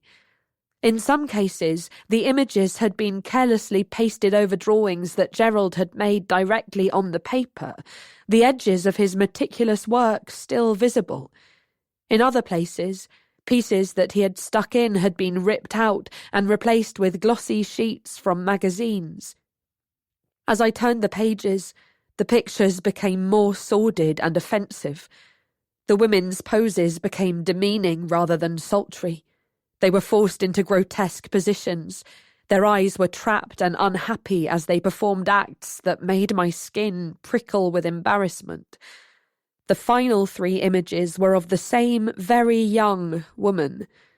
In the first photo, she cowered against a wall, her eyes wide. In the second, she had been flung onto her back, handcuffed. The third showed her being penetrated by a man whose back was to the camera. I turned the page, feeling sick to my stomach, and saw a scrawled message on the final sheet. "Some new material for you. The closest you'll ever get." Lloyd and I looked up at Gerald. He was watching us closely, his eyes glistening. Lloyd glanced down again at the handwriting on the final page. "So," said Gerald, "there you go." He rummaged under the bed again and withdrew a plastic bag from a supermarket, tied at the top. He undid the knot and showed us the mass of shredded paper inside. "These were my drawings," he said. His voice shook slightly. "I don't see why I should help you," he told Lloyd boldly, "when you're in league with the person who did this." Lloyd swallowed. I longed for him to try to deny Max's involvement, but he did not. "What do you want me to do?" he asked quietly. "Get him to leave me alone." "How can I do that?" "If you want your little friend to stay safe, you'll think of a way." "I'm not in league with him," said Lloyd suddenly. "I'd never do anything like, 'Don't give me that shit.'" Suddenly Gerald was shouting, his pale face flooded with colour. "You're fucking him, aren't you?" Lloyd stared at him.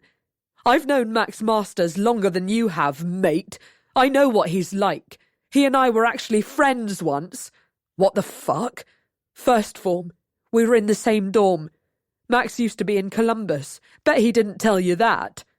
Lloyd shook his head, and Gerald sneered at him. "Oh, yes, we were good mates, until he decided he wanted to get in with the cool kids. He started putting it about that I was after Genevieve Locke's sister." "And were you?" "No, I fucking wasn't. Percy and I were friends, okay? She loved horses. She hung around the stables all the time. That's how I know about the room in the clock tower. She found it. She used to go up there to get away from it all.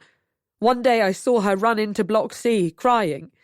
I followed her to check she was okay. I saw her going up the stairs, so I went up too, to comfort her.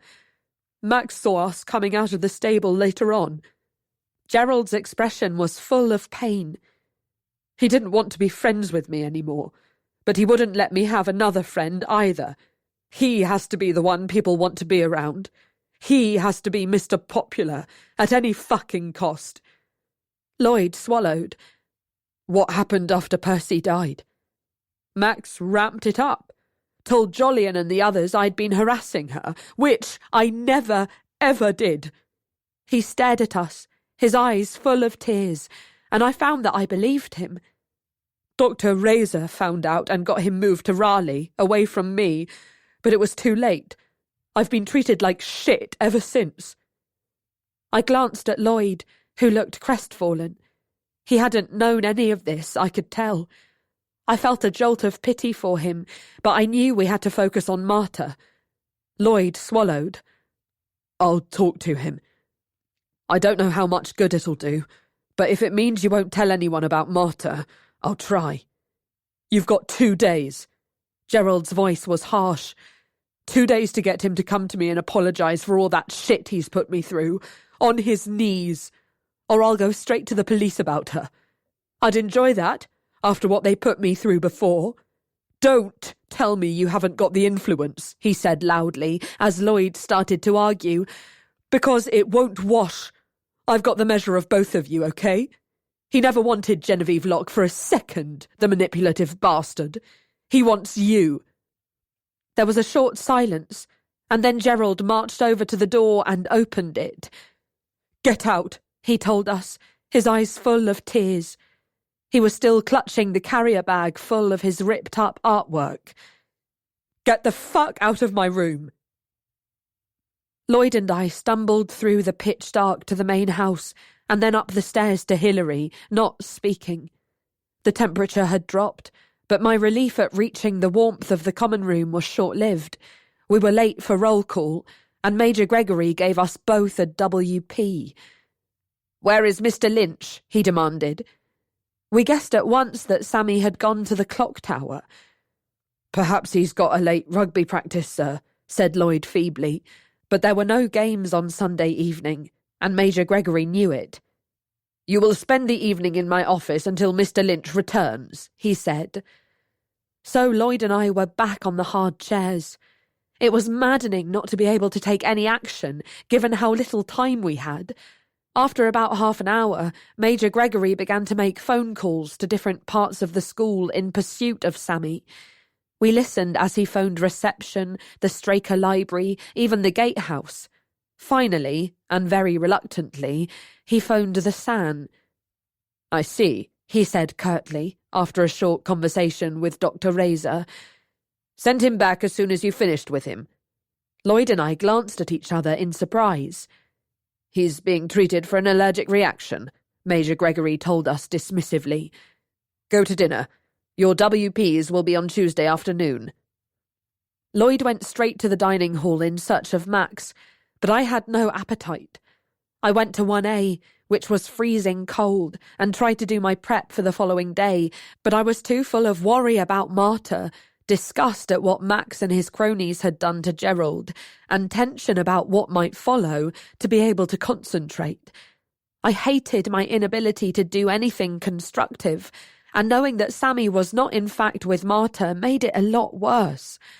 I wanted to talk to Lloyd about how he intended to approach Max, but I heard Major Gregory's heavy footsteps in the boys' corridor above, and didn't dare go upstairs to find him.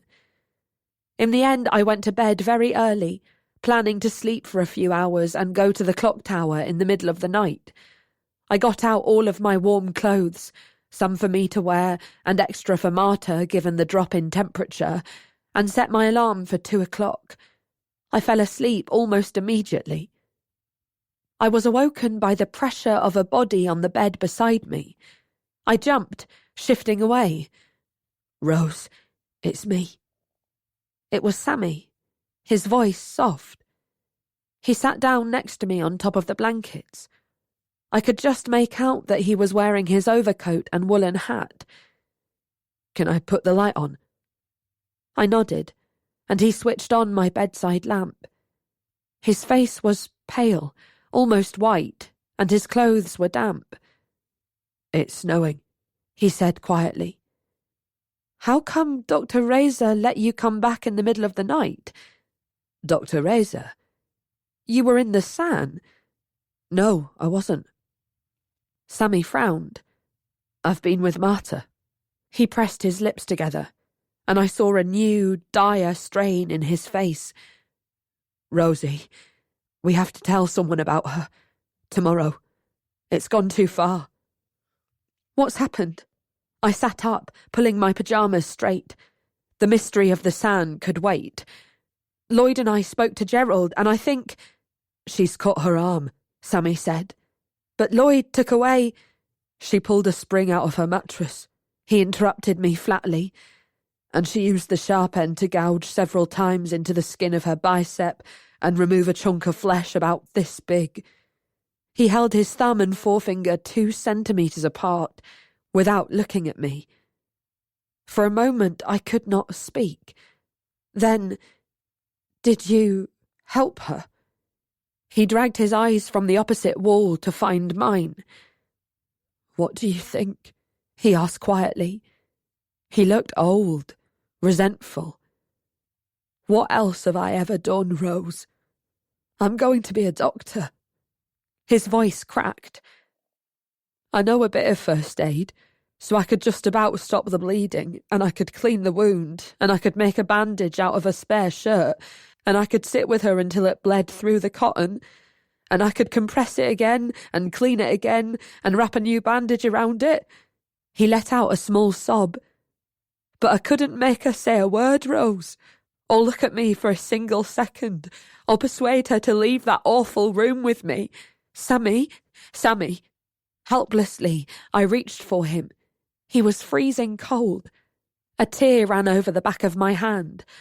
"Sammy, please, it's going to be okay." "No, it's not." He turned to face me, and my hand dropped. "I'm so frightened for her, Rosie," he said. "I'm frightened she won't survive. I've never been so frightened in my life. I think it's over, Rose. We need help. It's time to give in." We sat in silence for a moment. As I took in what Sammy had said, I realised that he'd voiced the very thing I had been frightened of since October, when Marta had told us what her father had done. "Okay," I said. "Okay." I reached for him, properly this time, and helped him undo the buttons on his coat. I pulled it from his shoulders, and he took off his hat and got under the covers beside me. He put his head down on the pillow, and I laid mine down next to him, and we looked at each other in the lamplight. I felt a complicated relief. "I'll go back to the clock tower soon," he said, his voice low with exhaustion. "She can't be on her own." "I'll come with you." I put my hand on his cheek again. "You're still cold." "You're warm," he said. Very gently, he moved his hand so that it rested on my side, just above my hip. I felt the chill of his skin through the fabric of my pyjamas, but I didn't resent it. "I love your warmth, Rose," he said. "I'm worried I'm cold. It's painful, but I can't change." The truth came, familiar yet unspoken for so long. "No." Very gently, he slid his hand under my pyjama top. "There's nothing cold about you. You're warm, and you're brave, and you care." His hand moved down slightly. "I couldn't have done any of this without you." The weight of his hand against my skin was comforting. More than comforting. I looked at Sammy, at the shape of his face, his mouth, nose, eyes, the features I knew so well. He was so good, so unselfish. He had never harmed, only helped and loved and carried on loving. "I want you," I said. He didn't look away. There was no trace of greed or satisfaction in his expression as he moved his hand lower and said quietly, "Are you sure?" "Yes," but slowly. It was so easy to tell him. I had thought it would be the worst thing in the world to have to ask, that I would be paralysed with shame. But the opposite was happening to my body as Sammy moved closer and kissed me, long and tender, and his hand roamed deeper, his every motion gentle, his eyes open to see as well as feel my reaction, to know and to respond. His movements were not expert, not clumsy, but entirely his own. And instead of tension, loneliness and fear, I felt warm and alive. Even a little later, when I felt a short, sharp pain, the sensation I had thought I would never be able to face, I felt strong. A new power came to me as I held Sammy in my arms, his body now as warm as mine, and we rocked against each other, fierce and free. I felt Sammy's tears fall on my skin as he smoothed my hair back from my forehead. "It'll be okay," I told him, and in that moment I believed what I was saying. We will be okay. Chapter 20. As is so often the case, things seemed very different in the morning. Sammy and I stayed in the clock tower until 6 o'clock, keeping watch over Marta, who lay silent and sleepless on her mattress, unresponsive even as we outlined what Gerald had demanded from Lloyd. Her arm would not stop bleeding, We ministered to it as best we could, unwrapping the soaked material and swabbing it with salt water, but the wound was even deeper than Sammy had thought. We ran out of clean shirts to make bandages from. In the end, Sammy cut a towel into strips, which we wrapped tightly around her arm. It was still snowing as we rushed back to Hillary for early roll call. I felt exhausted, almost delirious, but I had to get dressed in my uniform, wash my face, brush my teeth, and present myself in the common room. Things were already worse than they'd ever been, but I tried to tell myself that the nightmare was coming to an end. We were going to bow out, for Marta's own good. Lloyd watched Sammy and me coldly as Major Gregory took roll call.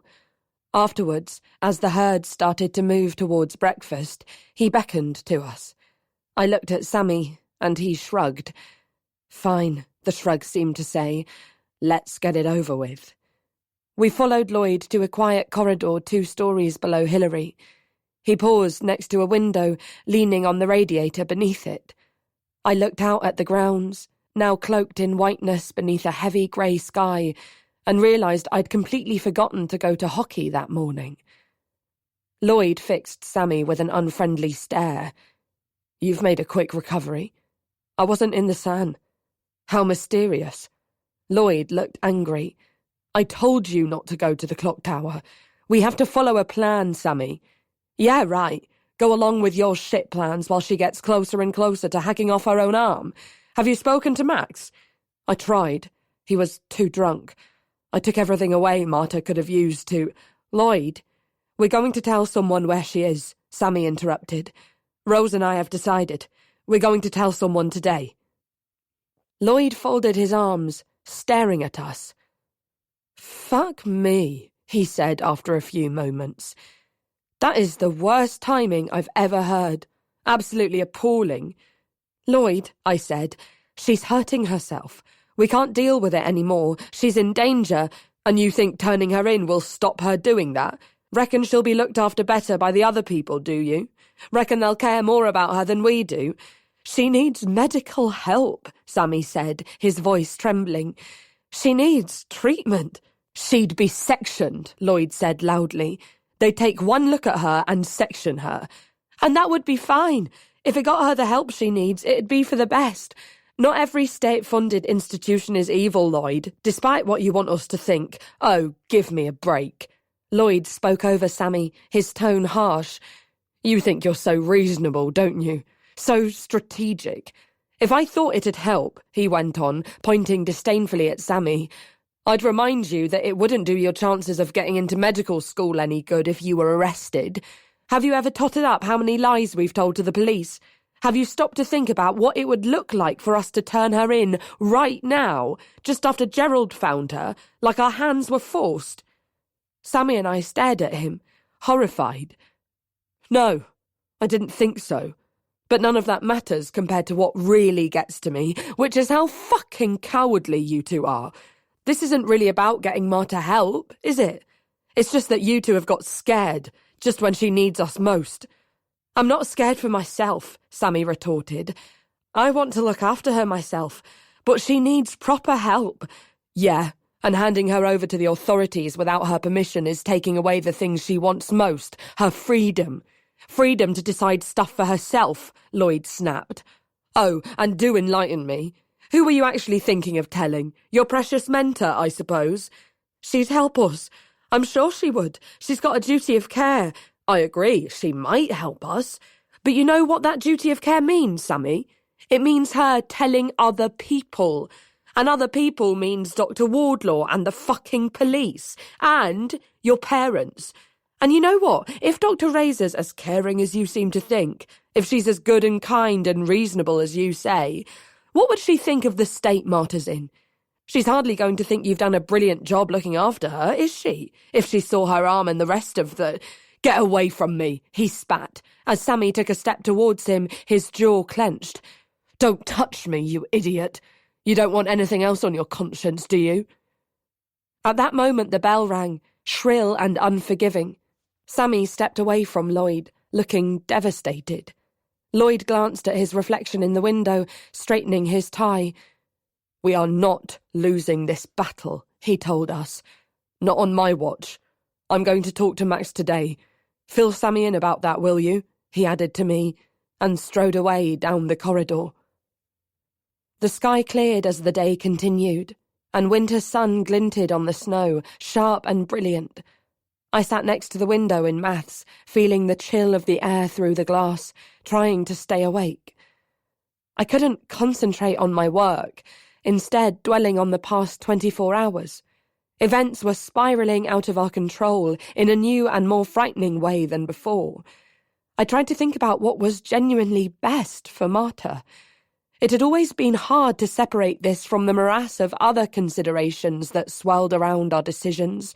What Marta wanted, what was actually possible, what would hurt or inconvenience the fewest people. In this case, Marta's silence made it harder to know what was right. Part of me agreed with Sammy that she was beyond our help, that she was a greater danger to herself than she'd ever been. But we had thought both of those things before and had somehow pushed on. Much as I hated to admit it to myself, I believed Lloyd had a point about Marta's right to choose. My mind was so full, and my anxiety so acute, that I barely thought about the fact that I had had sex with Sammy until lunchtime, when I ate for the first time since 1 o'clock the previous day, and my brain unfogged a little. As my plate emptied and my mind cleared, I became more aware of my body. It felt more or less the same as yesterday. I thought of Marta, of the gaping disparity between our experiences, and felt a sadness for her which had a different complexion to the kind I'd known before. I looked over at Sammy, who was eating lunch a few tables away with Ingrid, the sight of whom gave me brief pause for thought, and felt a rush of affection for him, for what we had done, for the pleasure he had given me. I felt no guilt or shame. I watched Sammy for a while longer, wondering whether doubts would march into my mind, but nothing happened. It felt simple, and it felt done with. I left the dining hall in search of Lloyd. I was deeply annoyed with him, but I wanted to find out whether he'd managed to talk to Max. I tracked him down to the salon, where he was practicing Brahms on the grand piano. When he admitted that he hadn't spoken to Max, we argued again, fiercely, implacably, careless with Marta's name and each other's feelings. As I left the salon, my eyes stinging with tears, I saw Sylvia halfway up the Eiger, pausing in exactly the spot from which Lloyd said Genevieve had fallen. She looked up at me, her dark eyes soft and serious in the alabaster paleness of her face. Slowly, she climbed a few more stairs, until she was standing just below me. "Hello," she said.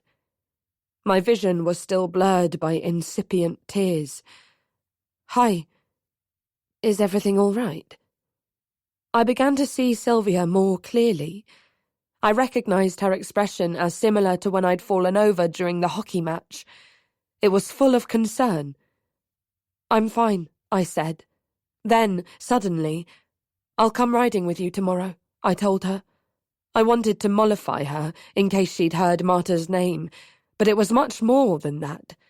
Seeing Sylvia in front of me in the deserted lower gallery, the strain and anxiety I felt was dissolving, supplanted by a warm feeling in the pit of my stomach.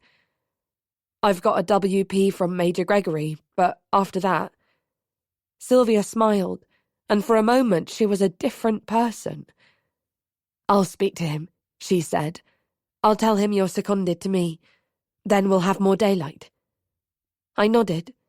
She took a step towards me, but at that moment the bell rang for fourth study, and she turned away, striding along the lower gallery with her usual imperiousness. That night Lloyd finally tracked Max down, and Sammy and I stayed with Marta in the clock tower again, doing a 4-hour shift each. I took the second half of the night, relieving Sammy at 2 o'clock. He pointed silently to a new pile of bandages and left the room, his shoulders slumped in exhaustion. I sat down on the concrete floor next to the mattress, huddled inside my High Realms winter coat. Marta hadn't eaten or even spoken since being discovered by Gerald. Now she was fast asleep, her face grey against the crumpled sleeping bag. Every so often she coughed in her sleep, the sound hoarse and unsettling. Her eyelids rippled as she dreamed. I watched her for a few minutes, unable to envy her troubled repose despite my own extreme tiredness. This could be the last night, I thought to myself, hating my ambivalence about that prospect. I got out my prep. A few hours later, just as I was nodding off against the whitewashed wall, I heard the mattress creak. I opened my eyes to see Marta trying to look through the clock face, her hand cupped against the glass. It was pitch dark outside. "Morning, Ma," I spoke softly, so as not to startle her. She turned around. The upper arm of her jumper was stained a deep red where the bandage had soaked through. "What's the time?" she asked quietly. "It's 5:15. We looked at each other, acknowledging how few hours were left before Gerald's deadline. I shifted, my body stiff after so many hours on the floor. "Can I look at your arm? Just to—" She looked down at her blood-stained sleeve as though it was nothing to do with her. Wordlessly, she walked over and sat down in front of me. She pulled her jumper over her head and sat there in a short-sleeved Raleigh lacrosse shirt. She did not shiver. As I peeled off the makeshift dressing, I had to stop myself gagging. She'd aggravated the wound in some way, and now it was even deeper and more jagged than before. Not knowing whether I was doing the right thing, I swabbed the edges with a clean piece of shirt, while Marta sat there mutely, looking to one side. Then she turned to me. "What's going to happen today?" I couldn't think what to tell her. "Whatever happens, you will be safe," I wanted to say. "We will always look after you." But I could guarantee neither statement. "What do you want to happen?" "I want Lloyd to choose me," she said. "And I want to stay sane." Her eyes gleamed in the light of my torch. "But most of all, I want to live. I really, really want to live, Rose."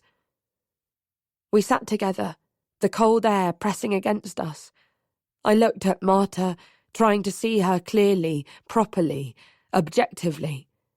There were many things I wanted to say, but none of them were fair.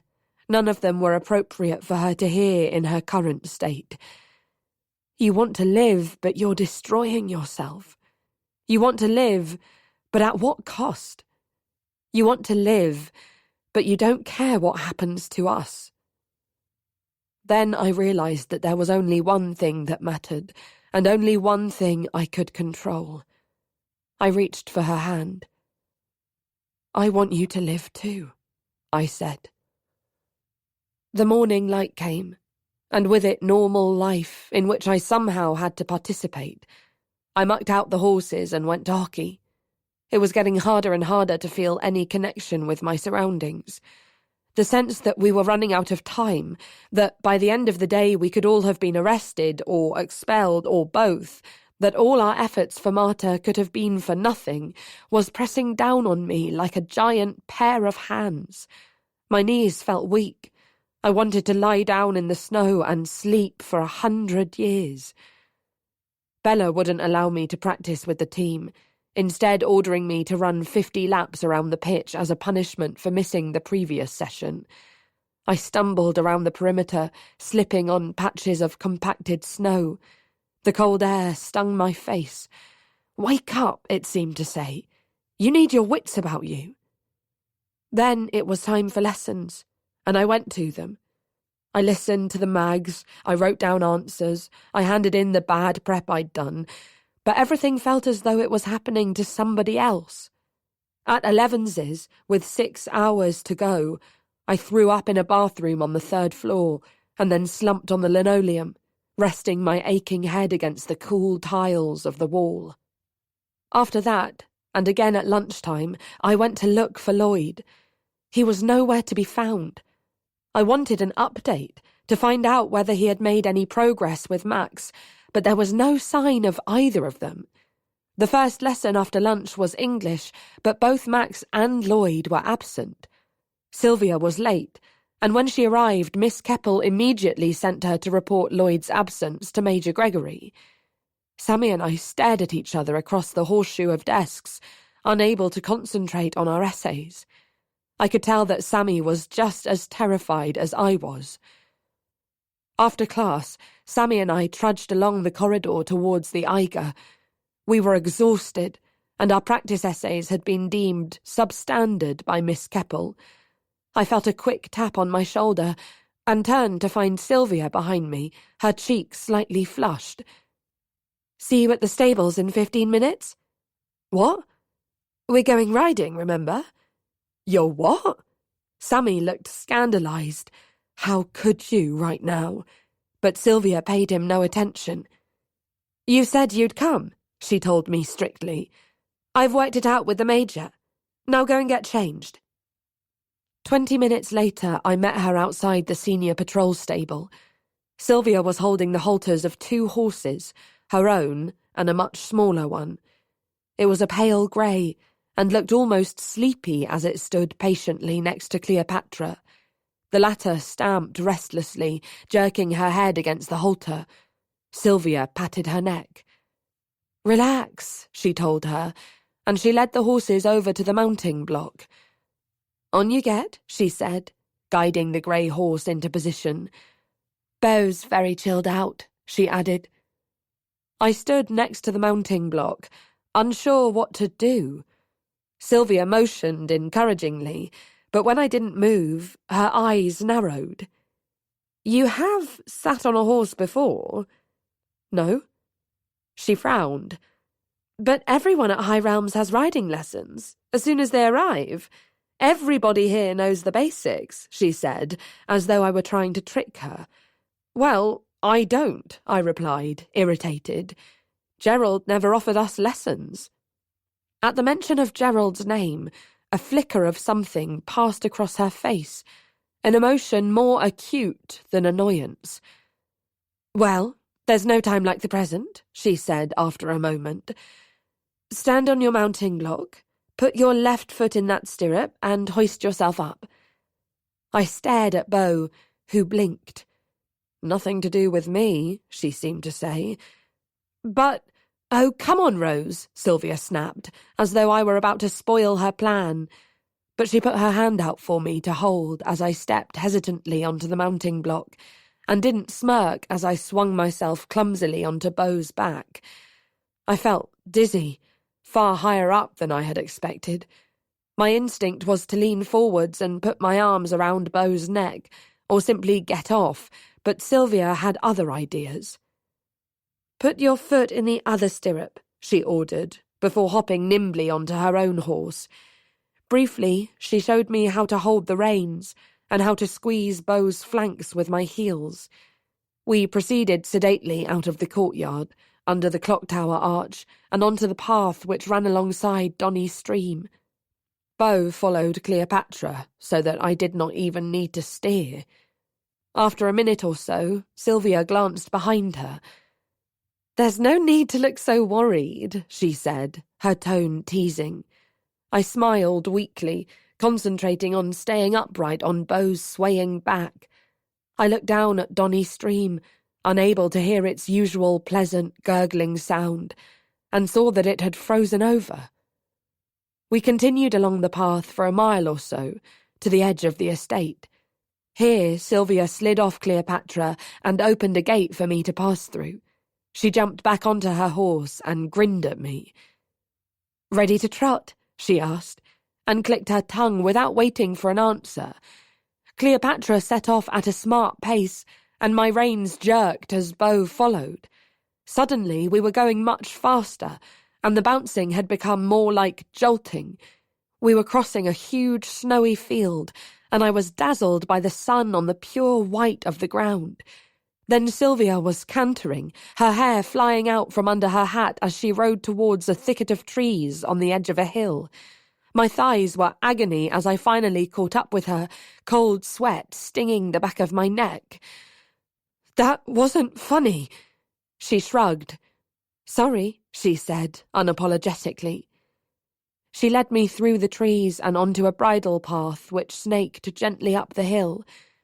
There was nobody around. Everything was covered in snow. The branches of the tall trees, the fences, the high verges. The air was cold and clear. I gulped it down, my sweaty hands gripping the reins, feeling the morning's nausea finally recede. But nothing was sorted. We were facing our worst challenge yet. We're probably mere hours from being expelled or arrested or worse. Marta was alone and terrified, and here I was outriding with Sylvia as if nothing had happened. I felt ashamed. "Sylvia," I called. We were nearly at the top of the hill. She turned in her saddle. "I want to go back. Just a bit further.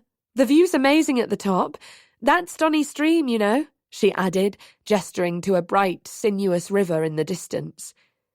"I have to get back to school." She frowned. "Why?" "I've got something to sort out with Gerald." His name slipped out unbidden, as though my mind wanted to unburden itself of just one secret, to mitigate my torment by sharing it. Perhaps, too, I wanted to punish Sylvia for my chafed thighs and my aching legs and lower back caused by her refusal to slow down. I'd guessed something was amiss between them, and when I said his name again, I was sure of it, watching her face go as white as the snow which surrounded us. Slowly, she dismounted. "Get down," she said, coming over to Bo. She held out her hand, and I obeyed her, sliding unsteadily down to the hard ground. Sylvia tied the horses to a tree and then returned to me, gesturing to a bank below a dry stone wall. Sprigs of heather were poking stiffly from beneath the snow. "We can sit on my coat." We looked out over the glittering white valley. I saw high realms in the middle distance, the clock tower spire glinting in the winter sun. My stomach was churning again. Sylvia glanced at me. "I don't know what your business is with Gerald," she said quietly, "but I need to warn you about him." "Warn me?" "Yes." She stared over the valley, the jagged patchwork of snowy fields and the glistening ribbon of the river that Donny Stream grew into. "He's dangerous, Rose. He's completely—" "Max and your lot are tormenting him," I interrupted. "Do you know what Max did to his art portfolio?" "I heard about it." Sylvia bit her lip. "Max is becoming a bit of an issue." "An issue? Sylvia, you've been protecting him since October, and you're Vice-Captain General. If you wanted to stop him bullying Gerald, you could. And if Gerald's dangerous, it's partly your fault." She looked as though I'd hit her. "Don't say that," she said, her voice shaking slightly. "Please don't say that." I was shocked to see her eyes fill with tears. "You're right," she said. "I have been trying to protect Max. I don't care about him, but I care about Jin. I care about keeping Max safe so that she can make a proper decision about him when she comes out of hospital. I know I'm failing, but he doesn't want her, Sylvia." I thought of what Max himself had told us about Sylvia's fixation on loyalty. He needs to let her go. "Rose, please." She looked at me, her expression sad and serious. "You may be right. I don't know for certain. Nobody really knows that except Max, do they? But I do know that she loves him. He was her lifeline, Rose." "You're talking about Genevieve's sister?" Sylvia nodded mutely. "Did you know her?" "Yes," she said. She stared out over the fields. "Yes, of course I did." "Did you like her?" "I liked her very much." Sylvia paused, her fists clenched on her knees. Genevieve adored her. When Percy died, I didn't think Jin would be able to carry on. I thought she'd have to leave High Realms. I tried to help her, but really it was Max who got her through it. Gerald told me Max spread rumours about him and Genevieve's sister, I said. Sylvia hesitated. That's true. He did. And did you? I didn't join in, if that's what you're thinking. I don't gossip. Anyway, I knew Percy and Gerald were just friends. Awkward misfits together, although she was worth 10 of him. Sylvia blinked and looked sideways at me. I knew he wasn't into her because he was always after me, she said haltingly. Constantly. I didn't know how to handle it. What do you mean? Before I was with Bella, she replied. He used to ask me out all the time. He wouldn't take no for an answer. I suppose I wasn't very kind to him about it, but I didn't know how else to be. I was trying to work out who I was, what I wanted, and being pestered by him constantly didn't help. I started to get a bit scared of him. I still am. I watched Sylvia for a few moments, realising how significant it was for her to admit any kind of weakness, let alone fear. What's he done to you? I asked at last. She was silent for a moment, her hands curled around her knees. Then she dipped her head, not looking at me. He assaulted me. A few days before the Christmas ball. What? She ignored me. He asked me to go with him as his date. I said no, of course. She shrugged bitterly. I think it was one rejection too many. What happened? Sylvia glanced at me. Do you really want to know? I didn't want to hear it, but I needed to know the truth. If you can tell me, I said, then yes, I want to know. I was working on my own in one of the reading rooms, she said quietly. He tracked me down. He asked me to go to the party with him, and I said no. Told him I thought he was acting desperate. Told him we'd been through it all before. I said too much. I've only got myself to blame. She stopped and looked at me. I don't know if I can say it. Tell me. I'm frightened. I'm here. He held me down on the chair, she said abruptly, and he forced my legs apart. He pushed his fist inside me, said, "This is what you like, right?" "Fuck," Sylvia said, tears streaming down her cheeks. "Fuck, Rose. It was so painful. I can't describe it. It was like no other pain I've ever known. I didn't stop bleeding for days. I thought I was going to have to go to hospital." Suddenly she retched, her whole body buckling, and she turned away from me, her hand over her mouth. I gave her a few moments, and then I reached out and pulled her back round to face me. I looked into her eyes, allowing her to see that I had understood, that I was sorry, that I still wanted her. She leaned forwards and rested her forehead on my shoulder. Her body heaved with one sob, and then she was still. After a minute, she sat up, gripping my cold fingers in hers. "So you see, Rose," she said thickly, "you need to be careful. I don't want you to get hurt. I've got my revenge, but if he hurt you, what do you mean?" Her face had hardened as she spoke. "I couldn't let it slide, Rose. It took me a while to think of the right punishment, but today I finally sorted it. What have you done?" "I got him demoted," she said.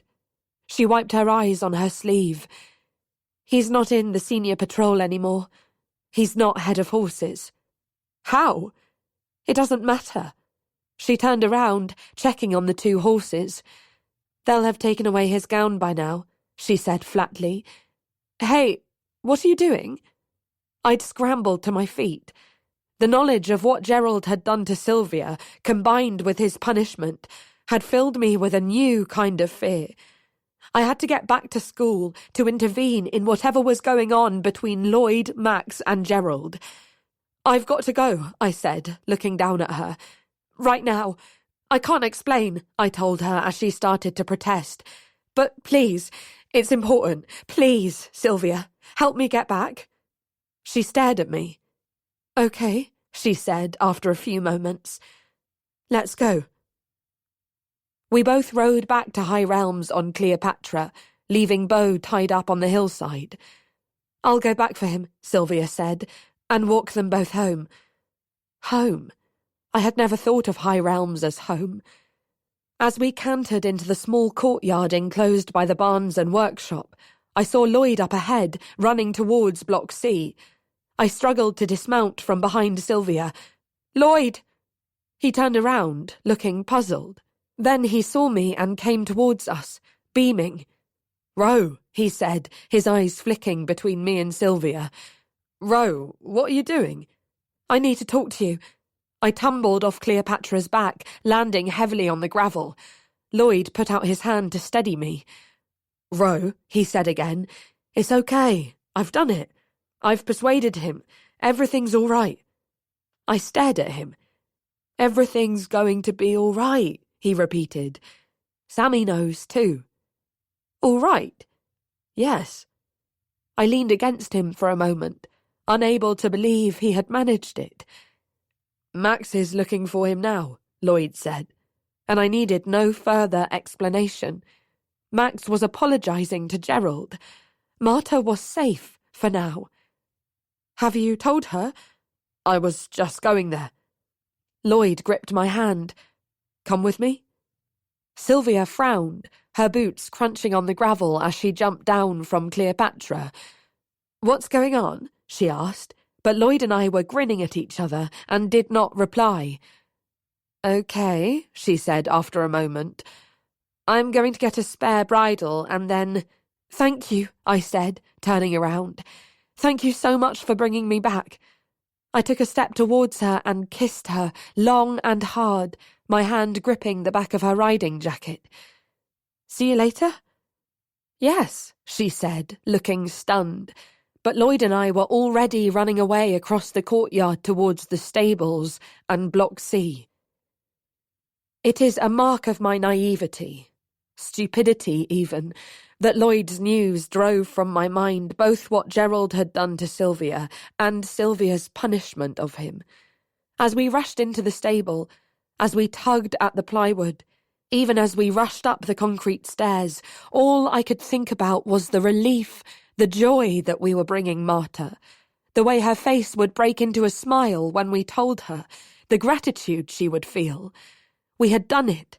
We had saved her again. Even when we opened the door of the clock tower room and saw Gerald in there, a part of my brain refused to believe that everything had not turned out all right. Max has already spoken to him, I thought. He's already apologized, and Gerald has come to tell us he'll keep the secret. It was absurd, but it was better than the reality, which my eyes and then my mind struggled to absorb.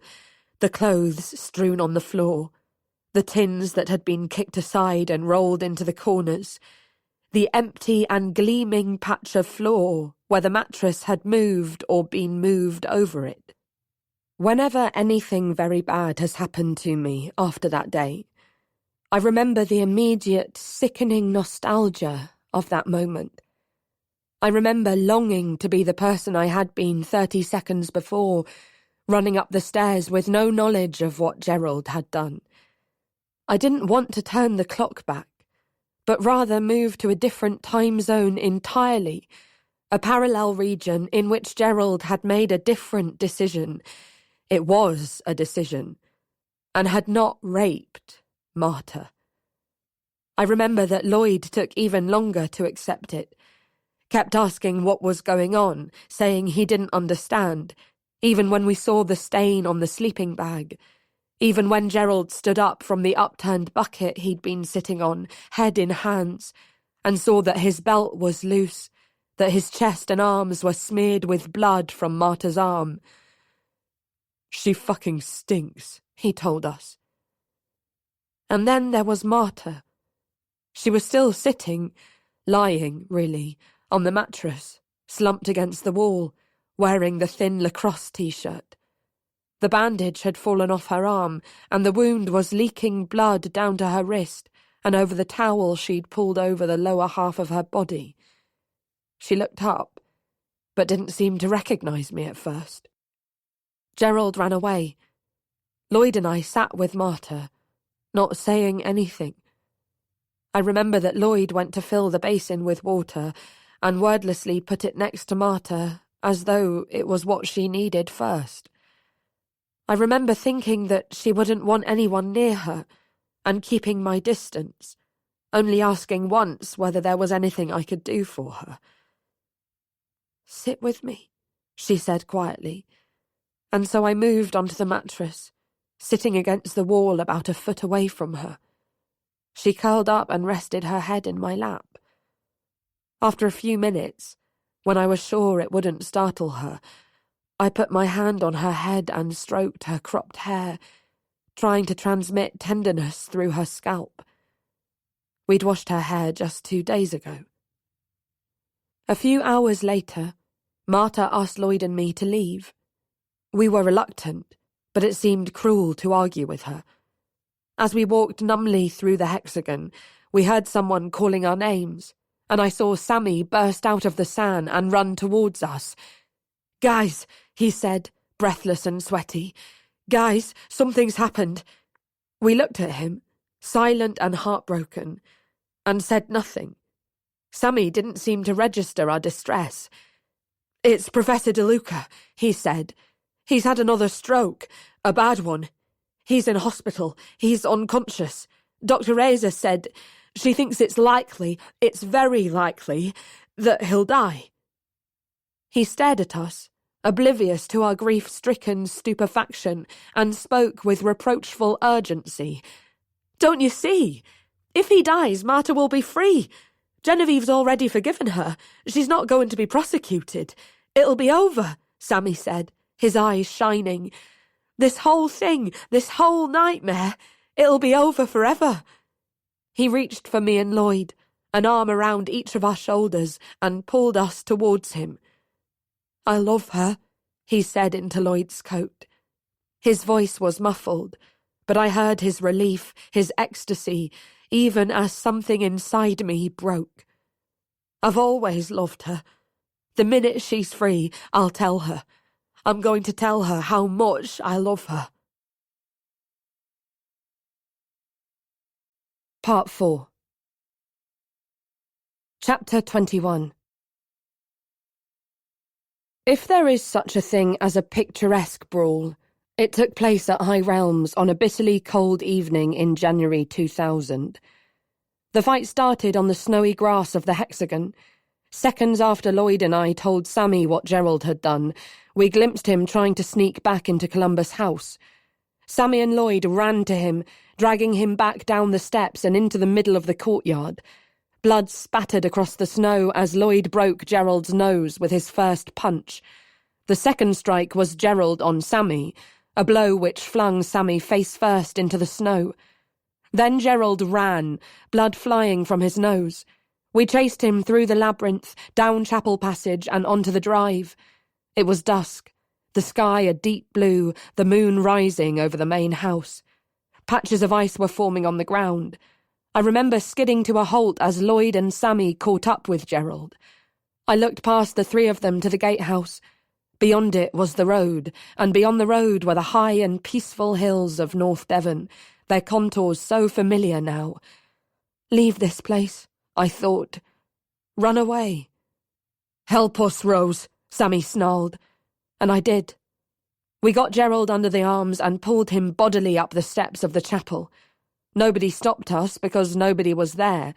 Everybody was at prep or showering after games or at a briefing in their common room, or perhaps this was High Realms after all, keeping a low profile somewhere, avoiding other violence.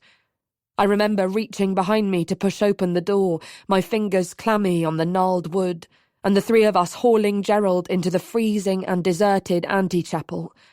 There, Lloyd pinned Gerald to the floor, a knee on each shoulder, and allowed Sammy to hurt him. After a while, I couldn't watch. I remember thinking, Gerald is stronger than this. I felt sure that he could have thrown Lloyd off and easily wrestled Sammy to the ground. Perhaps he was weakened by his broken nose, but I don't think so. He barely struggled as Sammy kicked every inch of his body. As Gerald's resistance waned, so too did Sammy's aggression. His desire to punish Gerald seemed to drain from him with the tears that were pouring down his bleeding cheeks, and he stumbled backwards, crouching down with his head in his hands.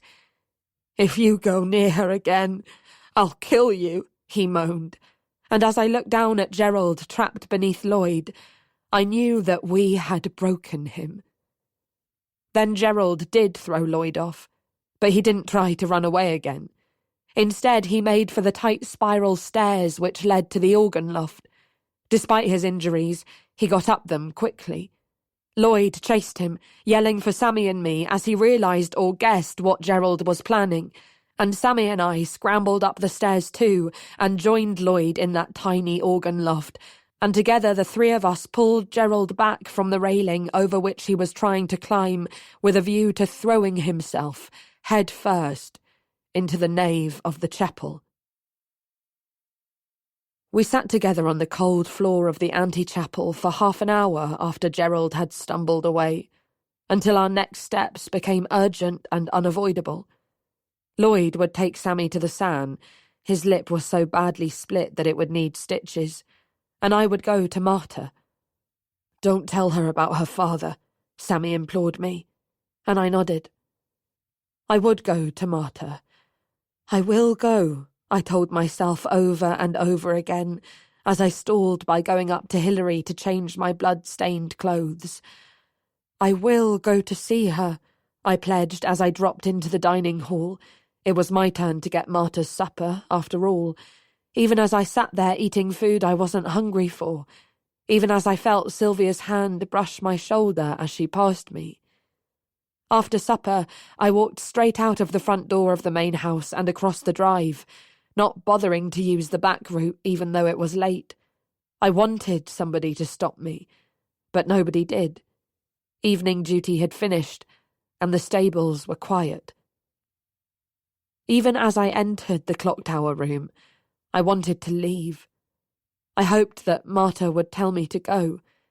She was lying on her side on a pile of cushions which she'd draped in towels, reading the importance of being earnest. Bruises had formed around her mouth and on her cheeks. The little camping stove burned cosily next to her. I sat down at the end of her makeshift bed and watched her read the play. She was completely absorbed in it, her eyes occasionally flickering with amusement. Then, just as I was about to offer her the food I'd brought, grapes, crackers, cereal bars, she suddenly groaned, sitting up and looking down at her lap. "Fuck," I said, before I could stop myself. "Marta, it's okay." She put the book down, shifting on the cushions. "It's okay," she repeated, her voice hoarse but firm. "Pass me some of those bandages, would you please? Rose," she added when I didn't move. She pointed to the strips of towel we'd made for her arm. I reached for a couple, noticing how depleted the pile was. She wiped up the blood as well she could, and then held out her hand for more bandages. "I could get," I began, but she shook her head almost impatiently. "Thanks, but these are better." She put the stained bandages to one side. "Would you pull the basin over here?" Her tone was polite, detached. I did as she asked. Marta washed her hands in the freezing water, and I gave her the only intact towel to dry them on. "I need some more trousers," she told me. I nodded, getting up at once, but she shook her head. "It can wait till morning. Stay and talk to me." I sat back down, watching Marta rearrange herself carefully on the pile of cushions. She was on her side again, wincing every time she moved. She pulled the book towards her. "I love this play," she murmured. "Marta," I began. "Marta, it's going to be okay." She looked at me almost pityingly. "Let's talk about something else," she said, her tone horribly polite again, and that gentle dismissal, the clear sign that I was no use to her beyond the practical, was crushing. Then I saw her eyes drift to the book next to the mattress, and somehow I knew what to do. I began to ask her about the play, about the characters, the themes, her favourite lines and scenes, and she answered my every question thoughtfully and with precision, flicking through the play to find quotes. After an hour or so, she started to become very drowsy, but as I was getting ready to leave, she suddenly sat up again. I reached for the bandages, but she shook her head. "Rose," she said, "tell me, did it really happen to me? Was Gerald here?" I stared at her. Her eyes were bright with hope, but oddly glazed. "You see," she said, her voice now trembling a little, "I feel as though maybe it didn't happen. The pain's gone. You're here. Nothing's really changed. I wonder whether maybe it didn't happen." She swallowed, looking at me beseechingly.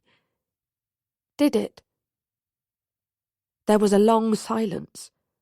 Somehow I knew that she would believe whatever I told her. Marta had placed herself in my hands.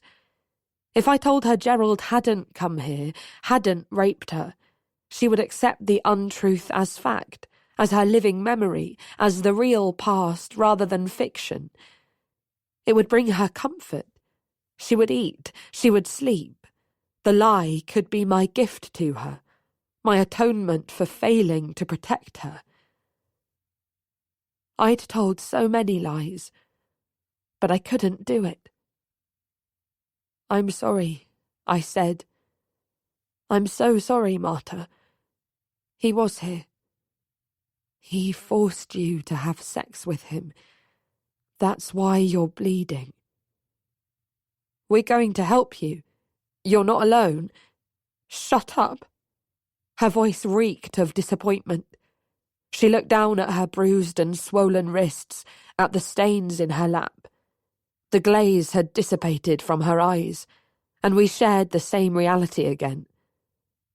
"I hoped you might be able to understand," she told me, her tone vindictive. "But you can't. You're so innocent, aren't you, Rose? Your life is charmed. Your life will be beautiful. I wish it were mine." I wanted Sylvia, but I couldn't go to her. I didn't even know where her room was, or whether she shared with anyone. But I couldn't be alone. I went to the San, knowing Sammy would be there, knowing that if Dr. Razor had discharged him, he would have come straight to the clock tower. It was late, and the place was deserted, but a whiteboard showed who was in which room. Sammy had a single. I went there and found him lying on his back, fast asleep, his arms flung out either side of his body. The bedside lamp was on, and he was fully dressed apart from his blazer and tie. I moved one of his arms and lay down next to him. His eyes flickered open. "Rose?" His speech was thick from his split lip, which had been cleaned and stitched. I couldn't talk to him. His whispered questions. "How is she? Did you tell her about her father? Has she gone to sleep?" All went unanswered. I lay next to Sammy with my head on his shoulder and didn't speak a word. Finally, he sighed. He shifted onto his side and wrapped his arms around me, and we lay like that for a minute or so. "Can I stay here with you?" I asked, my face pressed against the soft wool of his school jumper. I felt him nod. I felt something else, too, and didn't resent it. But Sammy rolled away from me, his pale cheeks suffused with red. "You should go," he murmured, passing his hand over his face. I shook my head, moving closer to him. "It's okay." I kissed his hot cheek, putting my arms around him, pulling him closer. I had no idea what I wanted, but I was certain of what I did not want: to be alone, anywhere, ever again. I would have done anything to not be alone. As I pressed my lips to Sammy's neck, I knew I would do anything he asked me, if it stopped me being alone that night. He asked me for nothing. It was only later, after things had got even worse, that I thought back to that night in the sand and allowed myself to remember how, after half an hour in his arms, it was me who asked Sammy, first with dignity, then with urgency, and finally cravenly, for sex. The greater his reluctance, the more desperate for him I became.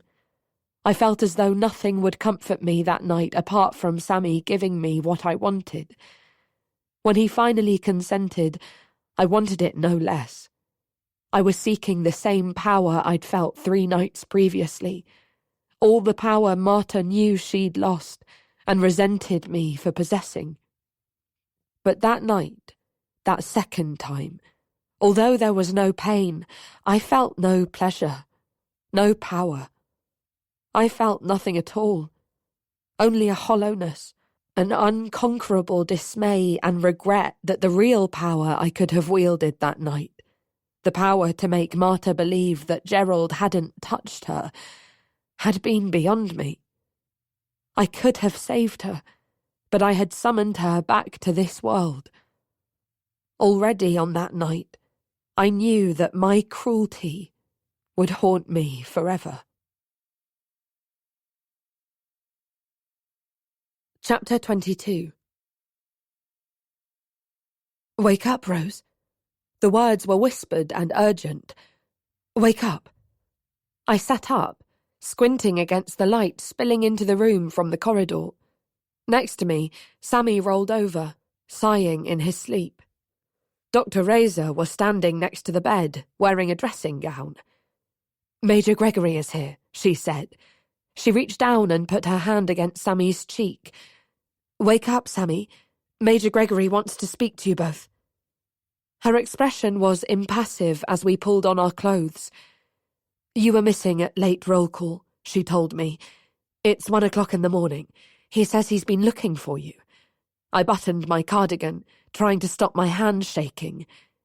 "You were here." You came to the SAN," she broke in. "Having been sick after dinner. You had a temperature and I kept you here for observation." She frowned, looking at Sammy, whose split lip was swollen and purple. "You slipped on the ice, Sammy."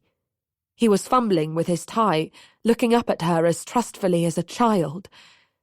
"Come with me," she said, and we thrust our feet into our shoes and followed her into the corridor. She had not shown him into her study. Major Gregory was standing in the dark waiting room of the SAN. The shoulders of his greatcoat were dusted with fresh snow, and his face was drawn with familiar anger, which intensified at the sight of Sammy and me. "Sit down," he said to us, and we obeyed him. Dr. Razor stood behind us. She placed her hand on the back of my plastic chair. "I am minded to send you home tonight." I'd expected to hear the words long before now, and when he spoke them they came as a kind of relief. "Your lack of respect for this school is staggering." "Sir," Sammy began, his speech still impeded by his split lip. "Silence," Major Gregory cut him off. "I have something to tell you." He paused, chewing his lip. For a few bizarre moments, I felt completely disinterested in him. "You are aware that Professor DeLuca, Marta DeLuca's father, had a stroke yesterday afternoon." He waited. "You are aware of that fact," he repeated. "Yes, sir." "Professor DeLuca was still conscious when he went into hospital," Major Gregory said. "He told the doctors something very troubling. He said it many times before he lost consciousness. Knowing who Professor DeLuca is, and what he has been through with his daughter, your friend, the hospital passed the information to us. We waited, listening intently now, and I could feel tension in the small part of Dr. Razor's hand that was touching my shoulder. He said... Major Gregory broke off as the door of the SAN opened and Lloyd stepped over the threshold. "I told you to wait in my study, Mr. Williams," he snapped. "I know." Lloyd's tone bordered on indifference. He looked exhausted, wearier and more defeated than I'd ever seen him, as he took in Sammy and me on adjacent chairs and Dr. Razor standing behind us. I was suddenly very aware of my rumpled clothes, my loose collar and dishevelled hair. Lloyd's eyes narrowed a fraction. "Why have you disobeyed me?" "Because Rose and Sammy are my friends." Major Gregory gaped at him. "This is unacceptable "Nicholas," Dr. Razor broke in, as Lloyd took the seat next to mine. "It's the middle of the night. Please tell Rose and Sammy what you have to say." For a moment, I thought Major Gregory was going to shout at Dr. Razor, or even attack her. There had always been something psychopathic about him, an unnerving dearth of empathy or care, but I'd always assumed that this was partly performative, or at least that it was a reasonable consequence of his exasperation at the rings that were run around him. I'd wanted to believe that beneath Major Gregory's fastidiousness and snobbery, he was, after all, a human being with a conscience. Watching him in the sand that night, I knew I had been wrong. Our housemaster was committedly cruel and self-interested, devoted only, and with inexplicable fervour, to getting the results he wanted for Hilary House. We, the Millennium Scholars, had never been anything more or less to him than a punt that might or might not pay off, a pathway either to accolades and glory, or ridicule and humiliation. "Some new information has come to light," Major Gregory said at last, his voice icy and quiet. He looked straight at me as he said, "Before he became unconscious, Professor DeLuca said the same thing several times. He said, 'Rose Lawson knows where Marta is. Ask her.'" For a long minute, there was complete silence in the waiting room. Sammy and Lloyd were motionless either side of me. I became aware again of the slight pressure of Dr. Razor's hand against my blazered shoulder. I realised that I was completely unafraid, and I looked my housemaster in the eye as he spoke again. "I am not going to ask you that question," he said softly. "I will not ask you because Marta DeLuca's whereabouts are not my concern. We removed her from the school roll before Christmas. She is no longer my responsibility. I have no interest in her, and I don't care whether you know where she is, or have ever known. I don't care whether she is alive or dead. My concern is for the honour and reputation of Hilary House and High Realms. Do I make myself clear?" Lloyd, Sammy and I nodded slowly, and Major Gregory took a step closer to us. "You will therefore understand my decision," he stated, "to put the three of you under house arrest. You will not be permitted to leave your room for 10 days. Sammy groaned quietly, and Lloyd started to say something, but Major Gregory raised his voice. "It has been a very long time since I last issued this sanction. It is justified now because the three of you are distracted to the point that you are failing to meet your scholarship commitments. You are permitted to attend this school completely free of charge, while others pay tens of thousands of pounds a year to fulfill a duty and to meet certain criteria. You are currently doing neither." "We're still top of the rankings," Lloyd hissed, but Major Gregory shook his head dismissively. "The rankings are only a small part of what you are admitted to this school to accomplish. In case it is unclear to you, let me tell you that your role here, first and foremost, is to get into the best universities in the country, if not the world, and for that achievement to have been enabled by High Realms. Dr. Lewis tells me," he went on manically, "that neither of you, Mr. Williams and Miss Lawson, have showed the slightest interest in working on your university applications or preparing for the mock entrance examinations, and that you were only induced to choose a subject when she threatened you with a WP. She further tells me that as things stand, Mr. Lynch, your chances of being accepted to study medicine are very slim indeed." "That's not true," Dr. Razor said. "Nicholas—" "No." Major Gregory shook his head. "There will be no discussion. The three of you will accompany me to Hilary House tonight, and you will spend the next 10 days in your rooms. A mag or a senior patroller will be stationed outside at all times. Meals will be brought to you. Your mags will send work, and any spare time you have over and above completing it will be spent revising for the mock examinations. Any dissent now or during this period will result in the duration of your house arrest being doubled." "Nicholas," Dr. Razor began again, but he cut her off. "I don't want to have to humiliate you, Dr. Razor, but be assured I would not hesitate to do so if you try to obstruct this sanction. Get up," he said to Lloyd, Sammy and me, and we did so with terrible resignation, knowing that the slightest provocation would make him do what he had threatened. We walked out into the thick, dark night, which was the coldest I'd ever known at High Realms. The air seemed to contain icy pins, which pressed painfully against my face and hands. I shivered uncontrollably as we walked towards the main house. Neither Lloyd nor Sammy looked at me. Dr. Razor was talking quietly but firmly to Major Gregory, making various stipulations about our house arrest. We entered through the ivy door, and the familiar institutional warmth of the school was crushing to me. It was the warmth that Marta had not felt for months, and must surely doubt she would ever feel again. The first 2 days of house arrest came as a surreal, guilty relief.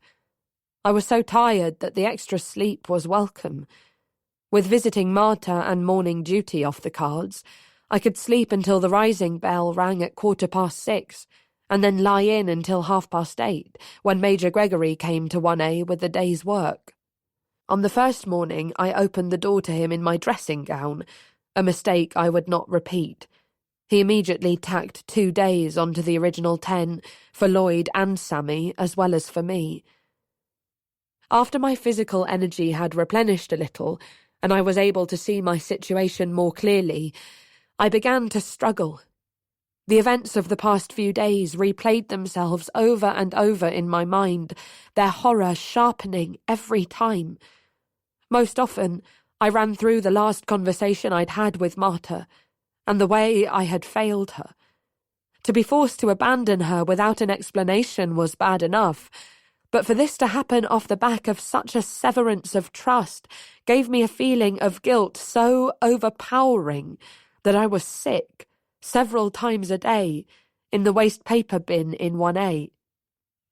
Afterwards I opened the window and lay on my bed, limp and empty, allowing tears of self-pity to leak from my eyes.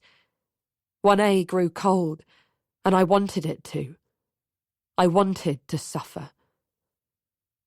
After 3 days or so, it occurred to me that Marta might run away. Apart from her injuries, there was nothing to stop her doing so. The clock tower room wasn't locked, and she knew that there were many hours of the day and night in which she could slip away unnoticed. It was almost too painful to imagine how she must feel, what she must be thinking. One moment we had been there for her, the next, Gerald had raped her, and we, her friends, her lifeline, had disappeared. We hadn't had a chance to tell her how we'd punished Gerald, so she must be terrified of him returning. I curled up on the window seat and stared at the clock tower, wishing I could teleport there.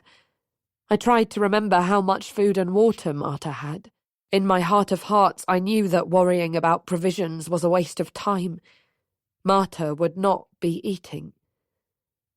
There was no possibility of escape from 1A, A mag or a senior patroller was stationed outside 24 hours a day, even escorting me to the bathroom down the corridor. The only other time I was permitted to leave the room was for a brief walk every day. One circuit of the main house, accompanied by Major Gregory himself, either first thing in the morning or last thing at night. In Major Gregory's view, the walk was clearly the thing that prevented house arrest from being an actual infringement of our human rights, but for me it was by far the worst part of the day. I didn't see many people, but by day 3 the relative liberty of those I did see, their ability to walk at their own pace, to go to breakfast when they liked within a certain window, to talk to their friends, was more than I could stand. By day 3, I was counting all my waking hours, but the 9 days that remained of house arrest seemed so impossibly infinite that I gave up. I wondered how Marta coped with her hours of solitude and inactivity, which techniques she used to mark and hasten the passage of time. We had never discussed it, because she'd never complained. Gradually, the absence of most of my coping mechanisms began to take its toll.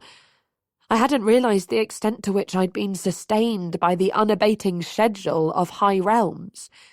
In precluding proper thinking time, the daily grind had, in fact, been my strength and stay. Without lessons, hockey, and the company of Lloyd and Sammy, who were at least spending house arrest together, I began to sink into depression. I could do the work the mag set me, but I did it all mindlessly and without enjoyment. On the evening of day 3, Bella was stationed outside my room. At the end of her shift, she came in and told me that she was firing me from the first 11. This extended period of absence from training was the final straw, she said. My position on the team had always been controversial. It had been a trade-off between the way my presence divided the team and damaged morale, and my skill at the game, which, Bella said, as a final dagger, was undeniable. By day 4, the first day of February, I was beginning to wonder why Sylvia never appeared as one of the senior patrollers who rotated as my guard outside 1A. At first, I dared to hope she'd been assigned to Lloyd and Sammy's room rather than mine, but as the days went on and there was no sign of her, I came to the conclusion that she was avoiding me. She must have decided that I wasn't worth the hassle of being associated with. With this realization came a surprising amount of pain. I felt frustrated with myself. I barely knew Sylvia, and yet I'd allowed myself to get attached to her. Reviewing the facts of who Sylvia was and the things she'd done, the way she'd hurt me in the past, I couldn't believe how naive I had been. I told myself sternly that the fact I was missing her was a function of my acute loneliness rather than anything else.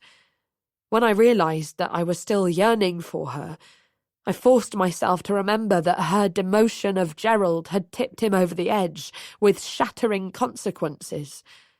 Her pride meant that Marta suffered, I tried to tell myself, but it was like trying to force corners into a circle. My heart had gone its own way, and my mind would not be separated from it. Finally, on the afternoon of my 5th day of house arrest, there was a knock on the door, and Sylvia entered without waiting for an answer. She looked around room 1A and then at me, slumped on the window seat. "Goodness me," she said crisply. "Standards have slipped?" She was right. I hadn't bothered to make my bed or put away any clothes for days, and my desk was strewn with bad essays and incomplete work.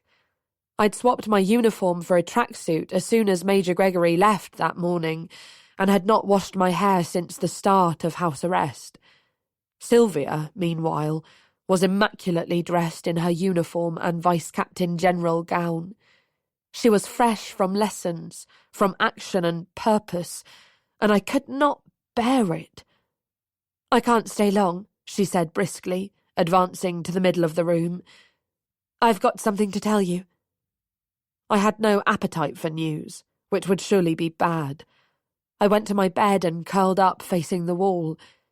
Ignoring this, Sylvia said, "Genevieve is coming back to school in 2 weeks' time. Dr. Razor told us this morning. I've just spoken to Jin on the phone. She sounds very well. Her speech is completely back to normal." I didn't bother to open my eyes. "Why are you telling me this?"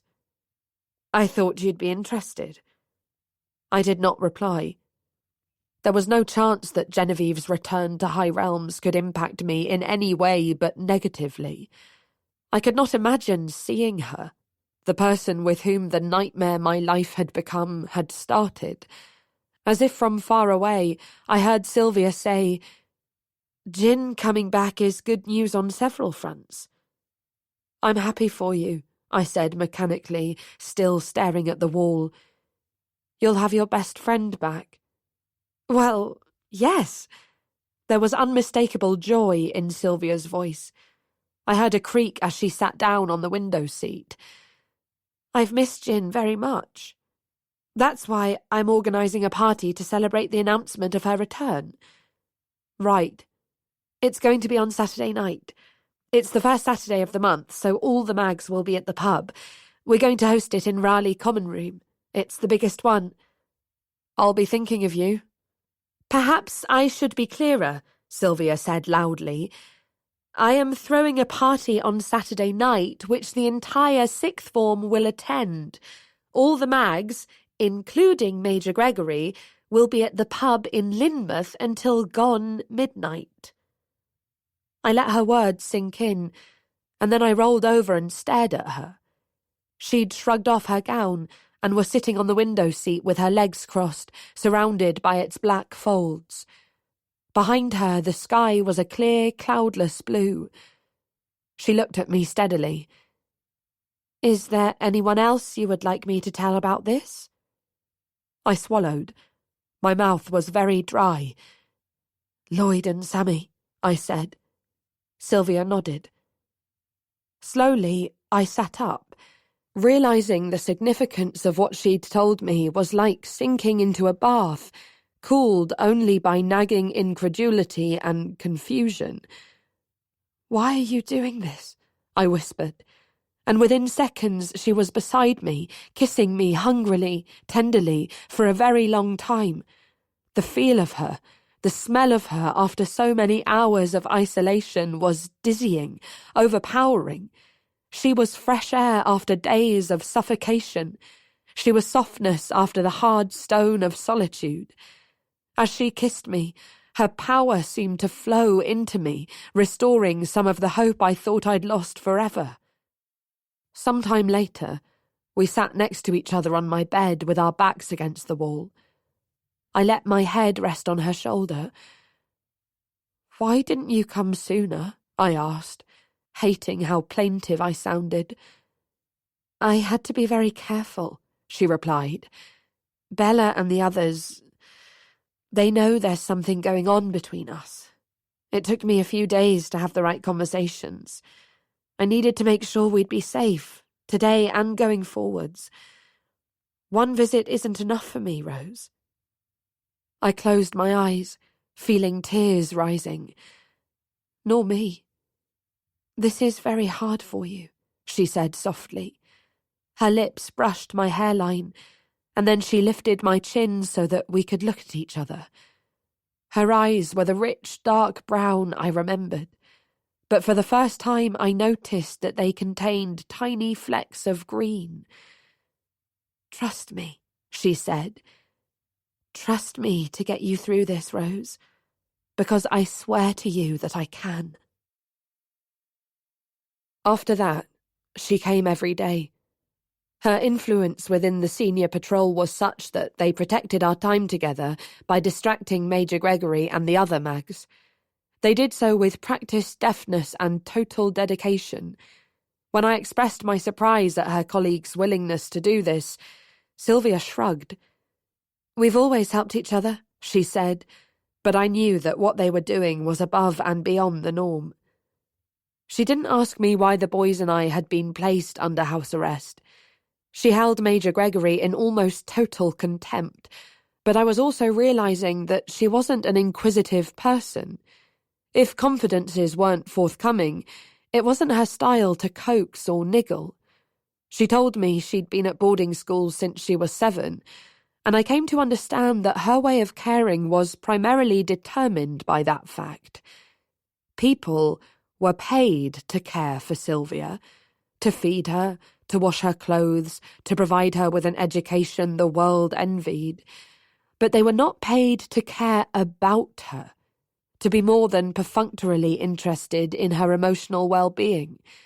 As such, Sylvia's own way of caring was based on practical help, favours, and protection from obvious danger or disadvantage. Nor did she seem to be familiar with the sort of meandering conversations in which unburdening takes place without you realising it. She told me she wanted to be a lawyer, and her style of communication was so forthright, so unequivocal, that I wasn't surprised. But none of this meant that Sylvia didn't help me, or that she wasn't suffering herself in a way and for a reason that I was too wrapped up in myself and my separation from my friends to grasp. I should have realised more quickly that something was wrong, because in all ways but one, Sylvia was amazingly tender. At first, I struggled to understand how someone so publicly irascible could privately be how she now was with me, endlessly gentle, respectful, appreciative. She made it clear that she adored me, and I felt the same way about her. Slowly, our wary mutual fascination gave way to affectionate familiarity. Sometimes Sylvia would sit on the floor while I had a bath, gazing at me with a total lack of inhibition. In those moments, I wanted to speak through the clouds of steam rising from the water and tell her, please, go to the clock tower. Get help. Something, some residual disbelief that this was real, that she was good, stopped me. Very tentatively, we began to talk about what had happened between Genevieve, Max, and Lloyd. Sylvia filled in parts of the story that I hadn't known or understood. That Max had come to Sylvia's room the night before the Eiger, asking for her advice about his plan to leave Genevieve, and she'd urged him to reconsider, or at least not to tell her about his feelings for Lloyd. Max and Genevieve had spent the night in the organ loft. During first study, which they'd both skipped, he'd told her he was leaving her. I shouldn't have gone to English that day, Sylvia said, her voice shaking. I knew he was going to do it. I knew how devastated Jin would be. I should have been there for her. Her humility made me ache for her in a way her asperity never had. Most cautiously of all, but with a certain determination on both sides, Sylvia and I talked about her betrayal of Lloyd in Major Gregory's study after the Eiger.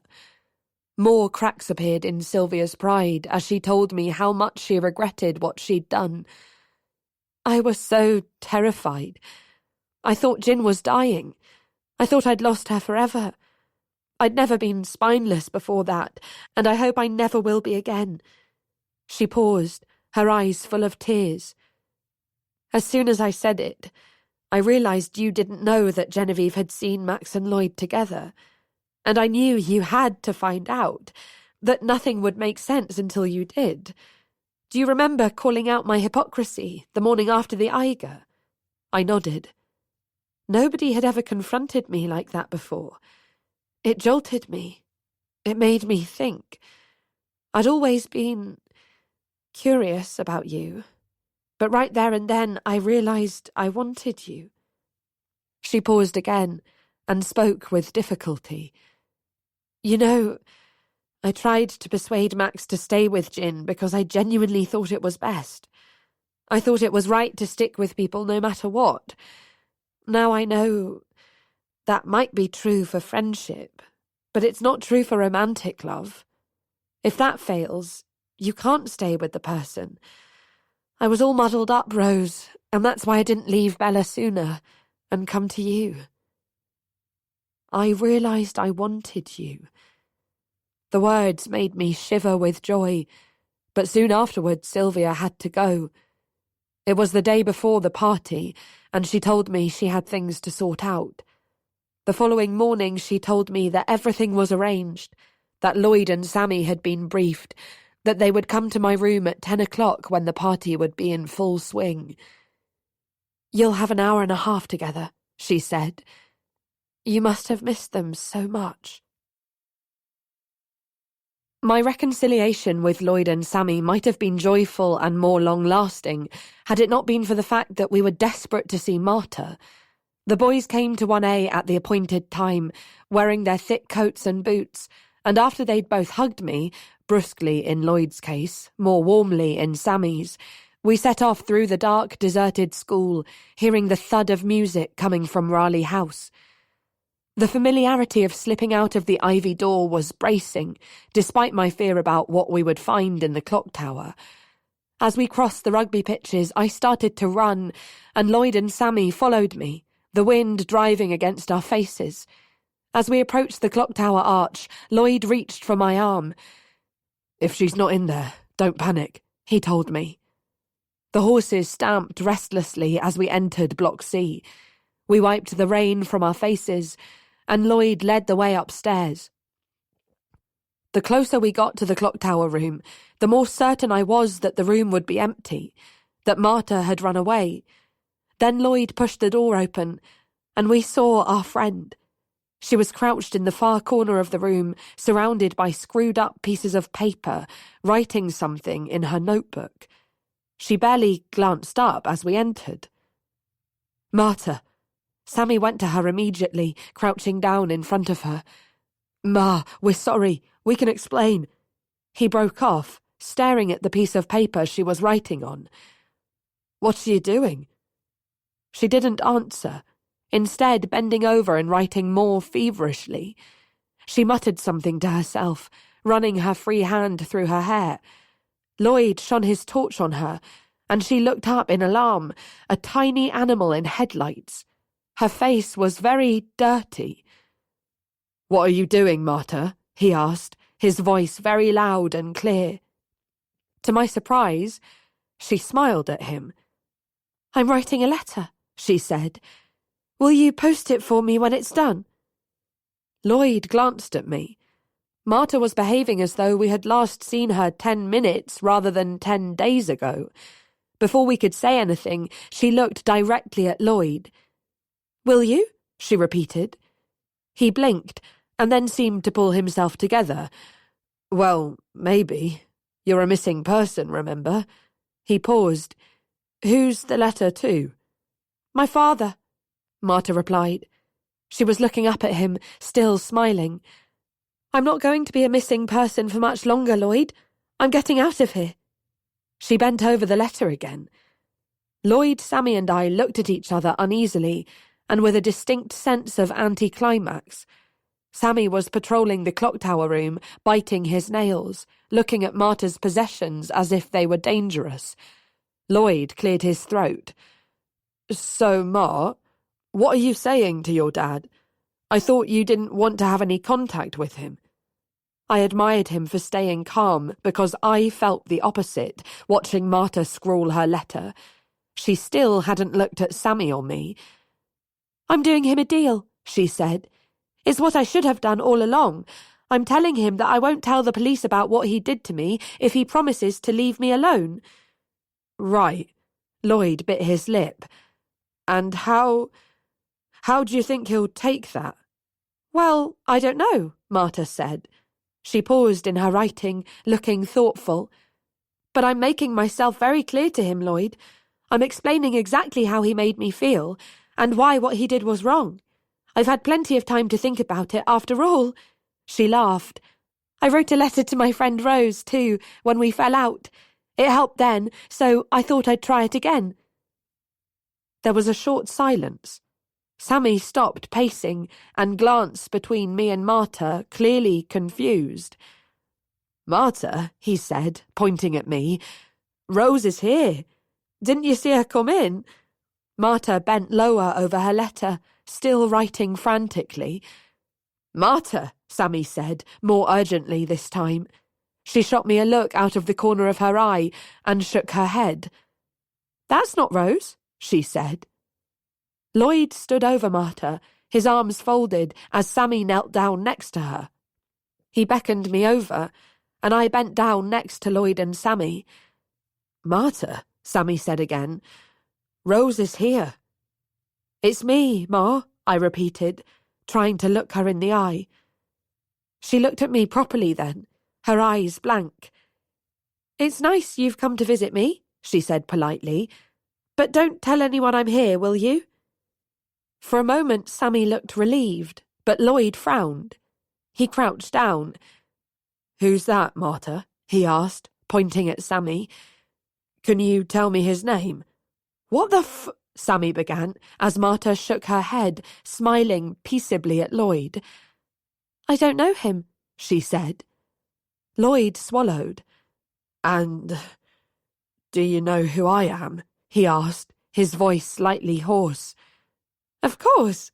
You're Lloyd, Marta replied at once, still smiling at him. You're Lloyd, and I love you. She put the lid on her pen, placed it on the floor, and shifted over the concrete to where Lloyd was kneeling. She moved onto his lap and put her arms around his neck, burying her face in his shoulder. There was another long, terrible silence in which Sammy and I looked at each other, stunned, and Lloyd's eyes flicked from one to the other of us over Marta's head. She was completely motionless, curled on his lap like a child. Lloyd's body dwarfed hers. His arms hung limply by his sides as he stared at Sammy and me, his expression devoid of his usual smooth confidence. Then I saw that Sammy was mouthing something at him, his face contorted with misery. Hug her. Slowly, obediently, Lloyd raised his arms and put them around Marta, his hands joining on her back. She wriggled a little in his embrace, nestling closer against his chest. She sighed deeply, and the four of us sat in silence for a while longer. I heard the rushing of the wind outside, rain pattering on the clock face, and the horses rustling downstairs. Sammy was sitting cross-legged with his head in his hands, not looking at any of us. Lloyd's arms were around Marta, his head resting on hers, his eyes large and solemn in the torchlight. I couldn't see Marta's face. As I looked on, she turned her head slightly so that her face was touching Lloyd's neck. Her right arm drifted down his body. No, Marta, no. Lloyd tipped her off his knees, holding up his hands as though to prove his innocence. Marta was jolted onto the floor, looking even more startled than Lloyd. She looked at him curiously. Then her hand groped for him across the concrete. Lloyd, she said. Lloyd, you said you wanted me. In the woods, don't you remember? I'm sorry I couldn't be with you then, but I'm ready now. No! Lloyd's shout seemed to awaken her. He scrambled to his feet, backing away from her. That was months ago, Marta. It's done with. It's over. It's not for now, Marta. Stay away from me, he said, taking more steps backwards until he was almost at the door. She was crawling towards him. Marta, I said quietly. She whipped around. Marta, leave him. Come here. I reached out for her, knowing she would not come. I don't know who you are, she told me, her voice shaking. You're frightening me. I don't want to frighten you. I struggled to my feet. I won't hurt you, Ma. It's me, Rose. She looked up at me, and for a moment I thought she knew me. Then she started gabbling. He did want me. I promise you he did. He said we'd be good together. He kissed me in the woods. You don't believe me, do you? Rose would believe me. I know she would. I do believe you. I do. I sank to my knees in front of her, putting my hands on her shoulders, but she shook me off, looking petrified. I believe everything you've ever told me, Marta. I promise you I'm Rose. I can prove it. You remember, I said, swallowing hard. You remember telling me about what your father did? No! Marta screamed, drawing her knees up to her chest, flinging her head back as she had on that night. How dare you mention that in front of him? She brandished her arm at Lloyd. It's you, isn't it, you cunt? You've turned him off me. You've told him I'm dirty, I'm damaged goods. That's why he doesn't want me anymore. She screamed again, even more loudly, and the boys and I looked at each other in terror.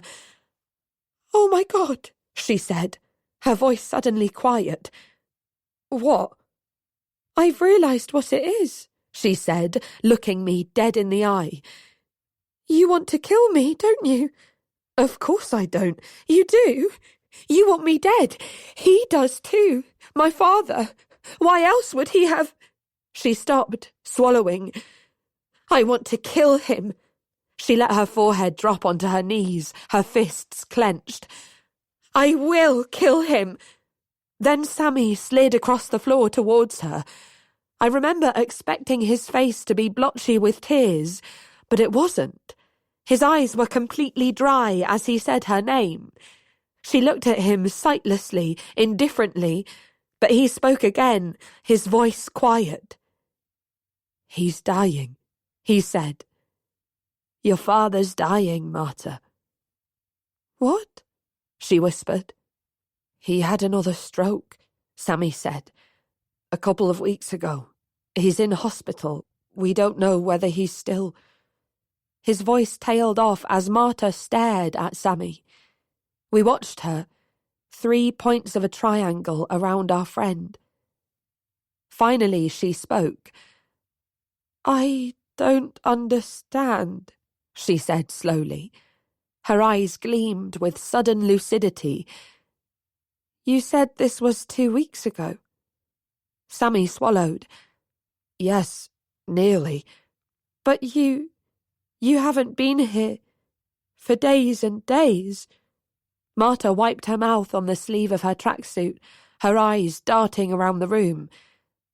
How long is it since you've been here? 10 days, said Sammy quietly. Major Gregory put us under house arrest. We weren't allowed to leave Hillary. They guarded our rooms. All of you? Yes. I don't believe you, Marta said at once. You're lying. You didn't want to come. You've turned against me. How can you say that? Sammy said tremulously. After all we've done to look after you. He couldn't have said anything more destructive. Marta screamed a third time, launching herself at Sammy from the floor. She pinned him down, biting and scratching at his face, shrieking at him as he lay there and did nothing, not even raising his hands to defend himself. I tried to pull her off him, but she was unfathomably strong, her body twisting against mine as I grabbed at her. Finally Lloyd came and seized her, lifting her off Sammy as easily as if she had been made of cotton wool and putting her into a kind of headlock under his arm. Get out, he told Sammy, whose nose was bleeding. Get out of here and go and get something to block that door with. Go, he said, gripping Marta more tightly, and as she opened her mouth to scream again, he put his hand over her mouth, almost inside it, deadening the sound. Rose, get me one of those bandages. He jerked his head at a pile of clean bandages we'd made weeks ago for her arm. Sammy ran out of the room. Lloyd was hurting Marta. Her struggling was attenuated as he gagged her with the bandage, her legs kicking against him more weakly. She choked against the material. Lloyd dragged her over to the mattress and forced her down onto it, crouching down in front of her as he held her in position. Rose, he said over his shoulder. Rose, come here. Witness this. I went to them, kneeling next to Marta's limp form on the mattress. I know I haven't always done the right thing, Lloyd told her quietly. Her eyes widened as she groaned against the cloth, and he raised his voice a little. But I won't allow you to say I don't want you because of your father, Marta. It's not true, and it's not fair on either of us. He stroked her hair once and got to his feet. Go back to Hillary, he told me. Take Sammy with you. But He shook his head. "Please, Rose," he said, and the unfamiliar entreaty in his voice made me obey him. I got to my feet, and, without looking at Marta again, I stumbled down to the stable. There I met Sammy, who was carrying 2 large blocks of wood, the front of his jumper covered in blood. When he saw me, he let the planks fall to the ground. "We failed her," was all he would say, his voice shaking. "We failed Marta." He was crying bitterly. I pulled him out of Block C into what was now a violent storm. The cold wind scoured our faces as we battled down Lime Grove. My arm was through Sammy's, trying to keep him moving, but as we passed Drake Cottage, my emotions caught up with his, and I couldn't support him any longer. I let go of his arm and started to run, ducking my head against the driving wind and rain. At first I felt Sammy at my heels, but even after the stasis of house arrest, my legs were powerful and fast. It wasn't long before I'd left him behind. Chapter 23. The storm raged around High Realms for the rest of the night, buffeting the thin glass of 1A's window. When I finally managed to fall asleep, shortly after dawn, the whistling of the wind penetrated my dreams to become the white noise of the radio I'd put on at night after my mother died. In those dreams, I was a parody of 13-year-old Rose Lawson, whose life was exaggeratedly pure, despite her grief. Shortly after 9 o'clock, I was woken by Sylvia, who arrived at 1A dressed in her riding clothes, carrying 2 cups of coffee from the dining hall. Her hair was dishevelled, but she otherwise looked as smart as usual. I could just about hear the cloister bell chiming over the wind. "Why aren't you in chapel?" I asked groggily. "Good morning to you too." She sat down on the edge of my bed as I slumped back onto the pillows, the horrors of the night seeping back into my consciousness. "I got a reprieve," she said, "because loads of trees have come down on the estate. The Major tasked us," she meant the senior patrol, "with riding out with him first thing to record the damage, obstructed paths and so on. They're still at it." She yawned. "Move over, would you?" I shifted towards the wall, and she lay down next to me on top of the covers. "How was the party?" I asked, trying to sound normal. "A roaring success." Sylvia stretched out and closed her eyes. "Although Max rather let the side down. He's nervous about Jin coming back. He knows it's not going to be easy. He was so drunk by 10:30 that I sent him to bed. He was still being weird at breakfast." I nodded. I felt extremely tired, almost unable to process what she was saying. "How were Lloyd and Sammy then?" "They were fine. Only 2 days left of this," Sylvia said, rolling over. "Let's go back to sleep for a bit," she said unexpectedly, closing her eyes, and soon she was breathing slowly and evenly, her expression serene and unguarded. I watched her for a minute or two, aware that it was the first time I'd seen her asleep. I put my head down next to hers on the pillow. After what felt like only a few minutes, I felt myself being shaken. "Rose?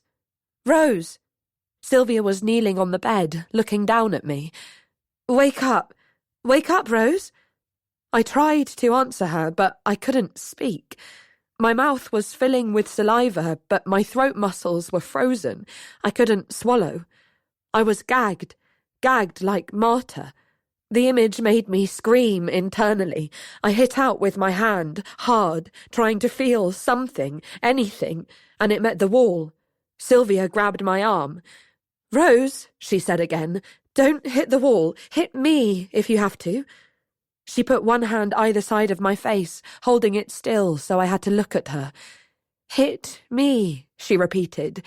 But when I looked at her, I couldn't see my Sylvia. I could only see her standing next to Genevieve as the latter blasted Marta with the hose. I hit out again, involuntarily this time, and my hand connected with Sylvia's nose. "Blimey," she said, her hand over her face. She leaned forwards, blood seeping between her fingers onto the pillow. The sight of the vivid red soaking into the white jolted my senses, and my jaw loosened. "I'm sorry," I said. "I'm really sorry, Sylvia. What's the matter? You are moaning." A line of blood snaked down Sylvia's wrist. Her expression was unusually tentative. I couldn't tell her the truth, so I told her something else I feared. "Sometimes I dream you've turned on me. I dream it's September and—" I swallowed. "And I had Marta, but I didn't have you. I still hardly know you. We hardly know each other. What would you like to know?" Sylvia reached for a tissue, staunching the blood that was trickling from her nose. "What would you like to know about me?" she repeated, putting her other hand against my cheek. I curled up on my side. I was being dishonest about the cause of my nightmare, but Sylvia now looked confused, even suspicious, so I had no choice but to continue. "Where do you live?" I asked stupidly. "London. You know that?" "Yes, but where?" Sylvia sighed, wiping her nose. Then she spread 2 tissues on top of each other on the pillow and put her head down next to mine. "My parents' home is in Hampstead," she said. "Do you go to the Heath?" "Sometimes, in the holidays, and when we were smaller." "We? My sister and I. You know about my sister, Rose. Only her name. Tell me about her." I moved my head a little closer to hers on the pillow. "Her name's Hermione. She's 21. What's she like?" "Arrogant," Sylvia said unironically, "but not as clever as she thinks she is. She's always pissing people off." She paused. "She's at Oxford. PPE. She went to High Realms, right?" "Yep." Sylvia tilted her head to blot another drip of blood. "She's going out with Rory's older brother. Everyone says she's very beautiful. You're beautiful." I moved a strand of her hair out of the way of the blood. "What about your dad?" "Oh, he's harmless. He's a historian. He puts up with a lot." "From you?" "No." Sylvia scowled at me. "I'm hardly there." "No, from my mother." "You said she was the breadwinner. She's also an alcoholic." Sylvia looked scornful. "My mother makes Hermione look meek and mild. I know I can be a bit snappy, but when you spend your evenings with an alcoholic QC, you have to be able to stick up for yourself. Honestly, this place is so relaxing compared to home." I was silent for a moment. "You'll be a better lawyer than her," I said. Sylvia shrugged. "That's the idea." "Do you think Max is an alcoholic?" I asked suddenly. Sylvia shook her head. "No," she said. "No, I don't think so. I mean, I'm sure there's more than one way of being an alcoholic, but he's nothing like my mother. But he's very muddled up at the moment. I don't know what's going on inside his head, but he needs to sort himself out. I'm worried." She paused. "I'm worried about you too, Rose." "About me?" "Yes." She put her hand on my cheek. "There's something wrong." We lay there in silence. I knew that I hadn't managed to distract or delude Sylvia, but I was afraid that if I said anything at all, I would break down and tell her everything. I couldn't tell her about Marta, and nor was I ready to tell her about the devastation inside me. There were parts of me that I knew had broken forever by seeing Marta the way she had been last night, by the knowledge of what had happened to her, and by the fact that we had failed so completely to help her. Tears did come then, silent and swift. I turned my face so that it was pressing into the pillow. Still, for a long time, Sylvia said nothing. "Rose," she said after a while, "I'm going to suggest something. I imagine you'll be a bit surprised." I lifted my head to look at her, and she leaned over, kissing the tears on my cheeks. "I think you should talk to Dr. Razor." "Dr. Razor? I think she might be able to help you. She helped me. But Sylvia, you don't trust anyone." "Not true. I trust you, Rose." Sylvia blinked, as though the word surprised her. "You're right. I don't entirely trust Dr. Razor, but I've known her for a long time, and she was my only option." Just in time, I realised that she was trying to tell me something.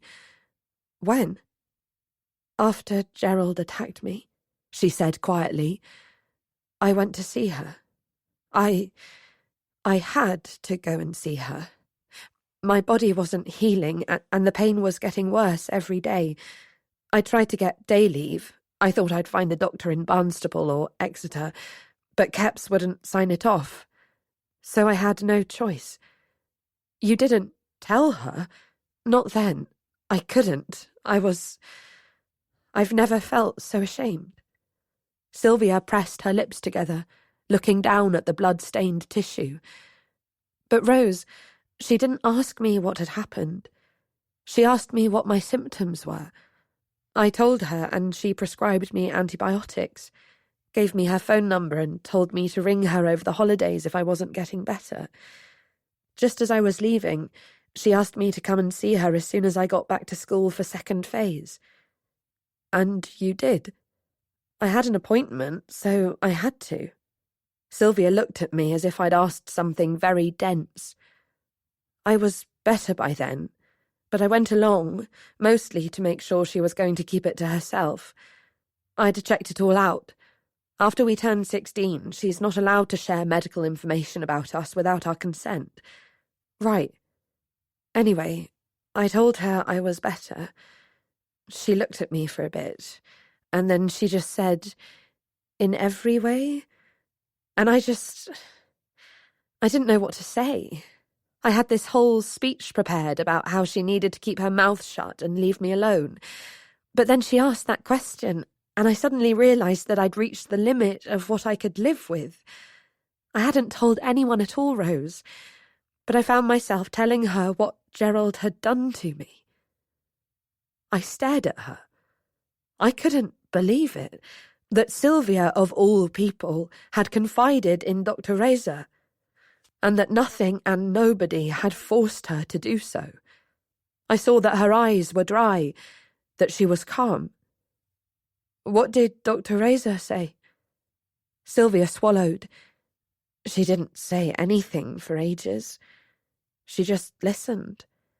And afterwards, well, for a while I didn't notice that she wasn't saying anything because She took a deep breath. "I was upset. Then I did manage to look at her, and I thought she was angry with me again. We've had our ups and downs over the years. She knows I've never been very nice to Gerald. She used to get at me about it." Sylvia stopped, and I saw true regret in her expression. I remember exactly what she said.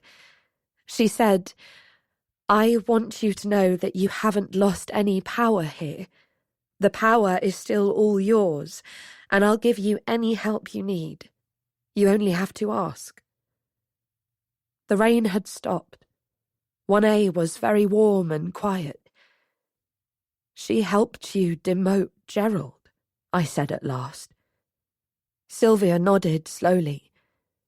"Yes, I thought punishing him would save me, but it was telling Dr. Razor and then telling you that really helped. I won't assume it'd be the same for you, but if you need to, go and see her." Sylvia paused. "That's not the only reason I told you this, Rose. Why else?" She stopped. "I wanted to tell you because, well, you must be wondering why I can't, why I haven't done more than kiss you." "I want to explain," she said, tears suddenly coming to her eyes, "that it's not because I don't want to or that I don't love you, Rose. It's because I can't. My body doesn't... It won't work that way anymore. I can't have sex, and I don't think I ever will be able to again. He's taken that away. Sylvia, no. I finally reached for her, feeling her face bury into my neck, her body trembling in my arms. I felt an uncontrollable anger. Sylvia, I don't think it's forever. But if it is, we'll work it out. I won't leave you. You won't. No. I'd never been more certain of anything. Suddenly, despite everything, I smiled. I thought you assumed I don't know how, I told her. I thought that was the reason. She paused, and then she smiled back at me through her tears. Well, do you? I've never tried. With anyone? Well, with someone. With Sammy. Twice. I see. Sylvia rolled onto her back, pulling her sleeves over her hands to wipe her eyes. Well, that's a bit different. I watched her carefully. Are you angry? No! Sylvia suddenly snorted. No, I'm not. We've all been there. Have you? Oh, yes. She looked at me thoughtfully. It was a long time before Bella, she said. I think I was in 3rd form. I stared at her. You were 13. Don't be judgmental. She tapped me on the nose. I went through a phase of being completely besotted with Max for some reason. I went to every single chapel service he played at... Hold on. I was struggling to take in this new information, which she was throwing out as though it were ancient history. You slept with Max? She shrugged. Like I said, she replied. I really wanted to. She smiled, looking oddly sheepish. I was interested in finding out whether it would bring about a real connection. And did it? Well, not exactly. Sylvia grimaced. It was just bloody uncomfortable, to be honest. But I think being vulnerable with each other, working out how to do it, it did sort of bring us closer. I didn't feel great while it was happening, but afterwards, I remember feeling like I had some new power. Max and I stayed up all night talking, telling each other secrets. That was the best bit. Did you do it again? Once or twice. Then Max got together with Jin, and that was that. We've never told anyone. She looked at me slyly.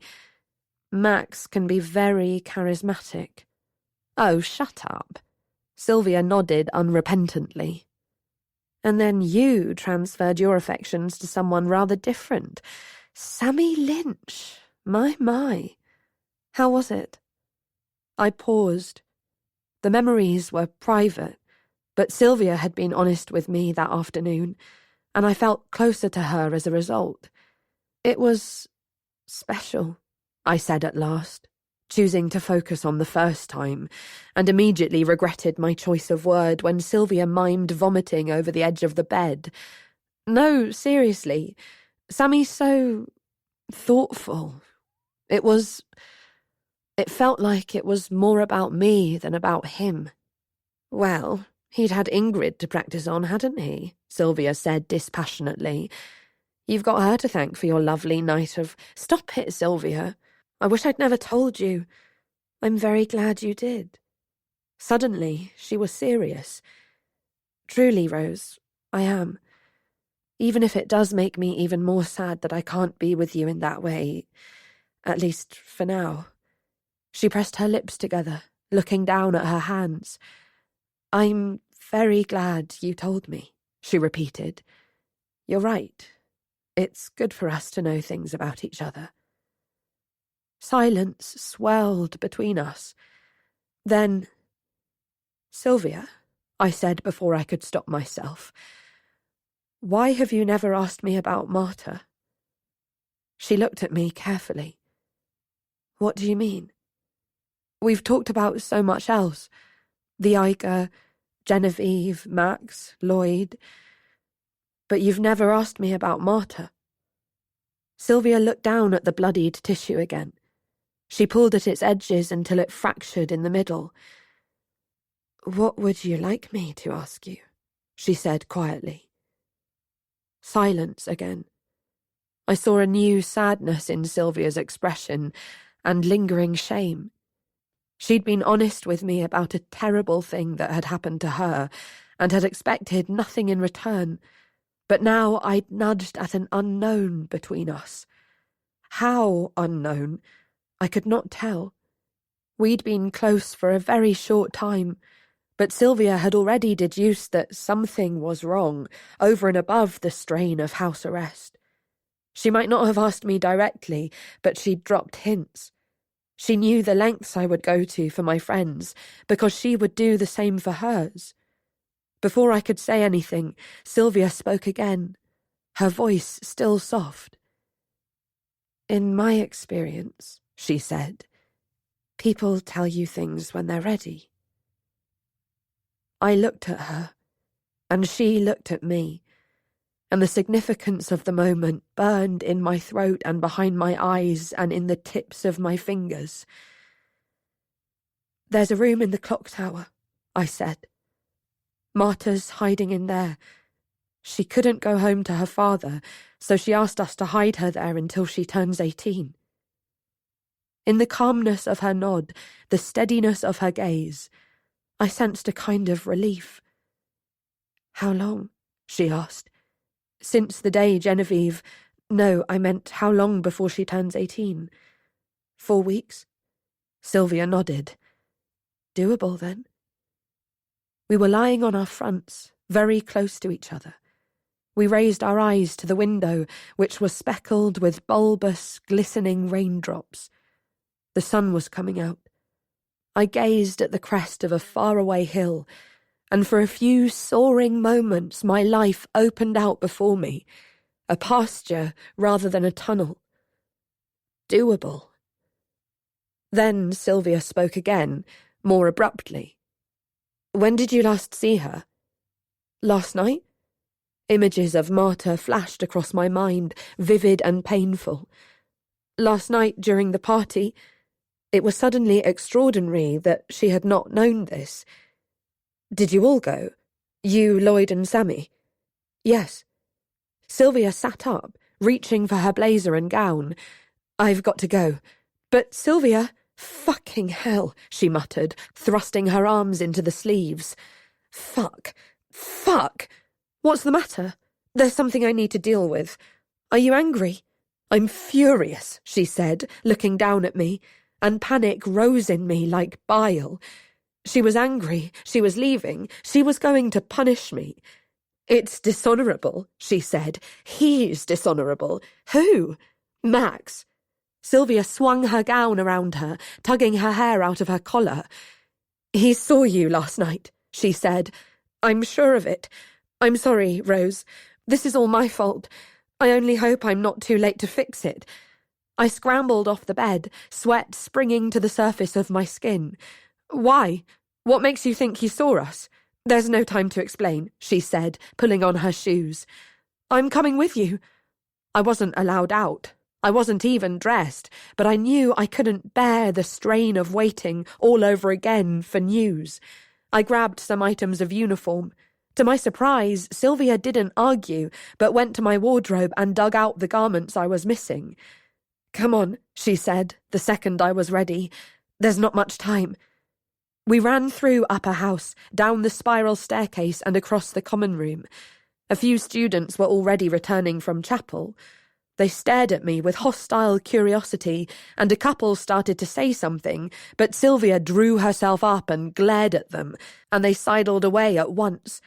I followed in her wake as we began the long descent to the ground floor, hugging the edge of the main house to avoid thoroughfares. I remember seeing the storm-blown estate out of every window we passed. Clouds were sailing across the sky, obscuring and then liberating the sun every few seconds. The phases of brightness threw into sharper relief the many fallen trees and flooded lacrosse pitches, and, further afield, sheep huddled together on the hills. Twice I glimpsed the clock tower, and the burnished hands of the clock made it our beacon, a star to navigate by. As we strode along, Sylvia muttered an explanation. I think Max must have gone to Hilary to see Lloyd after I sent him away from the party. Lloyd wasn't in his room, or yours, so Max went to look for you all. He must have seen you. I don't see how he managed to... When Max is drunk, he gets these ideas in his head. He can be so determined. Did you all come back from the clock tower together? My heart sank. No, Sammy and I came back first. He must have seen Lloyd then. But even if he did, he wouldn't dob Lloyd in. Rose, you don't know Max like I do. Sylvia's tone was urgent. When he's feeling insecure, there's no knowing what he'll do. He becomes vindictive. He's worried about Genevieve coming back. They haven't had a proper conversation since before the Eiger. He thinks she's going to make him pay. He's going to try to claw back some influence and glory. I know it. And he thinks he can do that by breaking the story of where Marta is. He wouldn't betray Lloyd. Rose, please, stop being naive. Sylvia rattled the handle of a door on the ground floor, which would not yield. If I can get to him before he does anything stupid, then it's only 4 more weeks. She put her shoulder against the door. Help me, she said. I added my strength to hers, and together we burst out into brilliant sunshine and a cold breeze.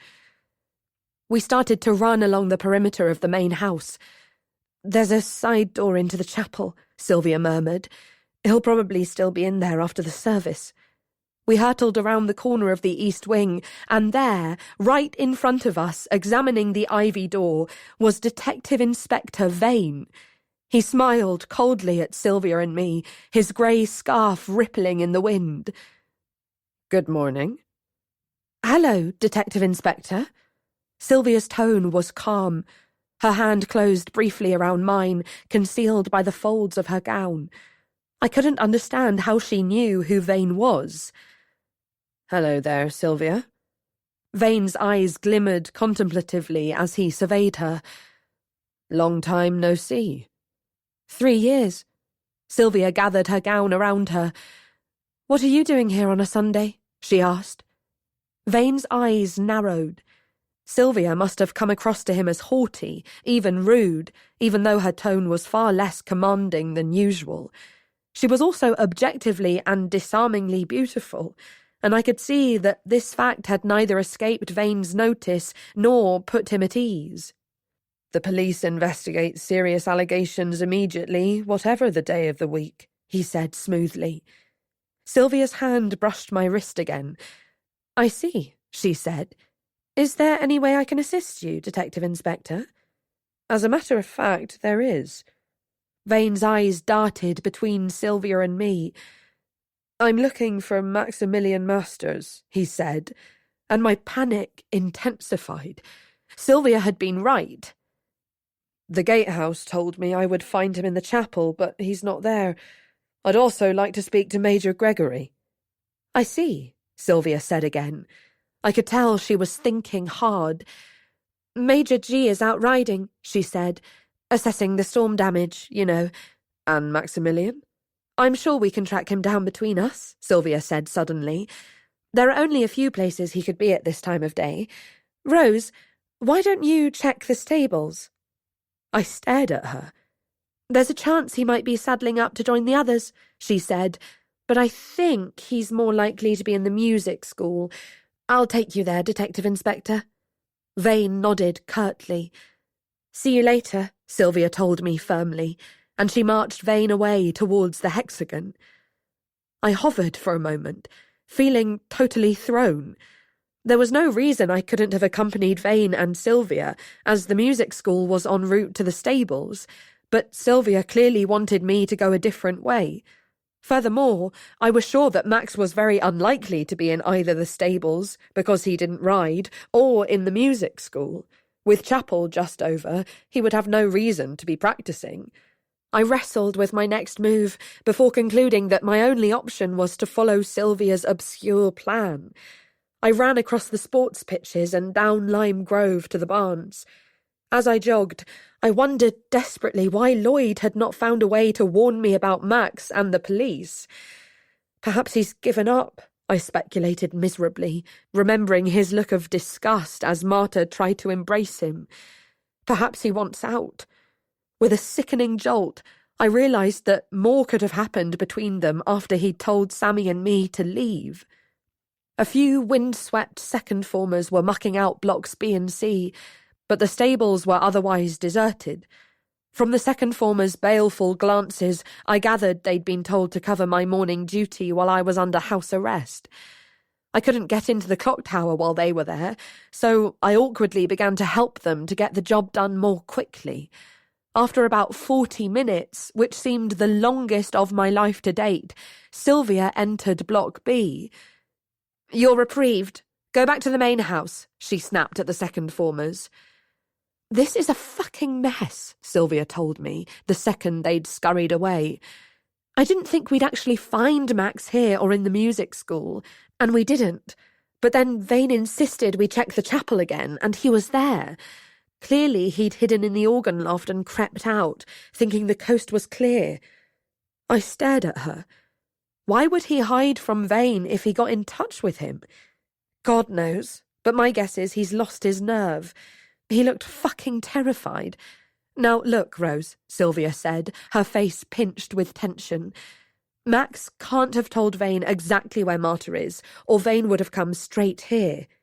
Vane will get it out of him now." I sat down on an upturned bucket, letting my head fall between my hands. Sylvia came and crouched down in front of me. "We've got a bit of time," she said softly. I saw Max's expression when I turned up with Vane. He regrets phoning the police, I know it. I didn't say anything. I couldn't. But I stood behind Vane and looked at Max, tried to make him understand what a mistake it would be to... She was interrupted by a sudden, blood-curdling scream from the clock tower above. For the first time, I ran up the stairs to the clock tower with Sylvia at my heels. As we rounded the corner, Marta screamed again, even more loudly this time, and I saw a makeshift barricade, planks of wood nailed across the door, with barely a gap between them. Lloyd had wedged the largest block under the handle. "Rose," Sylvia said, her voice full of shock, "you didn't tell me she was locked in." She wasn't. I stared at the barricade. Not only had Lloyd failed to warn me about the police, he'd also stopped me getting to Marta. I heard Sylvia's feet clatter on the stairs, and within moments she was back, carrying a saw. Together we hacked at the middle planks of wood. "I'm here," I called to Marta, hearing the thin wail of my voice echo in the stairwell. After 5 minutes, or perhaps 50, during which Marta screamed 3 more times, we managed to open the door. Sylvia and I burst into the clock tower room. My eyes went immediately to the mattress, but Marta wasn't on it. She was curled in a ball under the clock face, surrounded by blood and vomit. Jesus Christ! All the colour left Sylvia's face. "Rose," she split her head open. Before I could stop her, Sylvia had gone to Marta and knelt down in front of her. She reached out and touched Marta's arm. I wished that Marta had screamed again at that point. It would have been less terrible in so many ways, even though, and perhaps because of this fact, it later turned out that Vane was on his way to Drake Cottage with Max and might have heard her. But instead of screaming, my best friend raised her head from her hands and stared up at Sylvia with glassy eyes that seemed stupefied. She said nothing. Then her gaze travelled to me, and I knew that she remembered nothing of what I told her was going on between me and Sylvia, nothing whatsoever of that final conversation before Gerald had found us, and that in Marta's unwell mind, this was another betrayal, and perhaps the final one. She believed that I had brought Sylvia here to punish her. For the briefest, most tantalising moment, I thought I saw a flicker of lucidity in Marta's green eyes, and I grasped her wrists, ready to explain. Then she let out a great, shuddering gasp, and with abrupt, inexplicable strength, she pushed me and Sylvia aside and ran at the wall, colliding with it with a sickening crack of bone on concrete. Chapter 24. 3 hours later, Sylvia escorted me back to room 1A, entering Hilary ahead of me to check that the coast was clear. She didn't stay very long. We sat on the window seat for a few short minutes, and in the end it was Sylvia's troubled, unresentful silence that galvanized my decision. I turned to her. "I know we can't keep Marta there for 4 more weeks. Can you give me 3 days?" Sylvia stared at the floor. Her expression reminded me of how she'd looked at Genevieve's injuries on the day of the Eiger. It was far greater than shock. It was profound fear, not for herself, but for somebody she loved. I reached out and put my hand on her wrist, trying to transmit a confidence I didn't feel. After a few moments, Sylvia nodded. "Okay, I'll try and sort Max out, and keep Vane at bay." She exhaled shakily, then got up and brushed down her gown. "I'll make sure you can get out at night," she said, her voice strained. "There'll be someone outside your door, but they won't stop you leaving. And they'll take notes to Lloyd and Sammy for you if you want. Good luck." Her hand brushed my cheek, and then she was gone. The sharp click of the door as it closed felt like an ending. Over the course of that Sunday afternoon, the wind dropped until a perfect stillness settled over the estate. The trees were still barren of leaves, but when I opened the window, the air had a sweetness to it, as though spring was seizing its chance in the wake of the storm. I could hear the soft bleating of sheep again, and the hourly chiming of the cloister bell. Dusk descended quickly, that cold evening in February, but I didn't close the window. I made no attempt to contact Lloyd and Sammy, or to make any kind of plan. I thought only, and obsessively, of Marta, whom Sylvia and I had left sleeping. We'd sat with her for almost 3 hours, trying to stop her screaming and running at the wall. The first impact had aggravated the cut on her forehead, but somehow it hadn't knocked her out. It took the combined strength of Sylvia and me to hold her back each of the 6 times she'd tried again. At last, Marta slumped, grey-faced and exhausted, on the concrete floor. She moaned softly to herself, curled tightly in the fetal position. When her guttural breathing evened out and we were sure she was asleep, Sylvia and I lifted her onto the mattress and tied her to it with ropes that she brought up from the barn. She found a first aid kit, too, and I looked on numbly as she swabbed the blood from Marta's forehead and cheeks. Before Sylvia and I left her, I'd leaned over to kiss her on the cheek, murmuring that I would be back later. Her eyelids had drifted open, and she'd half smiled at me. For the very first time, I was grateful to be without Lloyd and Sammy. There was nothing they could do to help. Lloyd had given up in favour of Max, or struck some self-preserving deal with him, and Sammy, I knew, was too emotionally raw to act rationally. The compassionate pragmatism of my one other ally, Sylvia, had endured for the afternoon, but she'd now returned to the fold. I didn't blame her. I was alone again, and I was glad. I slept for a couple of hours and went to the clock tower just after 1 o'clock, my boots crunching on the frosty grass. As I let myself into the stairwell, I felt dread drape itself over me like a cloak of cement. Please let her be all right, I thought, my throat tightening and my palms growing damp.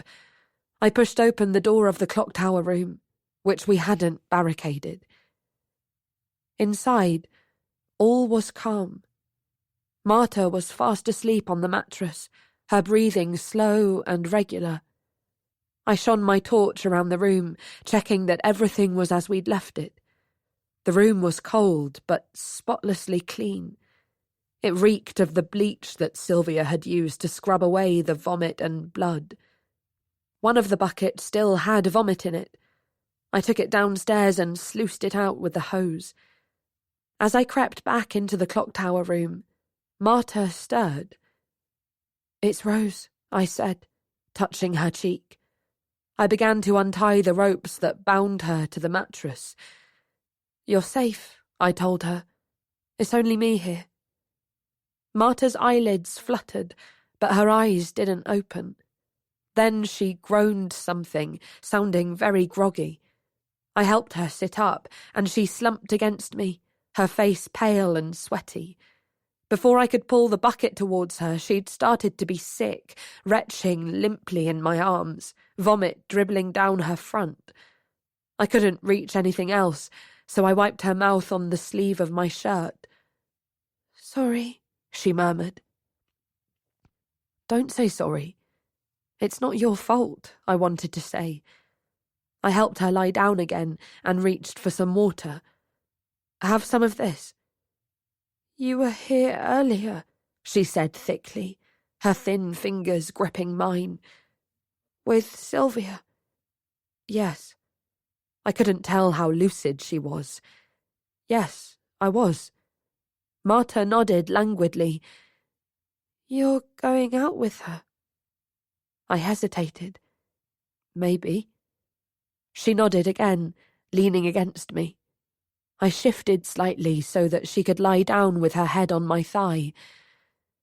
"Tell me about school," she said quietly, her eyelids drifting downwards. Again I hesitated, but I could see that she was already nearly asleep and probably wouldn't hear me. So I glossed over house arrest and recounted a compilation of real and fabricated stories. An English lesson on the wild swans at Cool, the frost sparkling on the astroturf, our forthcoming mock exams, and an increase in the Straker Library borrowing allowance, which had been brought about by Sylvia. Suddenly, Marta spoke, her eyes still closed. "Do you love her?" "Yes." I put my hand on Marta's forehead, just below the jagged scar. "And you love me," she said drowsily. "Don't you?" "Very much." "Does Lloyd?" I hesitated. "Yes," I said. Her grip on my fingers loosened then, and I was sure she really was asleep. I eased her head off my leg and lay down next to her, pulling the sleeping bag over us both. Sleep, I thought. Sleep until Sammy comes. I woke up to find Marta fidgeting. I rolled over and flicked on my torch, looking at my watch. It was 6:10. "Rose?" Marta whispered. She was crouched on the edge of the mattress, her knees drawn up to her chest. Her eyes were wide and frightened. "I can't breathe," she said. "I'm suffocating." She gasped, pressing her fist against her throat. "I don't want to die." "You're not dying. I promise you're not." Now Marta was panting as though she'd run a race, her thin shoulders rising and falling in jagged movements. "The air in here, it's stopping me breathing. It's holding me down." She gasped for air again and emitted a kind of wail. "Rose!" "Shh, it's okay." I knelt down in front of her. As I held her wrist, I could feel her pulse racing. Her body was damp with sweat, her hair stuck to her forehead and cheeks. "I'm going to get Sammy," I said automatically. "I won't be long." "Please stay. I don't want to be alone." She gasped again, this time half gag, half retch. "I can't breathe. There's no air in here. I need to go outside, Rose. I need air." I glanced at the clock face. The first signs of light were seeping cautiously through it. Then I looked down at Marta, who was still trembling uncontrollably. "Don't leave me," she managed to repeat. "I won't." I made my decision quickly. I wanted to make Marta happy, to atone for what I was having to do to her. It was still early enough to be safe, just for a few minutes. "I'll take you outside." She looked at me disbelievingly as I got to my feet. Really? Yes. I went to one of the piles of clothes and found a warm jacket and woolen socks. Wear these. It's cold out there. She looked down at herself, still breathing heavily. Her t-shirt was stained with fresh vomit and old blood. Below that, she wore a pair of my pyjama trousers, folded over several times at the waist. Can I get dressed? I helped her into some clean clothes, washed her face and combed her lank hair. Then we crept down the stairs, Marta clutching my hand, and I helped her through the gap between plywood and cement. I went ahead to check that the coast was clear. Then we were both outside Block C. It was dawn in the middle of February, and the air was so cold it felt almost solid. The sky was a deep, deep blue. The moon and the stars just faded. We were surrounded by the muted noises of the untroubled horses, their shuffling and occasional snorts, and by the tentative chirruping of birds. The fountain dominated the courtyard. I took in the horses' hooves as they scrabbled at the air and understood for the first time that the sculpture depicted joy, not desperation. Marta exhaled deeply, her breath rising around us in a translucent cloud. She dropped my hand. "Rose," she said. "Rose." She seemed so overwhelmed that I thought she might collapse, but she stayed standing, her eyes wide and alert. "Thank you." "Let's go to Donny Stream." I knew I was getting carried away, but I couldn't bring myself to take her back upstairs. Out here, she seemed more like the old Marta, the Marta I could help. Marta looked at me in surprise. I saw how pale she was, how the natural light, despite its faintness, made her look otherworldly. "Can we, really?" she asked. "Yes." I led her through the clock tower arch, past the barns and workshops. She was moving timidly, and I forced myself to slow down, to remember how fit and strong I was compared to her. She took hold of my arm.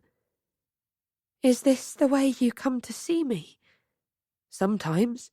We take different routes," I said, suddenly proud.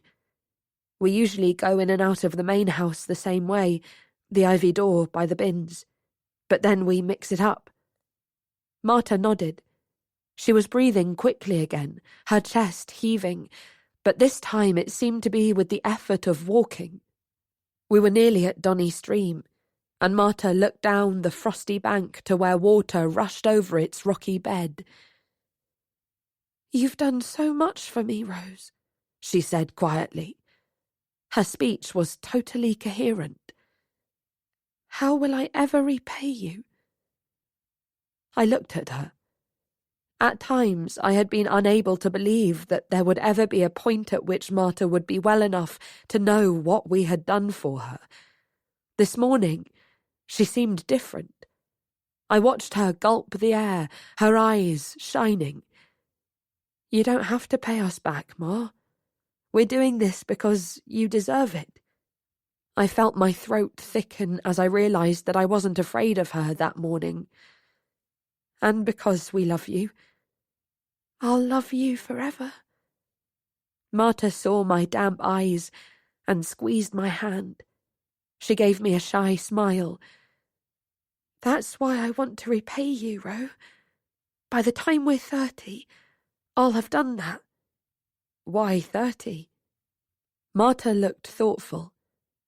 30 seems doable," she said at last. 13 years is plenty of time to get better, go to university, get a job. I wonder what job I'll have."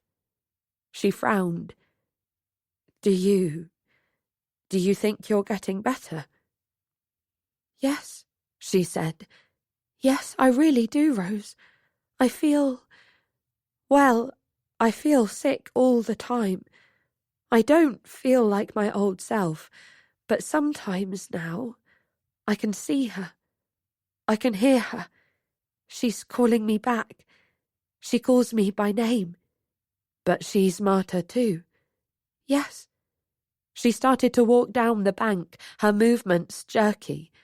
I followed her. I recognise her. She's me when I was 10. She doesn't do much except read and write stories and do lessons with her parents. But she's happy.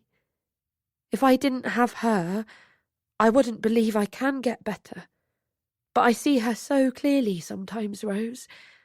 On the best days, I go inside her head. It's great in there. What's great about it? We only had a few minutes, but I wanted to keep her talking. She believes people are good and kind. Marta stopped at the edge of the stream, her eyes on the water. A few birds were already washing themselves prettily in the shallows. I won't ever think that again. Only you and the boys are good. Everything has gone from me but the certainty of your goodness. Do you know who wrote that? I shook my head. Virginia Woolf. In that moment, she was the martyr of September and early October. I know you're doing all you can for me, beyond the call of duty. Stiffly, she bent down and trailed the fingers of her good hand in the stream. It's so cold. I knelt down next to her, putting my hand on her shoulder in case she lost her balance. The call of duty is different for best friends, I said. You would have done the same for me. I would, but you'd never have ended up like me. Anyone could, Marta. We started to walk along Donny Stream. You know, Marta said, half laughing, I always hated chapel, but I keep thinking of that hymn. We sang it a few times. She paused. He makes me lie down in green pastures. He leads me beside still waters. He restores my soul. It's a nice idea, don't you think? To believe that your soul can be restored. Her eyes flickered to the fervent stream, the fields ahead of us, and up at the sky, which was now hesitantly suffused with pink. She shivered, tugging her coat sleeves over her hands. I guess it happens for some people. I believe it will happen for you. I remembered what Dr. Razor had told Sylvia. You still have power. I know. She stopped again, turning to me. I need to ask you something, Rose. Before I lose control again. It could happen at any time, I know it. She shivered again. I want you to find help, she said. What do you mean? Help for me. Her jaw was set, and her expression of determination belonged to the old martyr. Which means help for you, I suppose. When I'm awake, when my head's clear, I know this isn't working, Rose. You're all doing everything you can to make me better, and I will get better. I believe I will, but I'm scared, Ro. It's like a game I don't want to play, she said, blinking rapidly. Behind one door there's Marta telling me I'm going to survive. But behind another door there's a giant pair of hands.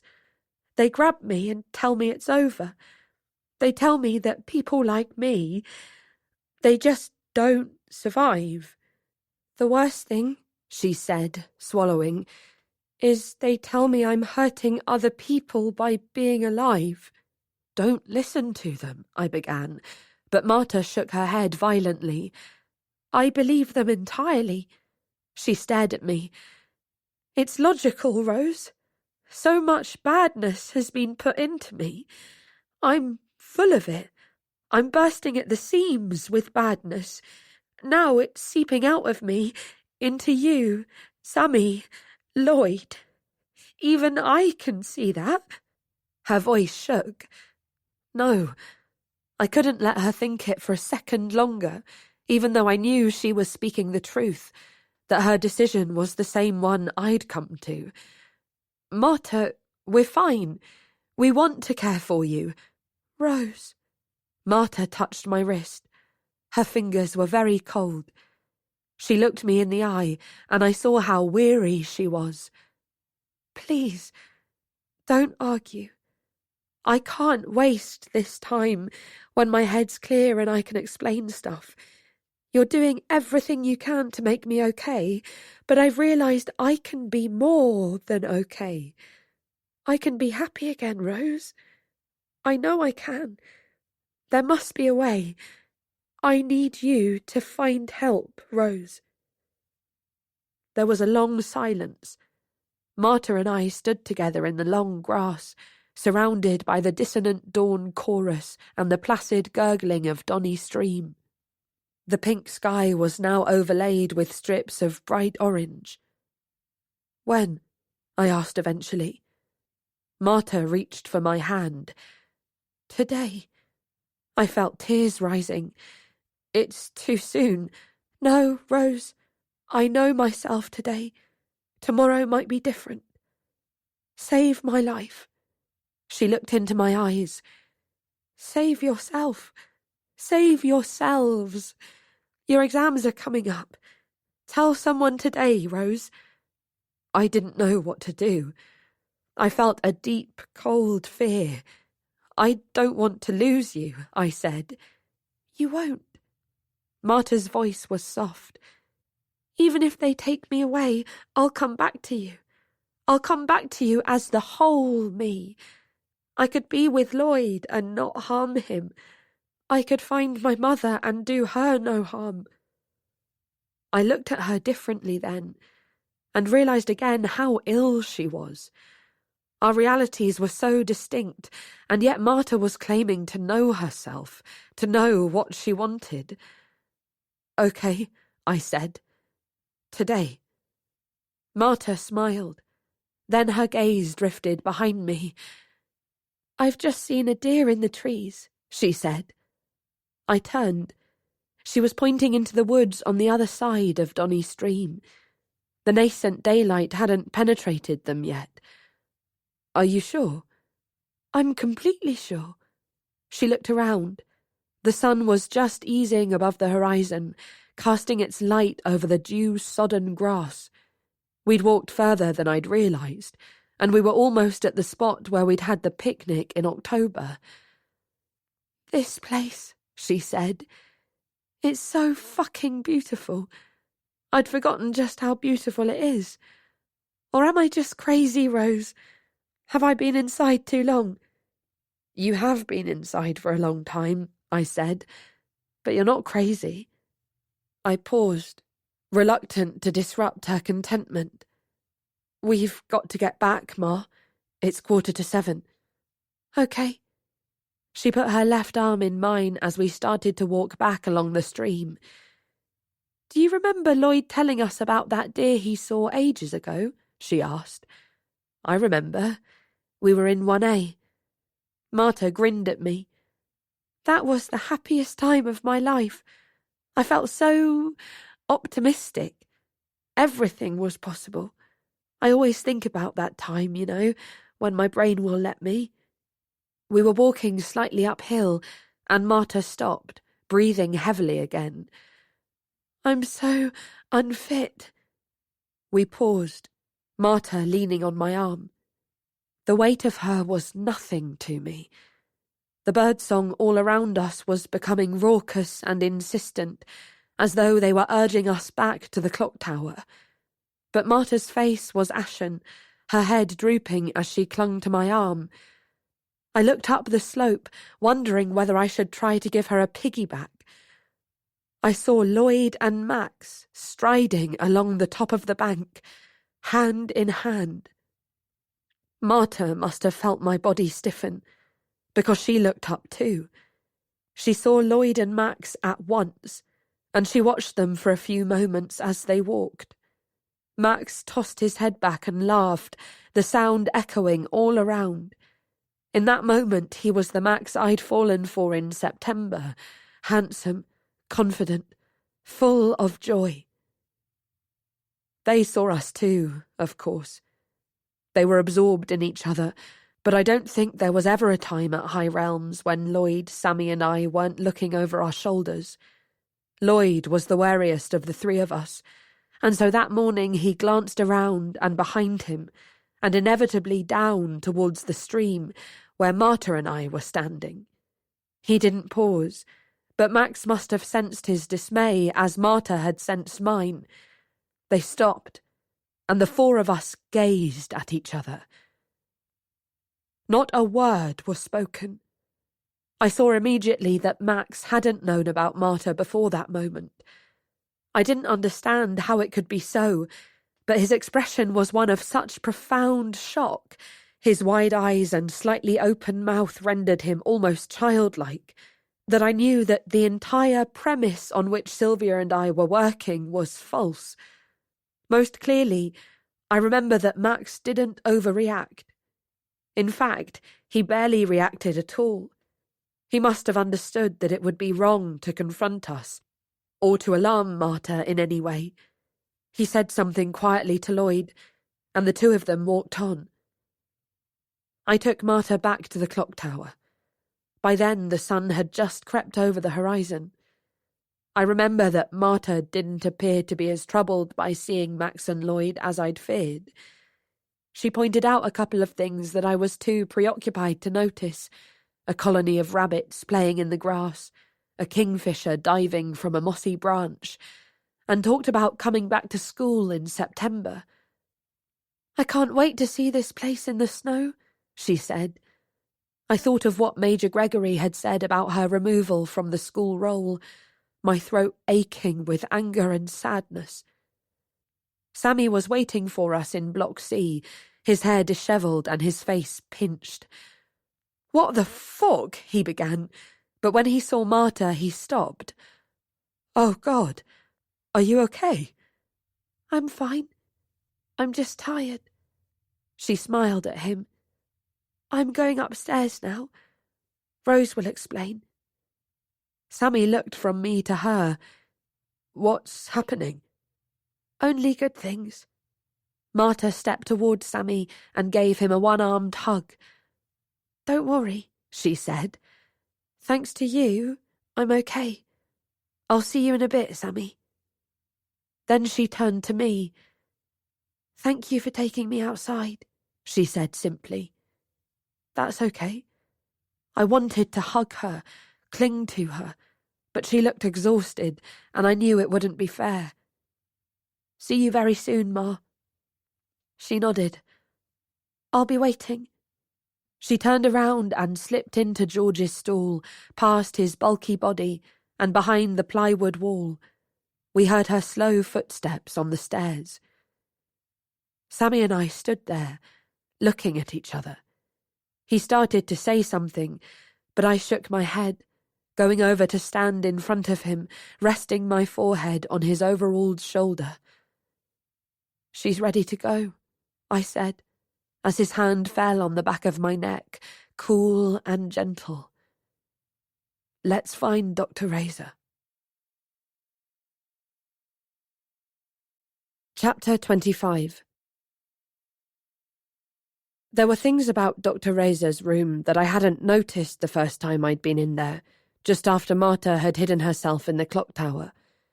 It was part sitting room, part surgery, and it looked out onto a little garden full of Lenten roses. As the nurse showed us in, I saw Max sitting on the sofa in the bay window. Dr. Razor occupied an armchair opposite him. She looked up, taking in Sammy in his overalls and me in my pyjama trousers, which were damp to the knees from the frost.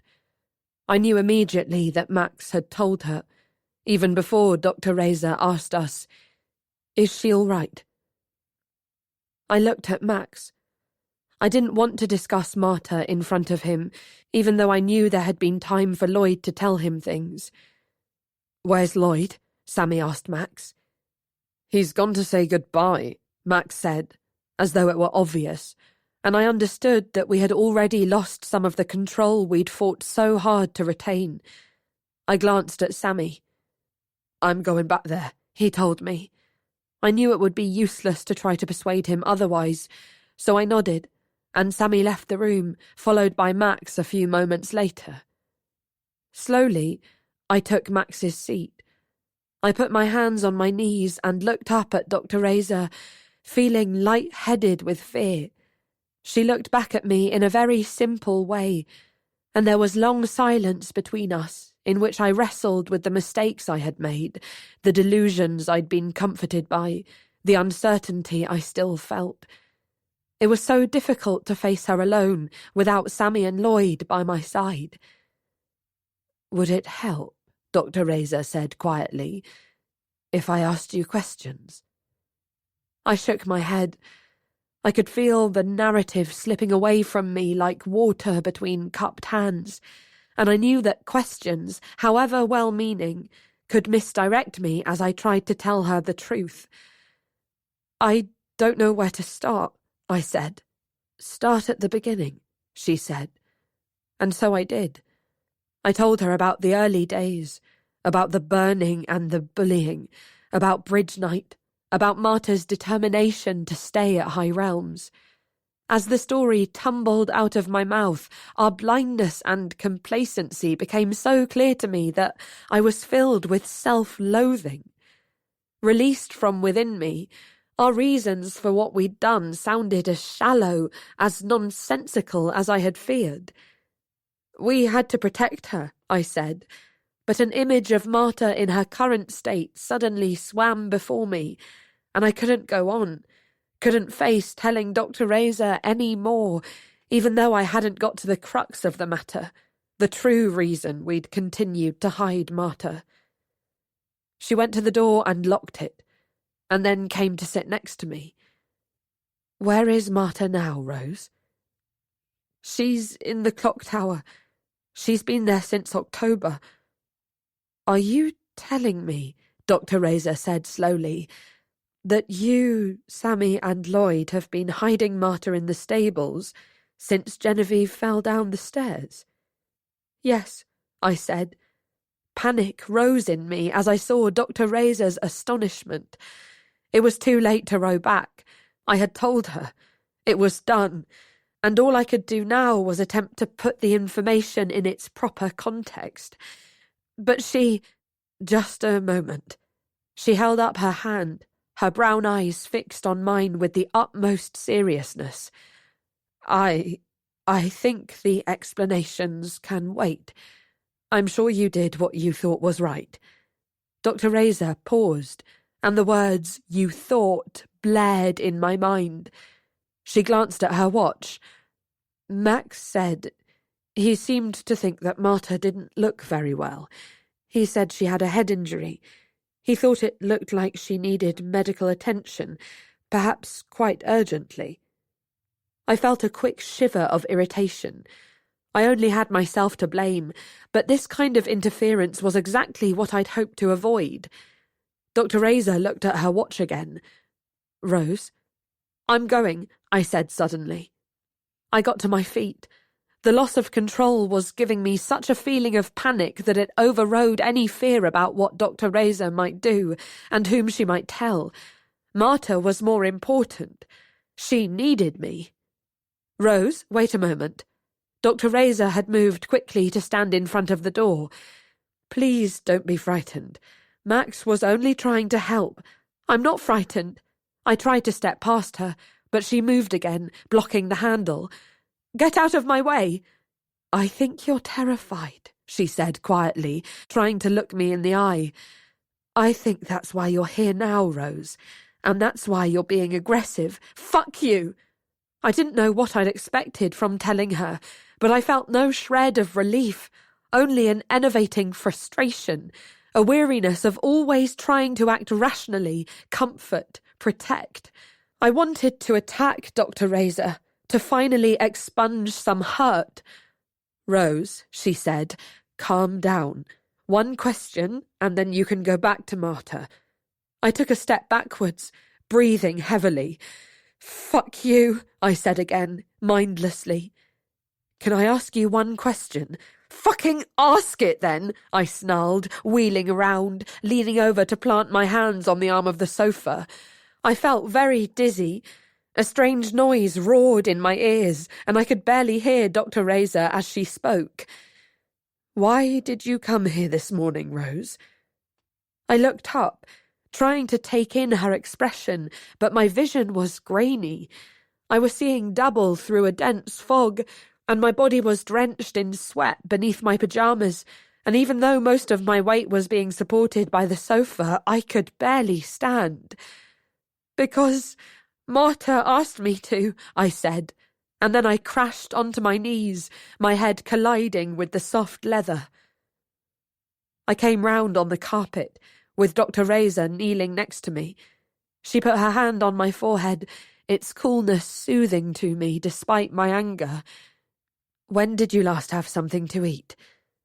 I struggled to sit up, but the oppressive dizziness returned. Dr. Razor got up and went to a cupboard, returning with a carton of juice. She put the straw into it and handed it to me, helping me sit up. I drank, feeling helpless and foolish, and again Dr. Razor waited. As my vision cleared, I realised that she was looking at my sleeve, which was stiff with Marta's dried vomit. "Have you been sick?" "No, I tipped my head back, closing my eyes. "Marta was... She's being sick a lot." "Why is she being sick, Rose?" "I don't know. I could see Dr. Razor properly now. Her face was creased with concern. "Marta lost herself," I said limply. There was a short silence. Behind the closed door of Dr. Razor's office, I could hear the sand coming to life, the murmur of nurses' voices, the rattle of equipment, somebody coughing. I could smell toast, but despite my lightheadedness, I didn't feel at all hungry. I felt tired and stupid and disappointed. Dr. Razor was watching me. Suddenly, she reached for my hand. "Rose," she said. "If I thought it would help Marta, and you, I'd take over now. I'd make all the decisions for you both. But that wouldn't be right. I know some things, and I've guessed others, but I don't know half of what you've been through. I can see that. It's Marta. So many bad things have happened to her." "I hoped it wasn't the case," Dr. Razor said. "I hoped I was wrong about Marta, but..." She looked up, through the window to the brilliant morning outside. I could tell as soon as I met her that something was badly wrong. I tried to gain her trust, but I asked her too many questions, much too soon. I wanted to help, and I believed time was of the essence. I wish I'd handled it differently and not driven her away." She paused. "When it came to you, Lloyd and Sammy, I saw how guarded you were about Marta. There was something you wanted to tell me, but you couldn't. I decided to wait, to stop asking questions, to avoid making the same mistake I had with Marta. I kept an eye on you. I tried to make your lives here easier when I could. I hoped you'd tell your parents at Christmas. We couldn't. Marta needed us," I said, and as soon as I said the words, I was flooded with their truth, and with the relentless pressure of being needed so much, in so many unfulfillable ways, by someone I really loved. I pulled my hand away. "We've done all the wrong things. We've broken the rules." "The rules weren't made for someone like Marta," Dr. Razor said. She watched me closely. "That's why we need to be careful. We need to make sure your efforts don't go to waste. You've managed to protect Marta for a long time." "You don't understand," I said, tears coming to my eyes at the horror of what she still did not know. "We didn't manage it. We failed. She's so ill, she'll never get better." "People do get better. I promise you, there are ways of making people better." Dr. Razor looked at her watch for a third time. "Now, Rose, we need to make a plan. We need to..." She was cut off by an urgent rapping on the door. Both of us jumped. "Sit there," Dr. Razor said quietly, helping me onto the sofa. Don't say anything unless you have to. There was another rap at the door. Trust me, she said, squeezing my hand, and then she crossed the room to answer the door. He saw Sammy. Sylvia's presence filled the room, vivid and powerful. She was dressed in her hockey kit, her hair in the immaculate plait she used for sport, holding her stick like a truncheon. In seconds, she was sitting beside me on the sofa. Max saw Sammy 2 nights ago, not Lloyd. Sammy told Max that something's happened with Gerald. Nothing about Marta at all. I've just got it out of Max. She looked at me, hard. What's been going on, Rose? I swallowed. Max didn't see Lloyd. Sylvia shook her head. Max and Sammy told him that something happened with Gerald, she repeated. He phoned the police about Gerald, not Marta. Vane knows nothing about Marta at all, and nor did Max until half an hour ago. Vane's taken Gerald in for questioning. There was a long silence in which I was flooded with guilt for believing that Lloyd had betrayed Marta. Sylvia looked from me to Dr. Razor. I'm frightened, Dr. Razor, she said abruptly. I'm frightened that Rose is going to lose Marta like Jin lost Percy. I swallowed. What happened to Percy? She killed herself. I know that, but High Realms was the wrong school for her, Sylvia said boldly. What do you mean? Percy was different. Sylvia paused. When she first came here, I thought she was going to be like Jin. She was good at lacrosse and riding. She was always top of the rankings. The mags liked her. She was brilliant at music. She could have found her niche if she'd wanted to. But she didn't. She used to say the strangest things. She used to do strange things. She swallowed. At first, we tried to help her, encouraged her to settle down, lean into the things she was good at, like we'd had to. She just wouldn't. She wasn't interested in being the same as everyone else. Sylvia paused. Jin loved Percy, but she struggled with how different she was, with her being friends with people like Gerald. She wanted Percy to be like her. She tried to make her conform, told her she'd be miserable if she didn't. After a while, we just gave up. We didn't shield her anymore, and of course she started to be bullied. Jin was firm, and I agreed that we wouldn't intervene. She'd made her bed, and she'd have to lie in it. Sylvia looked down at her hands. It got very bad. We didn't know how bad until later, but she swallowed again, her voice shaking. Percy suffered. I stared at her. Why didn't you help? When you realised what was going on? We did, Rose. After a couple of months, I told Jin we couldn't stand back any longer. We'd heard about something that had been done to Percy, something particularly humiliating. Sylvia looked sickened. She had to go to the San. We came here to find her, went to the room they said she was in. She was dead. The nurse had left her to sleep, and she'd taken an overdose of paracetamol. I stared at her, and then at Dr. Razor, unable to fathom her negligence. She shook her head sadly. It was just before my time, she said. The previous doctor was sacked. I got the job here just after Percy's funeral. I didn't do enough, Sylvia said, her voice thick with grief. She turned to me. Marta reminded Jin of Percy, her vulnerability, how volatile she was. Percy was like that. I could see that from the very start. It's why Jin couldn't stand Marta. She even looks a bit like her. Every time Jin saw Marta, she was reminded of what she'd lost. I said nothing. My instinct to suppress the truth was still there, paralysing my ability to speak. Then I realised that there was no longer any reason not to tell them. Marta had asked for help, and it was only my own fear, my own revulsion, that was stopping me telling Sylvia and Dr. Razor the truth. Maybe Marta is like Percy, I said. But it's more than that. What? Her father did something to her. Even after all this time, I couldn't say the words. Marta was afraid it would happen again if she went home, so we hid her in the clock tower, but 2 weeks ago Gerald found her. He raped Marta. The second statement was easier. There was a long silence, and then Sylvia spoke, her voice very quiet. When? I couldn't look at her. On the day he was demoted. She slid away from me to the end of the sofa, her whole body shaking. Far away, in the main house, I heard the breakfast bell.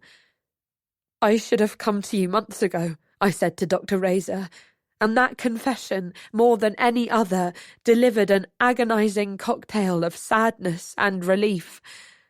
I left it too long. Dr. Razor got up from the armchair and came to sit on the sofa between Sylvia and me. She took Sylvia's hand. I understand why you didn't come, she told me. Marta's been through terrible things, but it's not too late to get her proper medical help. She paused. You all did what you thought was right, she said carefully, and you don't deserve to suffer anymore. 17 is very young, but I'm afraid it's old enough in the eyes of the law. What do you mean? She ignored my question. How is Marta today, Rose? She's frightened. What is she most frightened of? Of being alone? Of being left behind? It was so easy to tell her, now that she'd heard the worst. She won't be alone. Dr. Razor's voice was firm. But she needs to be properly assessed by people who have experience in Marta's kind of trauma. Where? How? There's a place about an hour from here. It's a clinic, not a hospital. A former colleague of mine works there. I trust her completely. I think we should take Marta to her. You and I can go too, she said swiftly, seeing my dismay. She won't be on her own for a second, I promise. She'll be terrified. Rose, please, listen to me. Dr. Razor spoke urgently. These psychiatrists, the people we're taking Marta to, I know it's hard to believe, but they will have seen cases like this before. Perhaps not Marta's exact profile, but that doesn't matter. They're trained. There's a procedure. They'll know how to keep her safe, how to start treating her. She can be treated, Rose. It won't be easy, but based on what you've told me, I think she's going to need the best care as soon as possible. She won't trust them. They'll be used to that too. Dr. Razor got to her feet, looking down at Sylvia and me. I'm going to go and see Marta now. I'll be very careful, she said. I promise you, I'll look after her. I'm coming with you. No, Rose. She crouched down in front of me. Coming with me might seem the best thing to do right now, but it's not the right decision for the rest of your life. We need to get Marta out of here without her being seen, without her being linked to you. Or there's going to be a lot of explaining to do to people who might not want to understand. Dr. Razor looked at Sylvia. What do you think, Sylvia? Sylvia looked up. She wiped her eyes. I think you're right, she said quietly. The three of us looked at each other, and suddenly there was no hierarchy between us. We were just three women making a plan. Rose, I want Marta to be okay, but if they find out you've hidden her for so long... Dr. Razor got to her feet again. She looked out of the window to the rose garden. All being well, she said, we'll take Marta to the clinic tonight. I'll ask them to send a car, not an ambulance, during the night, so that we can get her out of High Realms quietly. I'll make sure she knows we're going with her, Rose. I'll stay with her all day. She went over to a cupboard near the examining table and started to pull out bandages, material for a sling, medical gloves. all things I knew she wouldn't need because they were already in the clock tower. "What should I do now?" I asked Dr. Razor. "If you're staying with Marta, what should I do today?" Dr. Razor turned to me, her arms full of equipment. "Go and get dressed," she said. "Go to breakfast. Go to school. Sit in the sunshine. Play hockey. Do your homework." She looked from Sylvia to me. "Love each other. Don't fall out over this." She gave me a brief smile as she went to the door of her office. "Have courage for one more day. It's nearly over." It was the first day of a false spring. 8 hours of dazzling sunshine and implausible warmth, and my memories of that day are suffused with a golden glow. I followed Dr. Razor's instructions and found that I was able to eat a large breakfast before going to lessons. It was our first day back after house arrest, and I found the noise of the school, the 1,000 busy, untroubled High Realmsians, oppressively loud. As I left Latin, Bella came up to me and sheepishly told me she was a player down. Would I consider helping the first 11 thrash Stowe? "Of course," I said, and walked away, ignoring her expression of surprise. Lloyd and Sammy were in class too. Their faces were carefully blank, but we were so accustomed to reading each other that I could find trepidatious relief in Lloyd's expression and something more complex in Sammy's. I wanted to talk to them both, particularly Sammy, but there was no time. At 11's, Lloyd murmured to me that Marta had accepted Dr. Razor's appearance in the clock tower more calmly than he'd expected. In English, Miss Keppel had opened the windows of her classroom to the cloudless sky and the sweet smell of the outdoors. Did we still feel like a team, the boys and I? The answer is no, but I would have trusted either of them with my life. "Really?" Sylvia asked me later on. "Always," I said.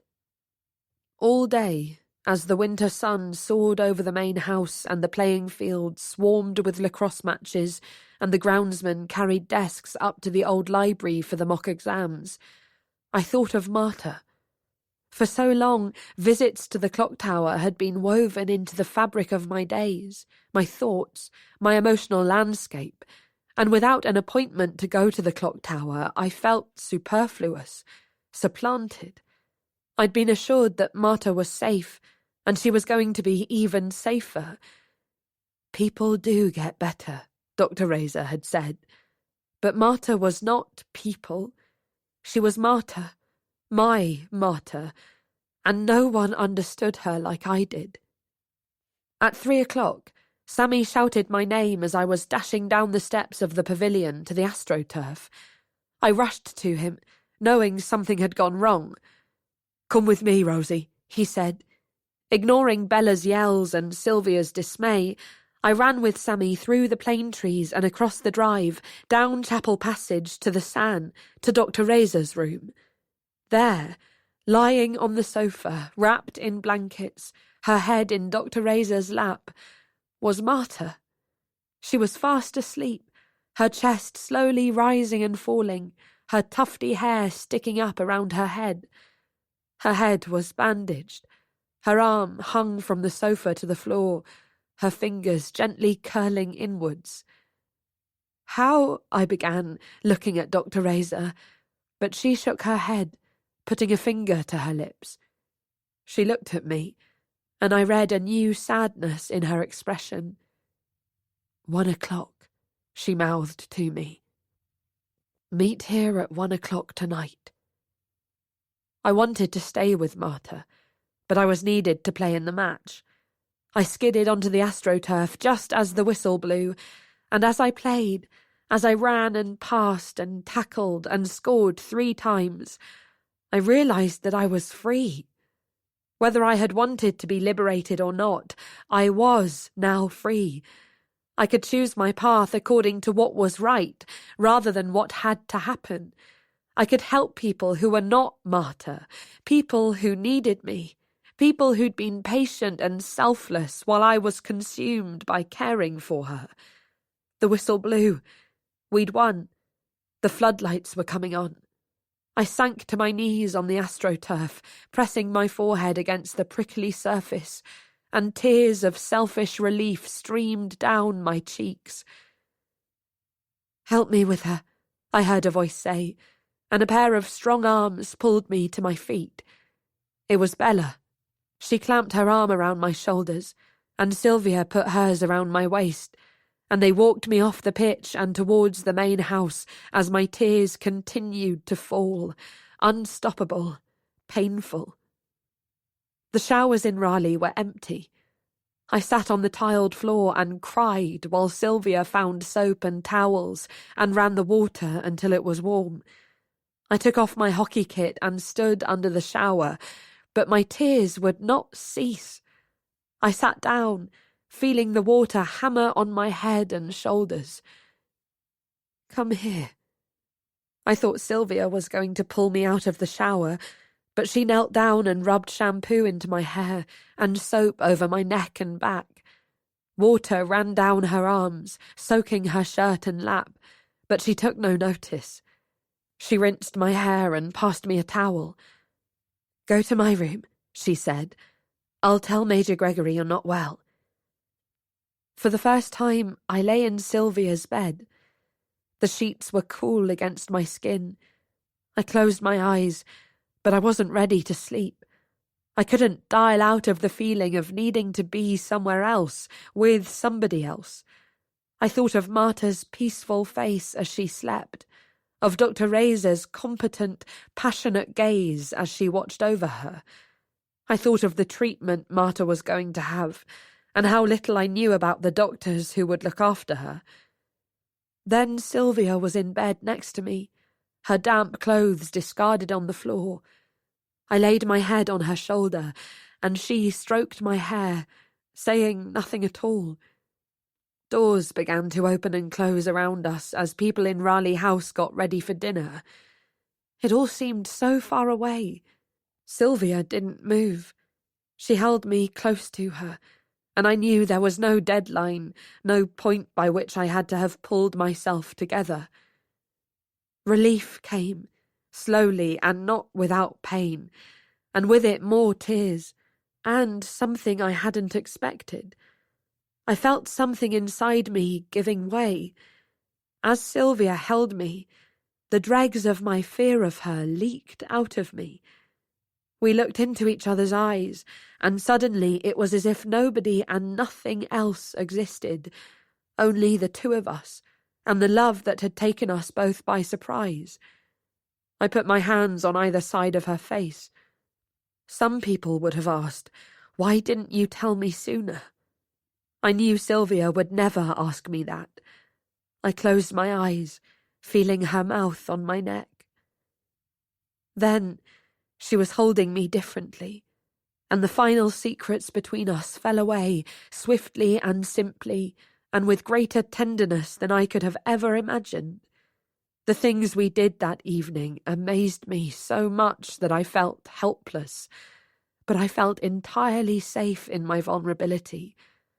I wanted Sylvia to have all of me, in that moment and forever, and although I knew that Sylvia hadn't fully healed, how could she? How could anyone? It didn't matter, because she knew she was safe too. I was inside her, and she was inside me, and there were long moments of perfect, blissful release. I slept a deep, dreamless sleep, waking at 1:50. Sylvia had set the alarm, but she didn't stir as I pulled on some clothes and crept out of Raleigh House. I headed for the back staircase.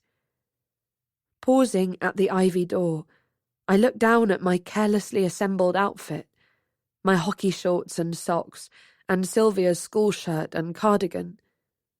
"We need to be very careful," Dr. Razor had said. I knew that if Major Gregory saw me like this when I arrived back at High Realms, he would haul me into his office for questioning.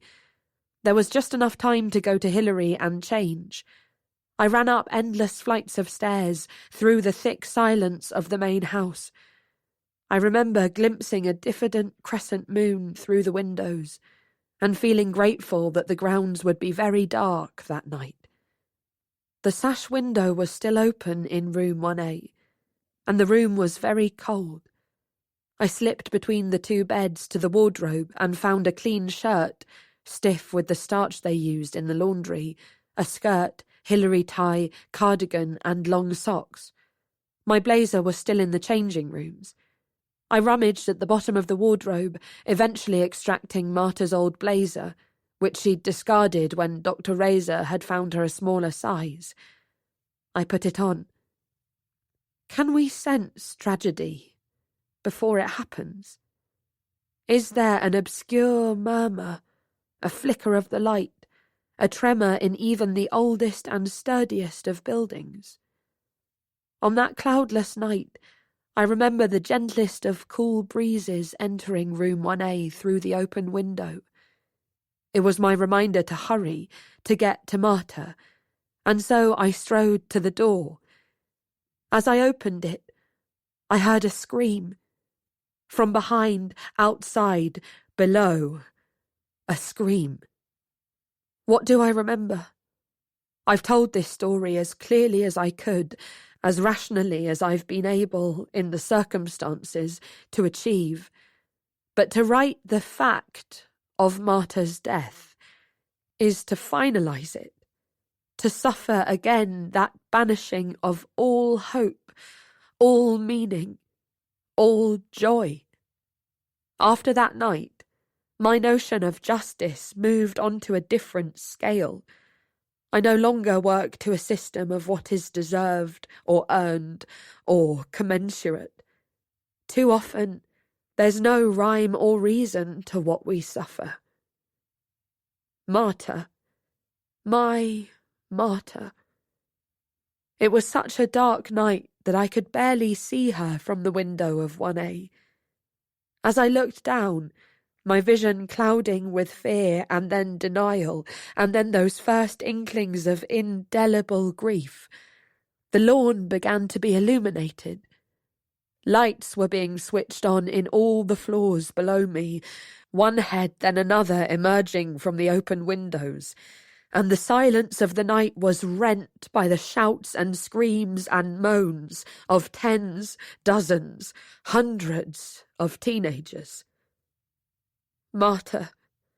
Marta. Lloyd, Sammy and I got to her. They tried to stop us. Even Dr. Razor didn't want us to go near her broken body, but we had to be with our friend. We knelt around her as we had so many times before, stroking her, running our fingers through her hair, holding her hand.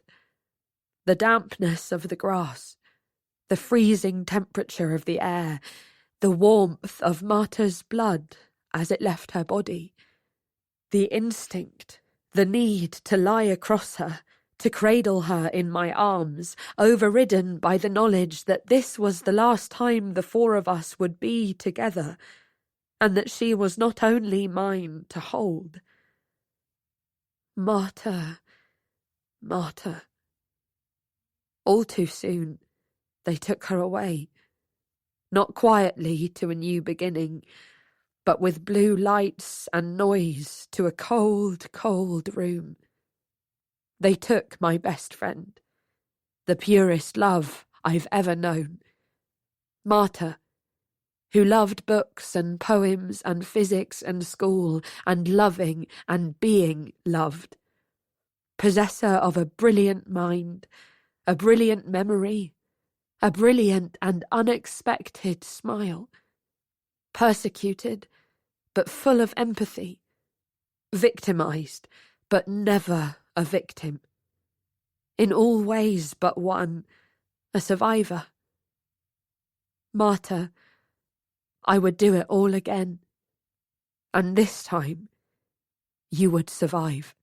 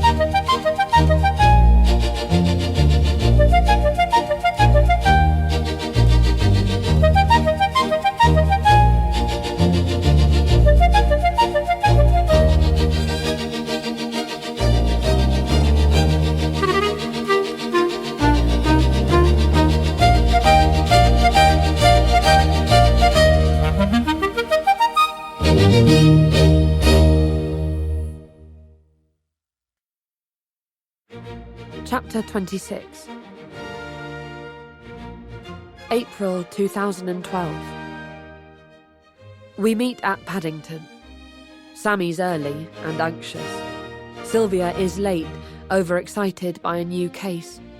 Lloyd arrives just in time, dismissing his small entourage at the ticket gates, posing for photos with several members of the public.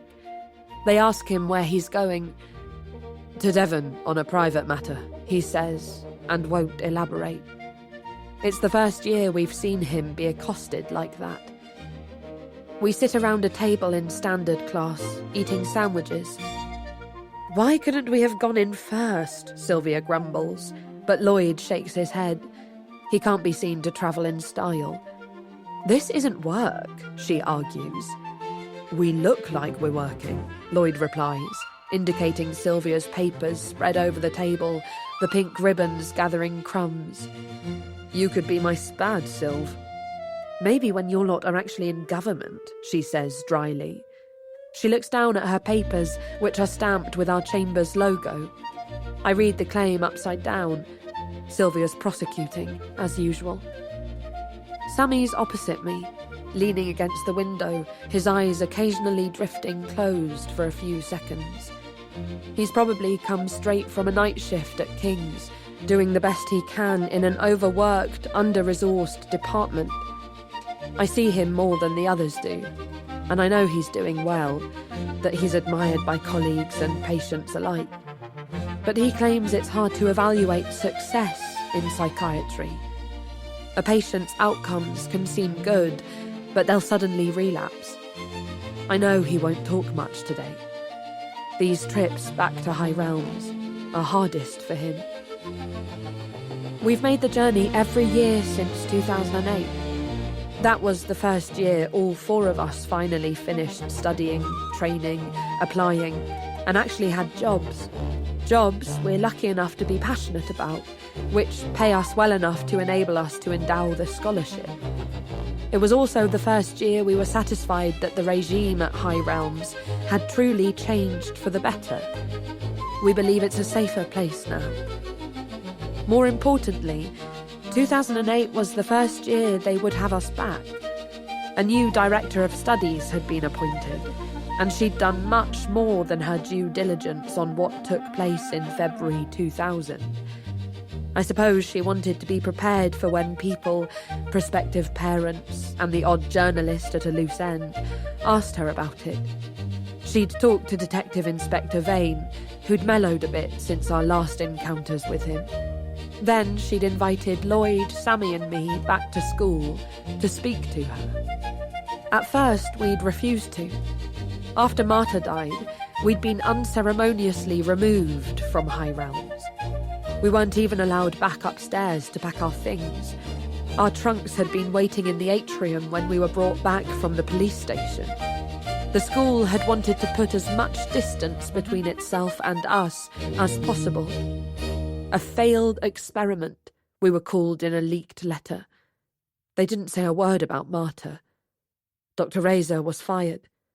On the same morning we were sent home from High Realms, Gerald was released without charge and went back to school to complete his education. 5 days later, on the same day that Sylvia wrote to me to say that Genevieve had returned to High Realms, we'd heard that Professor DeLuca had died in his sleep. Perhaps unsurprisingly, it took a long time for Lloyd, Sammy, and particularly me to be exonerated from any direct involvement in Marta's death. Dr. Razor reported that she'd left Marta asleep in her study while she went to meet the psychiatrists on the front drive and show them the way to the San. She didn't lock the door, thinking that I would arrive while she was gone. It's difficult to know exactly what happened between Dr. Razor leaving the room and her finding Marta on the lawn 15 minutes later. Lloyd, Sammy and I pieced together a version of events, but to the police, who didn't know Marta, it made suspiciously little sense.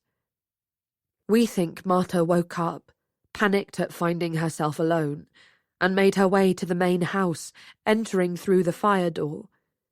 If she'd done so a few minutes later, she would have bumped into me, but she must have crept up the back stairs to Hilary, perhaps then going directly to room 1A, where she thought I would be.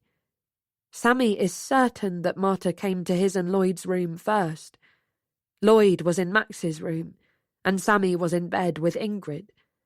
They were both asleep, but Ingrid thinks she remembers half waking at the sound of the door closing. She wouldn't tell the police in case she was implicated, and she only provided Sammy with an alibi very reluctantly because she was breaking the rules by being in his room. They broke up because of that, but whenever we talk about that night, Sammy mentions what Ingrid thinks she heard. I have no alibi between leaving Sylvia's room and kneeling next to Marta's body, and only Sylvia's word for it that I'd been in her room at all. I suppose it was this gap, the coroner's discovery of Marta's old injuries, and the months of lying to the police, to which we freely confessed, that made Vane suspect I'd accidentally killed Marta. Perhaps he was simply aggrieved that we'd duped him.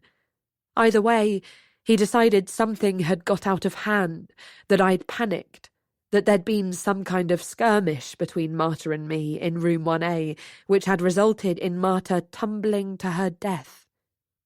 In his view, Lloyd and Sammy were covering for me. There was no proof, but the absurdity of the claim meant I had no appetite to fight him or anyone else, no burning desire to set the record straight, because Marta was gone, and High Realms had turned its back on us, and there was no point. We didn't even tell Vane what Gerald had done to Marta, because there was no proof of that either. The trial was set for January 2001. Then, in November 2000, after I'd spent 9 months at home in Hackney, inert with grief, my father received a letter from a barrister's chambers in central London.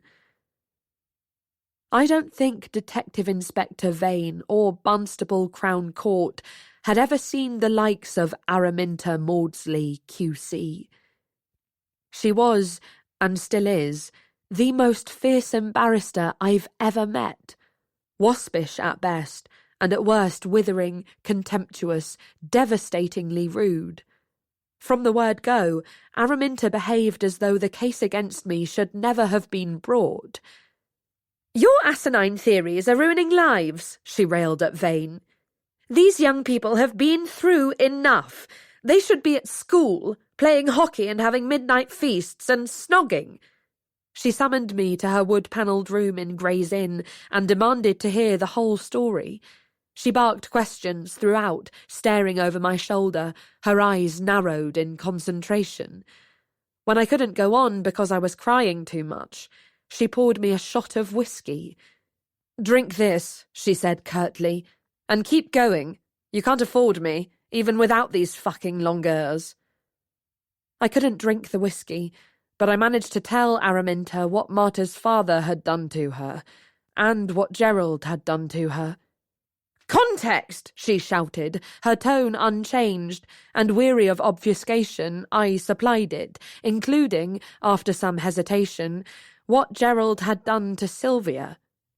I was almost certain Sylvia hadn't confided in her mother, and, as I watched the colour drain from Araminta's flushed face, I knew I'd been right. She reached across the table for my glass, her hand shaking. "Have you told the police this?" she asked. I explained the allegation Max had made, and Gerald's swift exoneration when Max had been unable to say whom he had assaulted. Araminta's face contorted into an expression of derisive confusion. "Why would Max bother to report a crime without a plaintiff?" she snapped. I explained that Max hadn't phoned the police out of a sense of justice, or any kind of altruism, but because he'd believed that if he could get rid of Gerald from High Realms, he would be more secure in Genevieve's esteem when she returned to school. Araminta listened to this, and nodded slowly. "A blessing in disguise," she muttered. Seeing my surprise, she snapped, "Even if Max had given them a name, I doubt that Gerald would have been prosecuted. The law is utterly feeble in such cases." She drained her glass, her face screwed up in pain. "He's more used to us this way, the bastard." The following week, she interviewed Gerald in preparation for calling him as a witness. The trial started badly. The prosecution berated Lloyd, Sammy and me about why we'd hidden Marta in the clock tower, easily presenting it as a reckless, arrogant decision with fatal consequences. The worst thing was that we more or less agreed with them. Marta had been dead for nearly a year, and we were missing her more than ever. We doubted our actions more with every question we were asked. Sammy was in a bad way when he took to the stand on the third day of the trial, and Araminta's opposite number, an old High Realmsian himself, was irritable after an unproductive morning.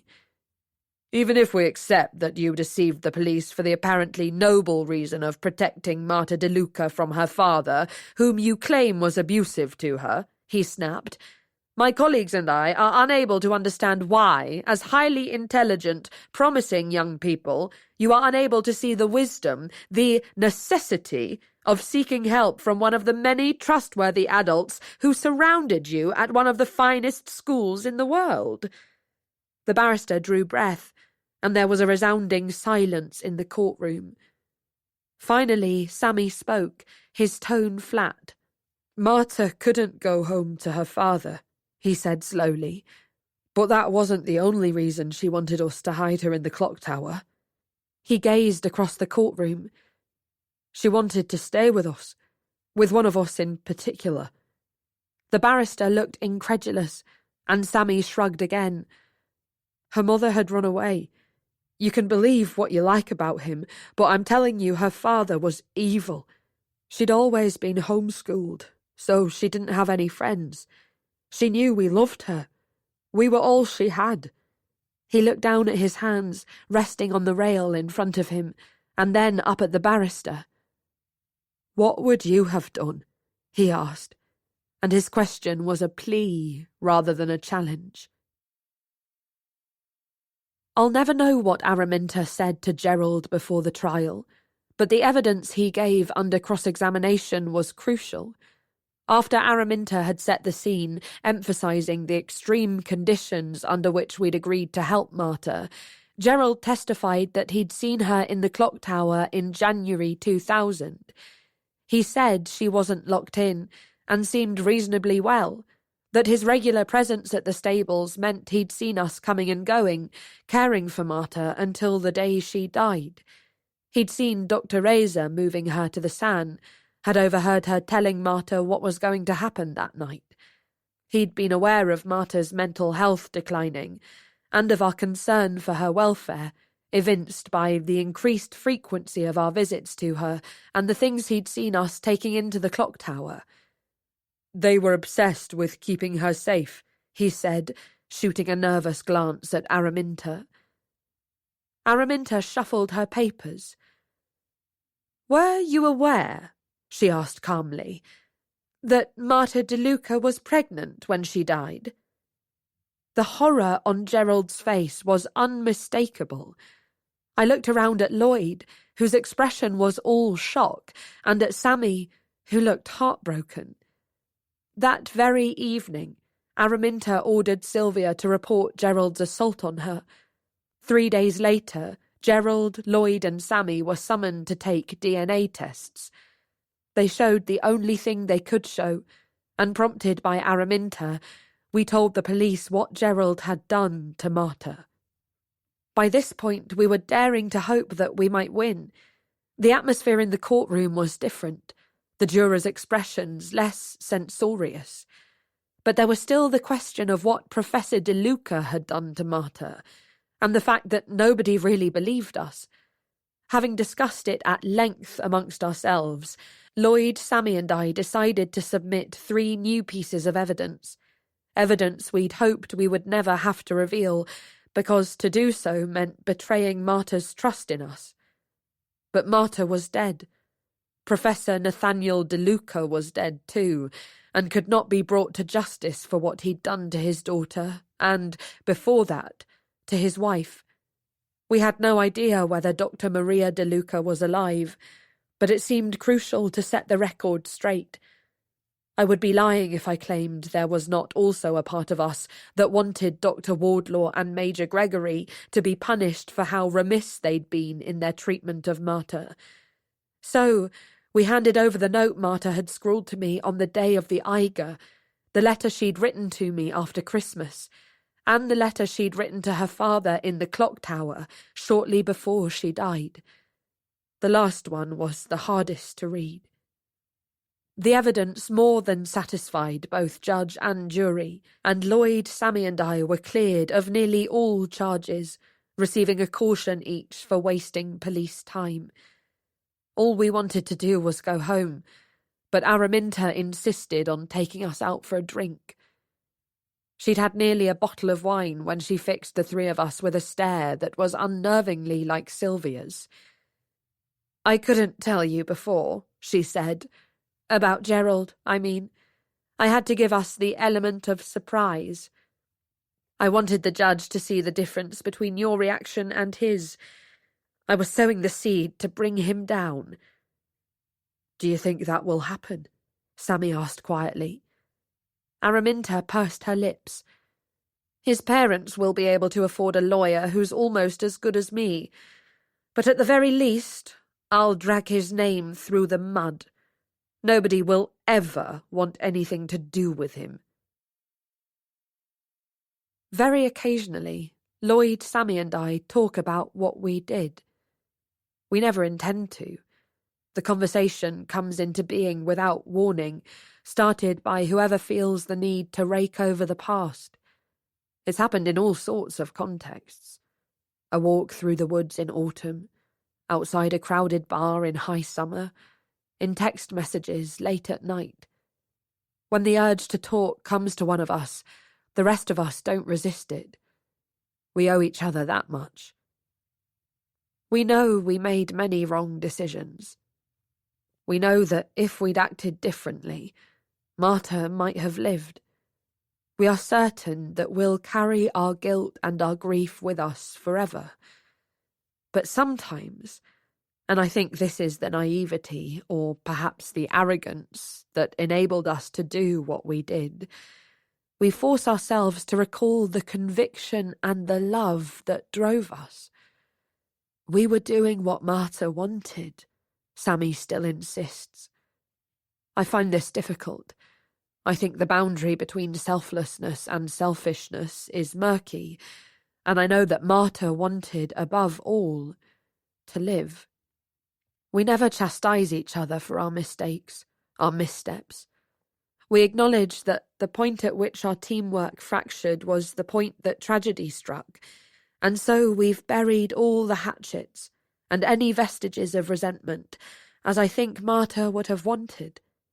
Besides, we cannot be at all certain that different actions would have yielded a different outcome.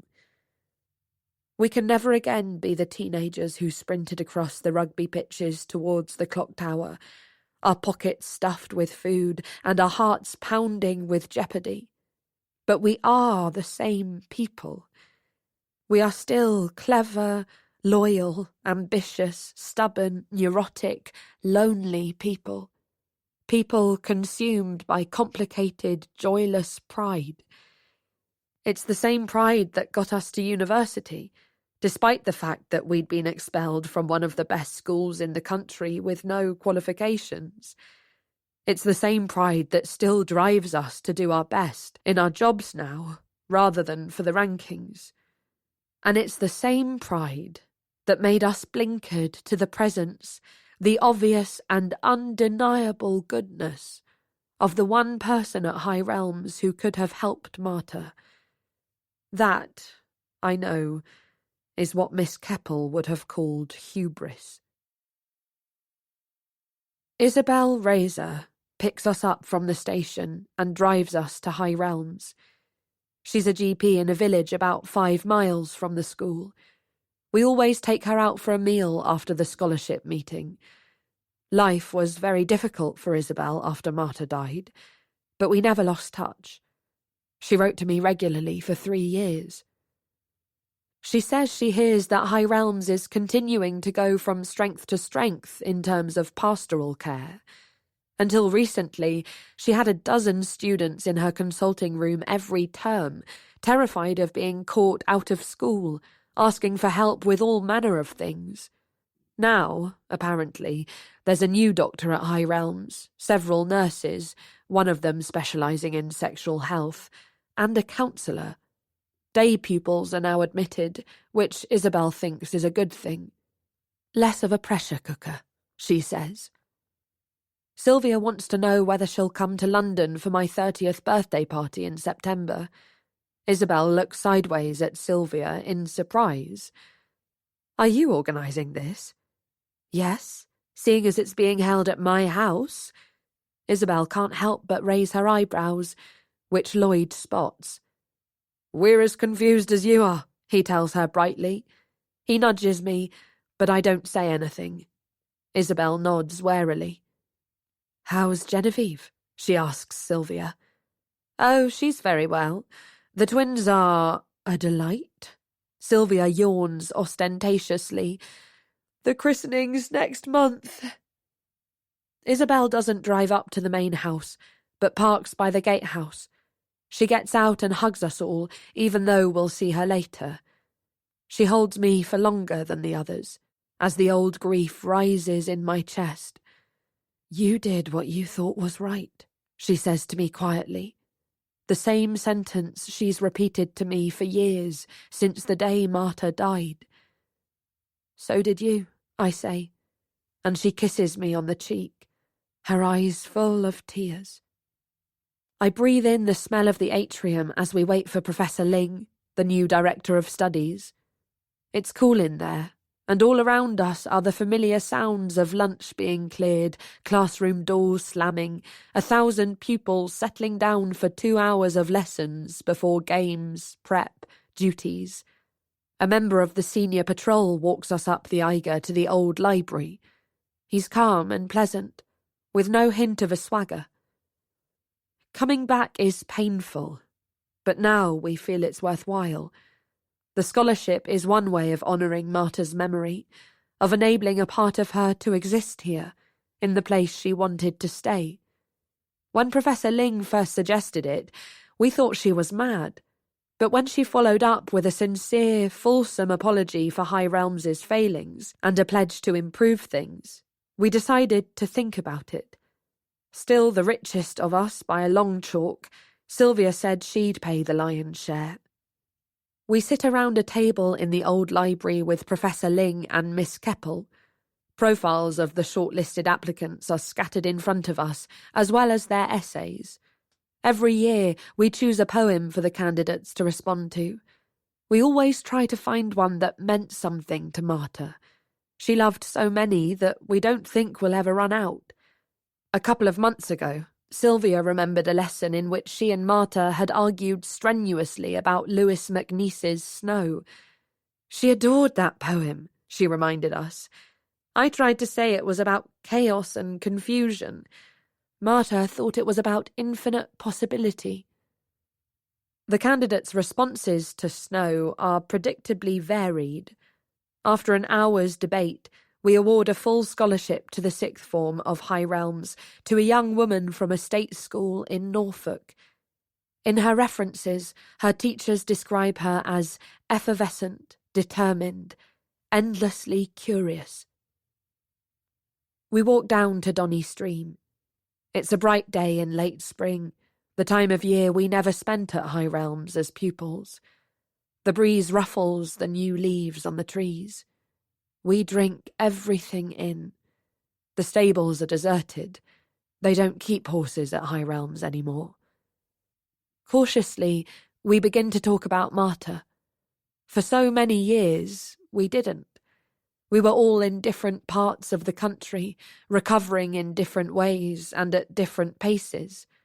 When I finally joined her at Oxford, Sylvia was surprised by the ongoing intensity of my grief. "Were you in love with her?"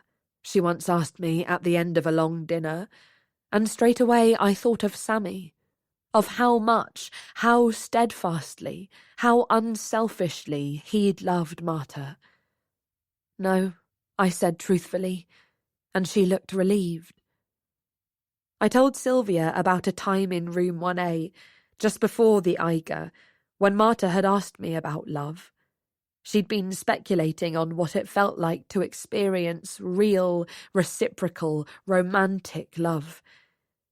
"Do you think it'll be amazing, Rose?" she'd asked. "Do you think it'll be the best thing in the world?"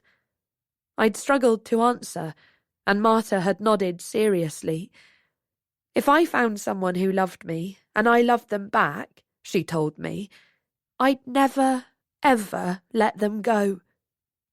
Lloyd, Sammy and I walk down the grassy bank to the water's edge, while Sylvia hangs back by the barns. The boys and I crouch down and dangle our fingers in the water. "She was extraordinary," Lloyd says suddenly.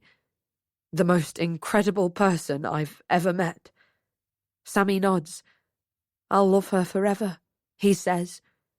"Me too," Lloyd and I say together, and we laugh. There's a pause. "Does Sophie know how you feel?" Lloyd asks Sammy. "I told her before we got engaged. I think she gets it." Sammy grins at us and glances back up the bank to where Sylvia is waiting. "On which note, Rosie," he says, "I've been meaning to tell you. It's so stupid, you not being with Sylvia. She made a mistake, but she's really sorry. She loves you. She wants to marry you." Lloyd frowns at him, but he shrugs.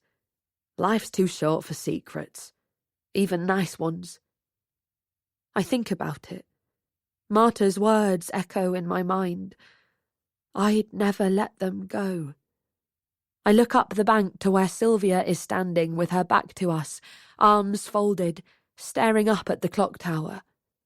The memory of her betrayal, a fling with an older, extravagantly successful barrister from our chambers, still stings. Then I remember how she helped me in the days before Marta died, and her support in the long months and years afterwards. I think of the days I thought I couldn't go on, and all the reason Sylvia gave me to do so. Lloyd, Sammy and I climb back up the bank to the stables. "Sylvia," Lloyd calls. She turns around. For a moment I think she's going to walk away, back to the main house and home to London without me. But then she strides towards us, and as she gets closer, I see the love that possesses Sylvia, that still drives everything she does. I see her compassion, which even 7 years at High Realms could not erase. She falls into step beside me, and I take her hand. Lloyd, Sammy, Sylvia and I walk back to school together in companionable silence, the four of us bound by love, loss, and enduring hope. We dream of the future.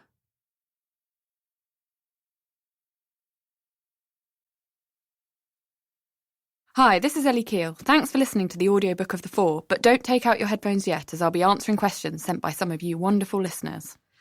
And hello, I'm Elle Potter. I've been narrating the audiobook of The Four, and I'm going to be asking you some of those questions, Ellie Keel. So, shall we start with a question from the bookstagrammer BC Bookish, who wants to know, what was your main inspiration behind this book, and what was the first scene you wrote? Great question. Well, the inspiration behind the book is probably twofold. Mm-hmm. So first of all, I found myself obsessed with the concept of hiding someone or something in plain sight. Yeah. Preferably in some kind of institution. I don't know where that came from, but I just thought it was fascinating that someone would, or the idea of attempting that, you know, hiding someone in plain sight. So if you had, like, I don't know, a hospital even, and you wanted to just hide someone in the middle of a hospital, I don't know. And the idea of someone kind of nearly finding them every day. And so that's where part of it came from. And then I just wanted to write about friendship, really. And I wanted to write about what happens when friendship is tested and the concept of loyalty. I've always been fascinated by the concept of loyalty. And yeah, I guess also I was interested in kind of grey areas of morality and how and the intersections of that with loyalty and friendship. Yeah, sort of the cross section between loyalty, friendship, and responsibility. Exactly. For me, that's like a really massive question at the centre. Of the book. Yeah, and how you can do bad things while trying to do the right thing.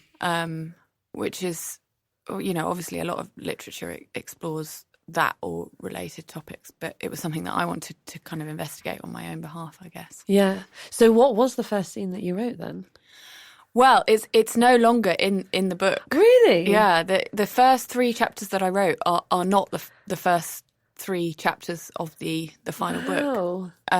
This is like the uncut version, you know, the director's cut, where you see all the. So what were those scenes? Well, they were the 4 arriving at High Realms.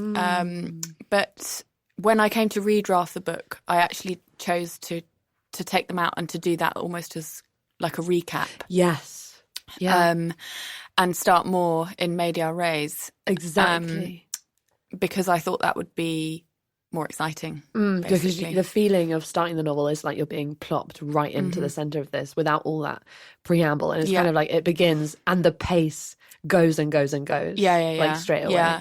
So actually in the first draft it starts with Rose leaving her flat in Hackney in her dad's taxi and the route from Hackney to Devon, which I had just driven because I'd just been on holiday to the place where the book's set. Right. But actually, it was a bit plodding, and it was a bit prosaic. And actually, I needed it in my head, but I didn't need it to be in the book. Yeah. You needed that preliminary work almost. Yeah. But what was nice was that made Rose's dad an actual character, whereas he isn't really now. And I think that's maybe a slightly underexplored thing in the book. I don't know. I think you give like a lovely sprinkling of that information. And I think that's such an insight into the process of the creation of the book, how you like decide to leave those details for later on. You know, I feel like you get a real window into Rose's life when she goes back for the Christmas break. And there's something amazing about seeing a character in that situation so far into a book where you've seen them in such a different context. So yeah, I'm a fan. I wanted to ask, actually, I wanted to ask, and also so did another Bookstagrammer, whose name I can't pronounce. It's YGG Drazel Dreams, asks, are any of the characters based on yourself or anyone you know? Oh, gosh. I was thinking about this when you said you've always wanted to write about loyalty and friendship. Well, I think there's a good helping of me in Rose. Mm-hmm. I can see that as your friend. Yeah. Yeah, it's probably no surprise to anyone who knows me. I mean, Rose is, because it's in the first person, I think there's always a bit of yourself in a first person narrator, right? Because you can't separate your own thoughts completely from a character that you're enlivening on the page, I suppose. Some people might disagree with me. So yeah, there's a bit of me and Rose. None of the other characters are really based on people I know, because the fun of writing is inventing people. Yeah. For me, at least. And I mean, I suppose some of them might be amalgamations of several people, or have a kind of sprinkling of somebody in them. I do know a sort of Lloyd. That's really interesting, but you won't say who it is. No, definitely not. No.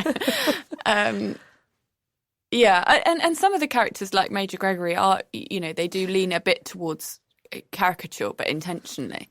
So you even give him the backstory of his military career, and that does kind of position him as the kind of person he is. Poor old repressed Major I did Gregory. wonder if any of the teachers were based on teachers that at your school. What was your school like? Was it like this? My school was nothing like High Realms. That's a relief. My school was a state grammar school in Canterbury. That it was a decent school, but it wasn't elite. It wasn't so much like Rose then. Yeah, you know? Yeah. No, my school was nothing like High Realms. I think the teachers are probably more based on tutors that I had at university. Right. Yeah. You know, I think Miss Keppel's probably kind of a fraud, isn't she? I think so. I don't think she's ever read a book in her life. Challenged, by those. I love those sections of the book though, where you almost get to read a poem through so many characters' different eyes. And I think that must have been really interesting to write, because you will have had to do all that work yourself, and then also decide how a character would have kind of interpreted them. I thought that was a fascinating way to find out about character. That isn't a question, but it's a remark. it's a remark. Now, Chloe S. wants to know, this is a good question, I think. If The Fall was made into a film, who would you cast to play Rose, Marta, Lloyd and Sammy? Ooh. Another great question, but a tricky one, I think, because of their age. So, and I wouldn't want to cast actors who were much older than them, because I think it's important that they have that quality of of youth. Youth is so important to all the decisions. They make. Because it's their naivety, their inexperience, all of that makes what they do not forgivable exactly, but it is forgivable in my view, but understandable, because they are just not equipped with the life experience to know what to do differently.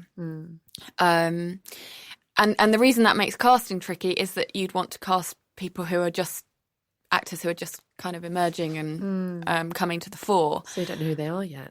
Yeah, we don't know who they are. I do think there's a bit of Jacob Elordi about Lloyd.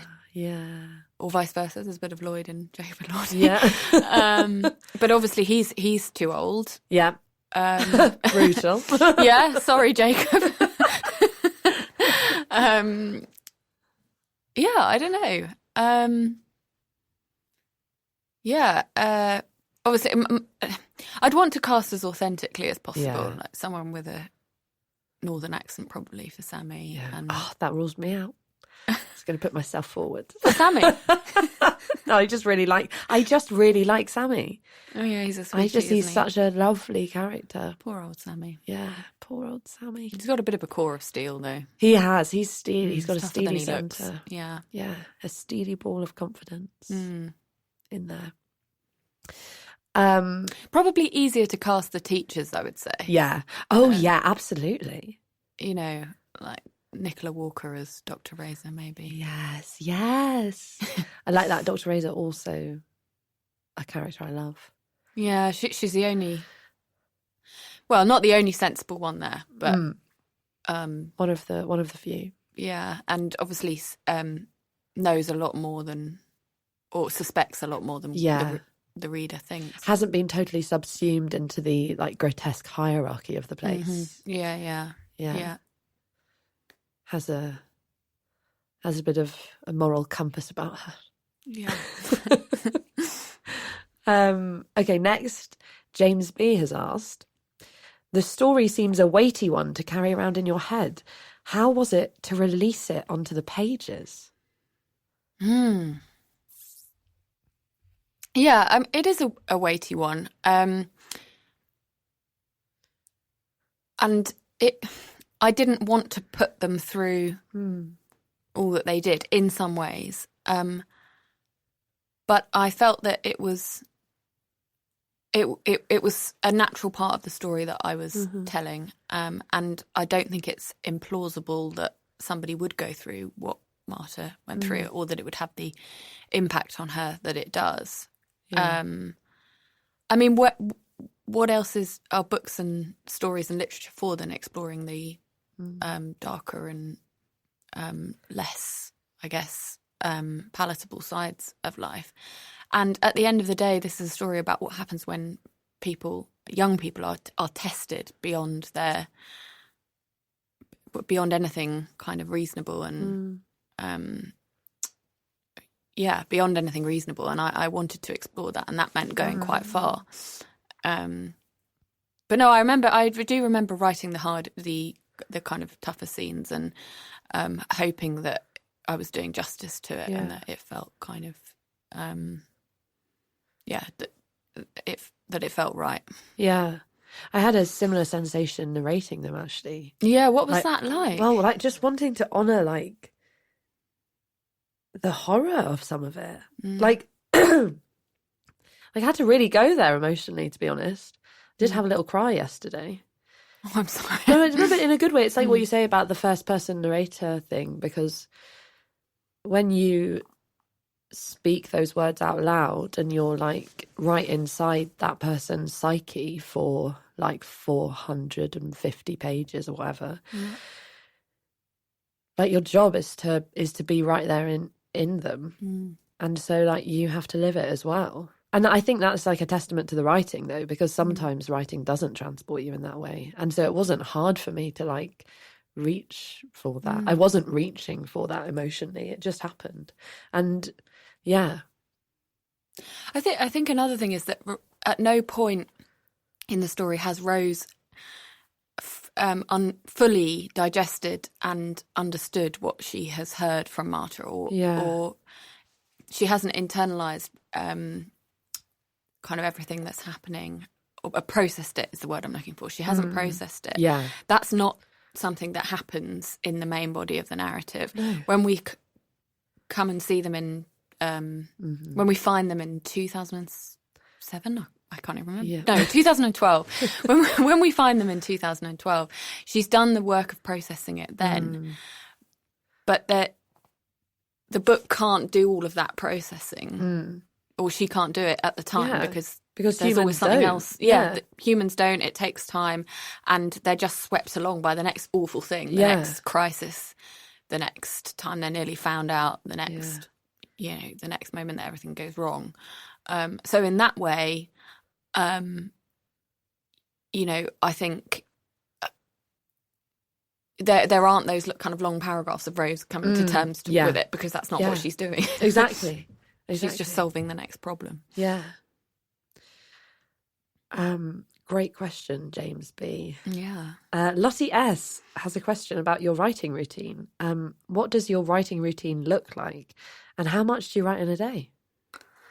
Oh, it really depends, actually, because of my 2 careers. Yeah, I'm a theatre producer as well, so some days I'm doing that all day. But on a good day, I would write for most of the morning and try and get 1,000 words done, because 1,000 words is enough to get into it, and enough to feel that you've made some progress. And usually I can do that in about 3 hours, unless it's a really tricky bit. But the routine can be hard to find, and sometimes, it's a cliche, but sometimes inspiration just doesn't strike you when you've sat down to do it, and then you'll be doing something else later in the day, and the answer will just come to you, and you'll think, oh God, now I'm meant to be producing. Yeah, I'm in a marketing meeting, and I've just worked out what the answer, what I wanted to write, but that's all part of it. And stepping away from a difficult bit can be the best thing sometimes, and whether that's stepping away for 10 minutes to make a cup of tea or for a week, who can say? Differs every time. Lottie has another question, which is, how did you get inspired to write dark academia? Did you spend time in libraries or old cities? I have spent a lot of time in libraries. I went to a very ordinary state school, and from there I went to Oxford University, and I think it was that disparity that, what am I trying to say? I guess I found that very, very exciting, and Oxford made more of an impression on me than it would on somebody who had been to a school like High Realms. Both in that it was very exciting and also quite intimidating. And I suppose I must have not ever really shrugged that off in order to have written this book. Yeah.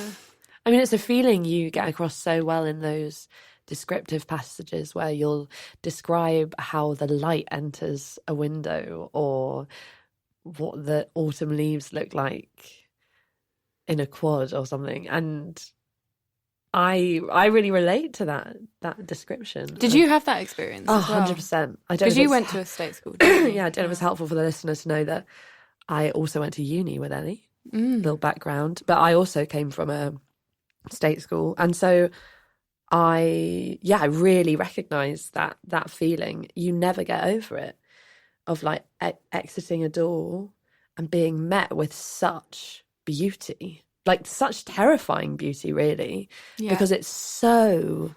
The point of buildings like that is almost to be intimidating. Yeah, well, that was my experience. Yeah, and in fact, we just got to a section in the book where Rose says, I think Sylvia says, "I'm going home" or something, and Rose says, "I'd never thought of High Realms as home." And that's such an interesting kind of in-betweeny liminal place where it's like, well, that's where you live your whole time. Yeah. How can it not feel like home? Yeah. And it's that imposter syndrome, isn't it? Yeah. I mean, I think I did have a degree of imposter syndrome at Oxford. And one of the only ways to overcome this, I don't know if you found this, is by working hard, because then you can prove yourself. Exactly, yeah. But totally agree about terrifying beauty. I mean, Donna Tartt talks about that as well. Beauty is terror. And I think a bit of terror isn't necessarily a bad thing. It's quite motivating. But well, look at you now, Ellie. God. No, I think those passages are just beautiful. This is kind of related. Daniel T asks, why did you choose Rose as the protagonist? Were there any other characters' perspectives you considered writing from? Great question. So I did have a go at writing the four as from all four perspectives. Yeah, interesting.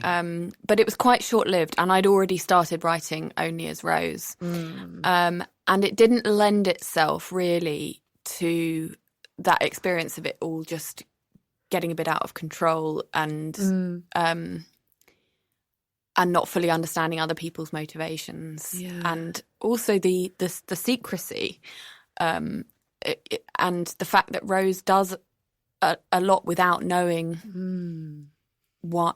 She does a lot for Marta without knowing why she's doing it, and she doesn't know what happened on Bridge Night. She doesn't know the truth about Lloyd and Max, and if you narrate it from other perspectives, then those reveals are, they become slightly, well, they just become redundant. But they're so impactful, the way that the perspective that you have chosen to write from, because you're discovering these things alongside Rose, and all those bombshells they're really bombshells.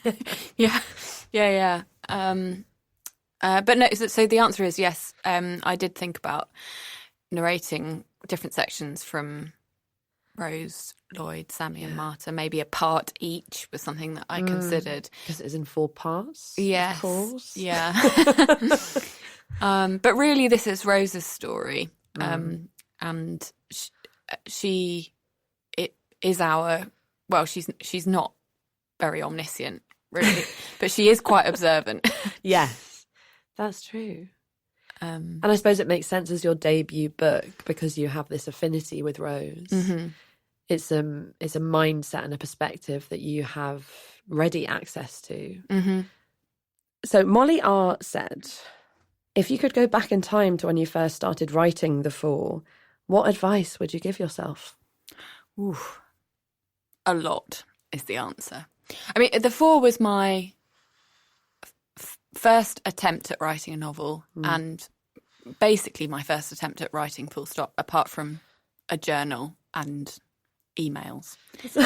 That's pretty impressive. And so I really learnt on the job, and that was both great and not that efficient, in the sense that I have to do a lot of things twice or 3 times. The book went through a long editing process with several brilliant editors. There were parts of it that didn't change at all. Like almost the whole of part 2 remained unchanged. But lots of it did. I think I would be bolder from the start, probably. And I would, I changed the ending, you see, and I could only have That's interesting. I don't know whether I should what the other ending was. I don't even know whether I should say it, but in the first draft and the second draft of the book, Marta did not die. Wow. Marta lived and escaped from High Realms, and was helped to escape from High Realms by Sylvia and the other 3. Wow. And Rose's dad actually helps with that, and she went on to, well, we don't know. There was no 2012 section in that draft. But I suppose that was because when I wrote that, I couldn't bring myself to write what I actually think would happen in this situation, because I don't think that it's possible for someone to go through what Marta went through before High Realms, and then what she goes through at High Realms, and actually to carry on. There's such great mirroring of the start of the novel as well. And I think I'd recommend to the listener, listen to it all again, because I felt and understood so much more the second time round. It's one of those things where you'll keep seeing those turning points, those decisions. It's almost excruciating, I would say, actually reading it the second time round, knowing what will happen. At every point they could have made a different decision or taken a different path, and somehow they don't.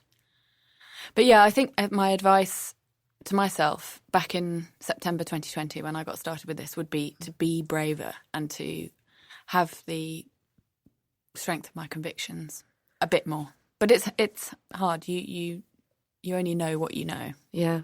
When you know it. Wise words.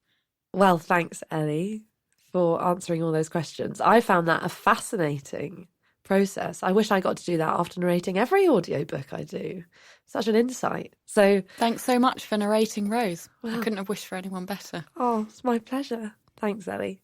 Thanks, Elle. That was The Four by Ellie Keel. Read by Elle Potter. Produced by Santi Arribas at Rear Window Studios. Casting by Rebecca Fortain. An audiobook from HQ, an imprint of HarperCollins. Text copyright Ellie Keel, 2024. Production copyright 2024 by HarperCollins Publishers. All rights reserved. Ellie Keel asserts the moral rights to be identified as the author of this work. Thank you for listening.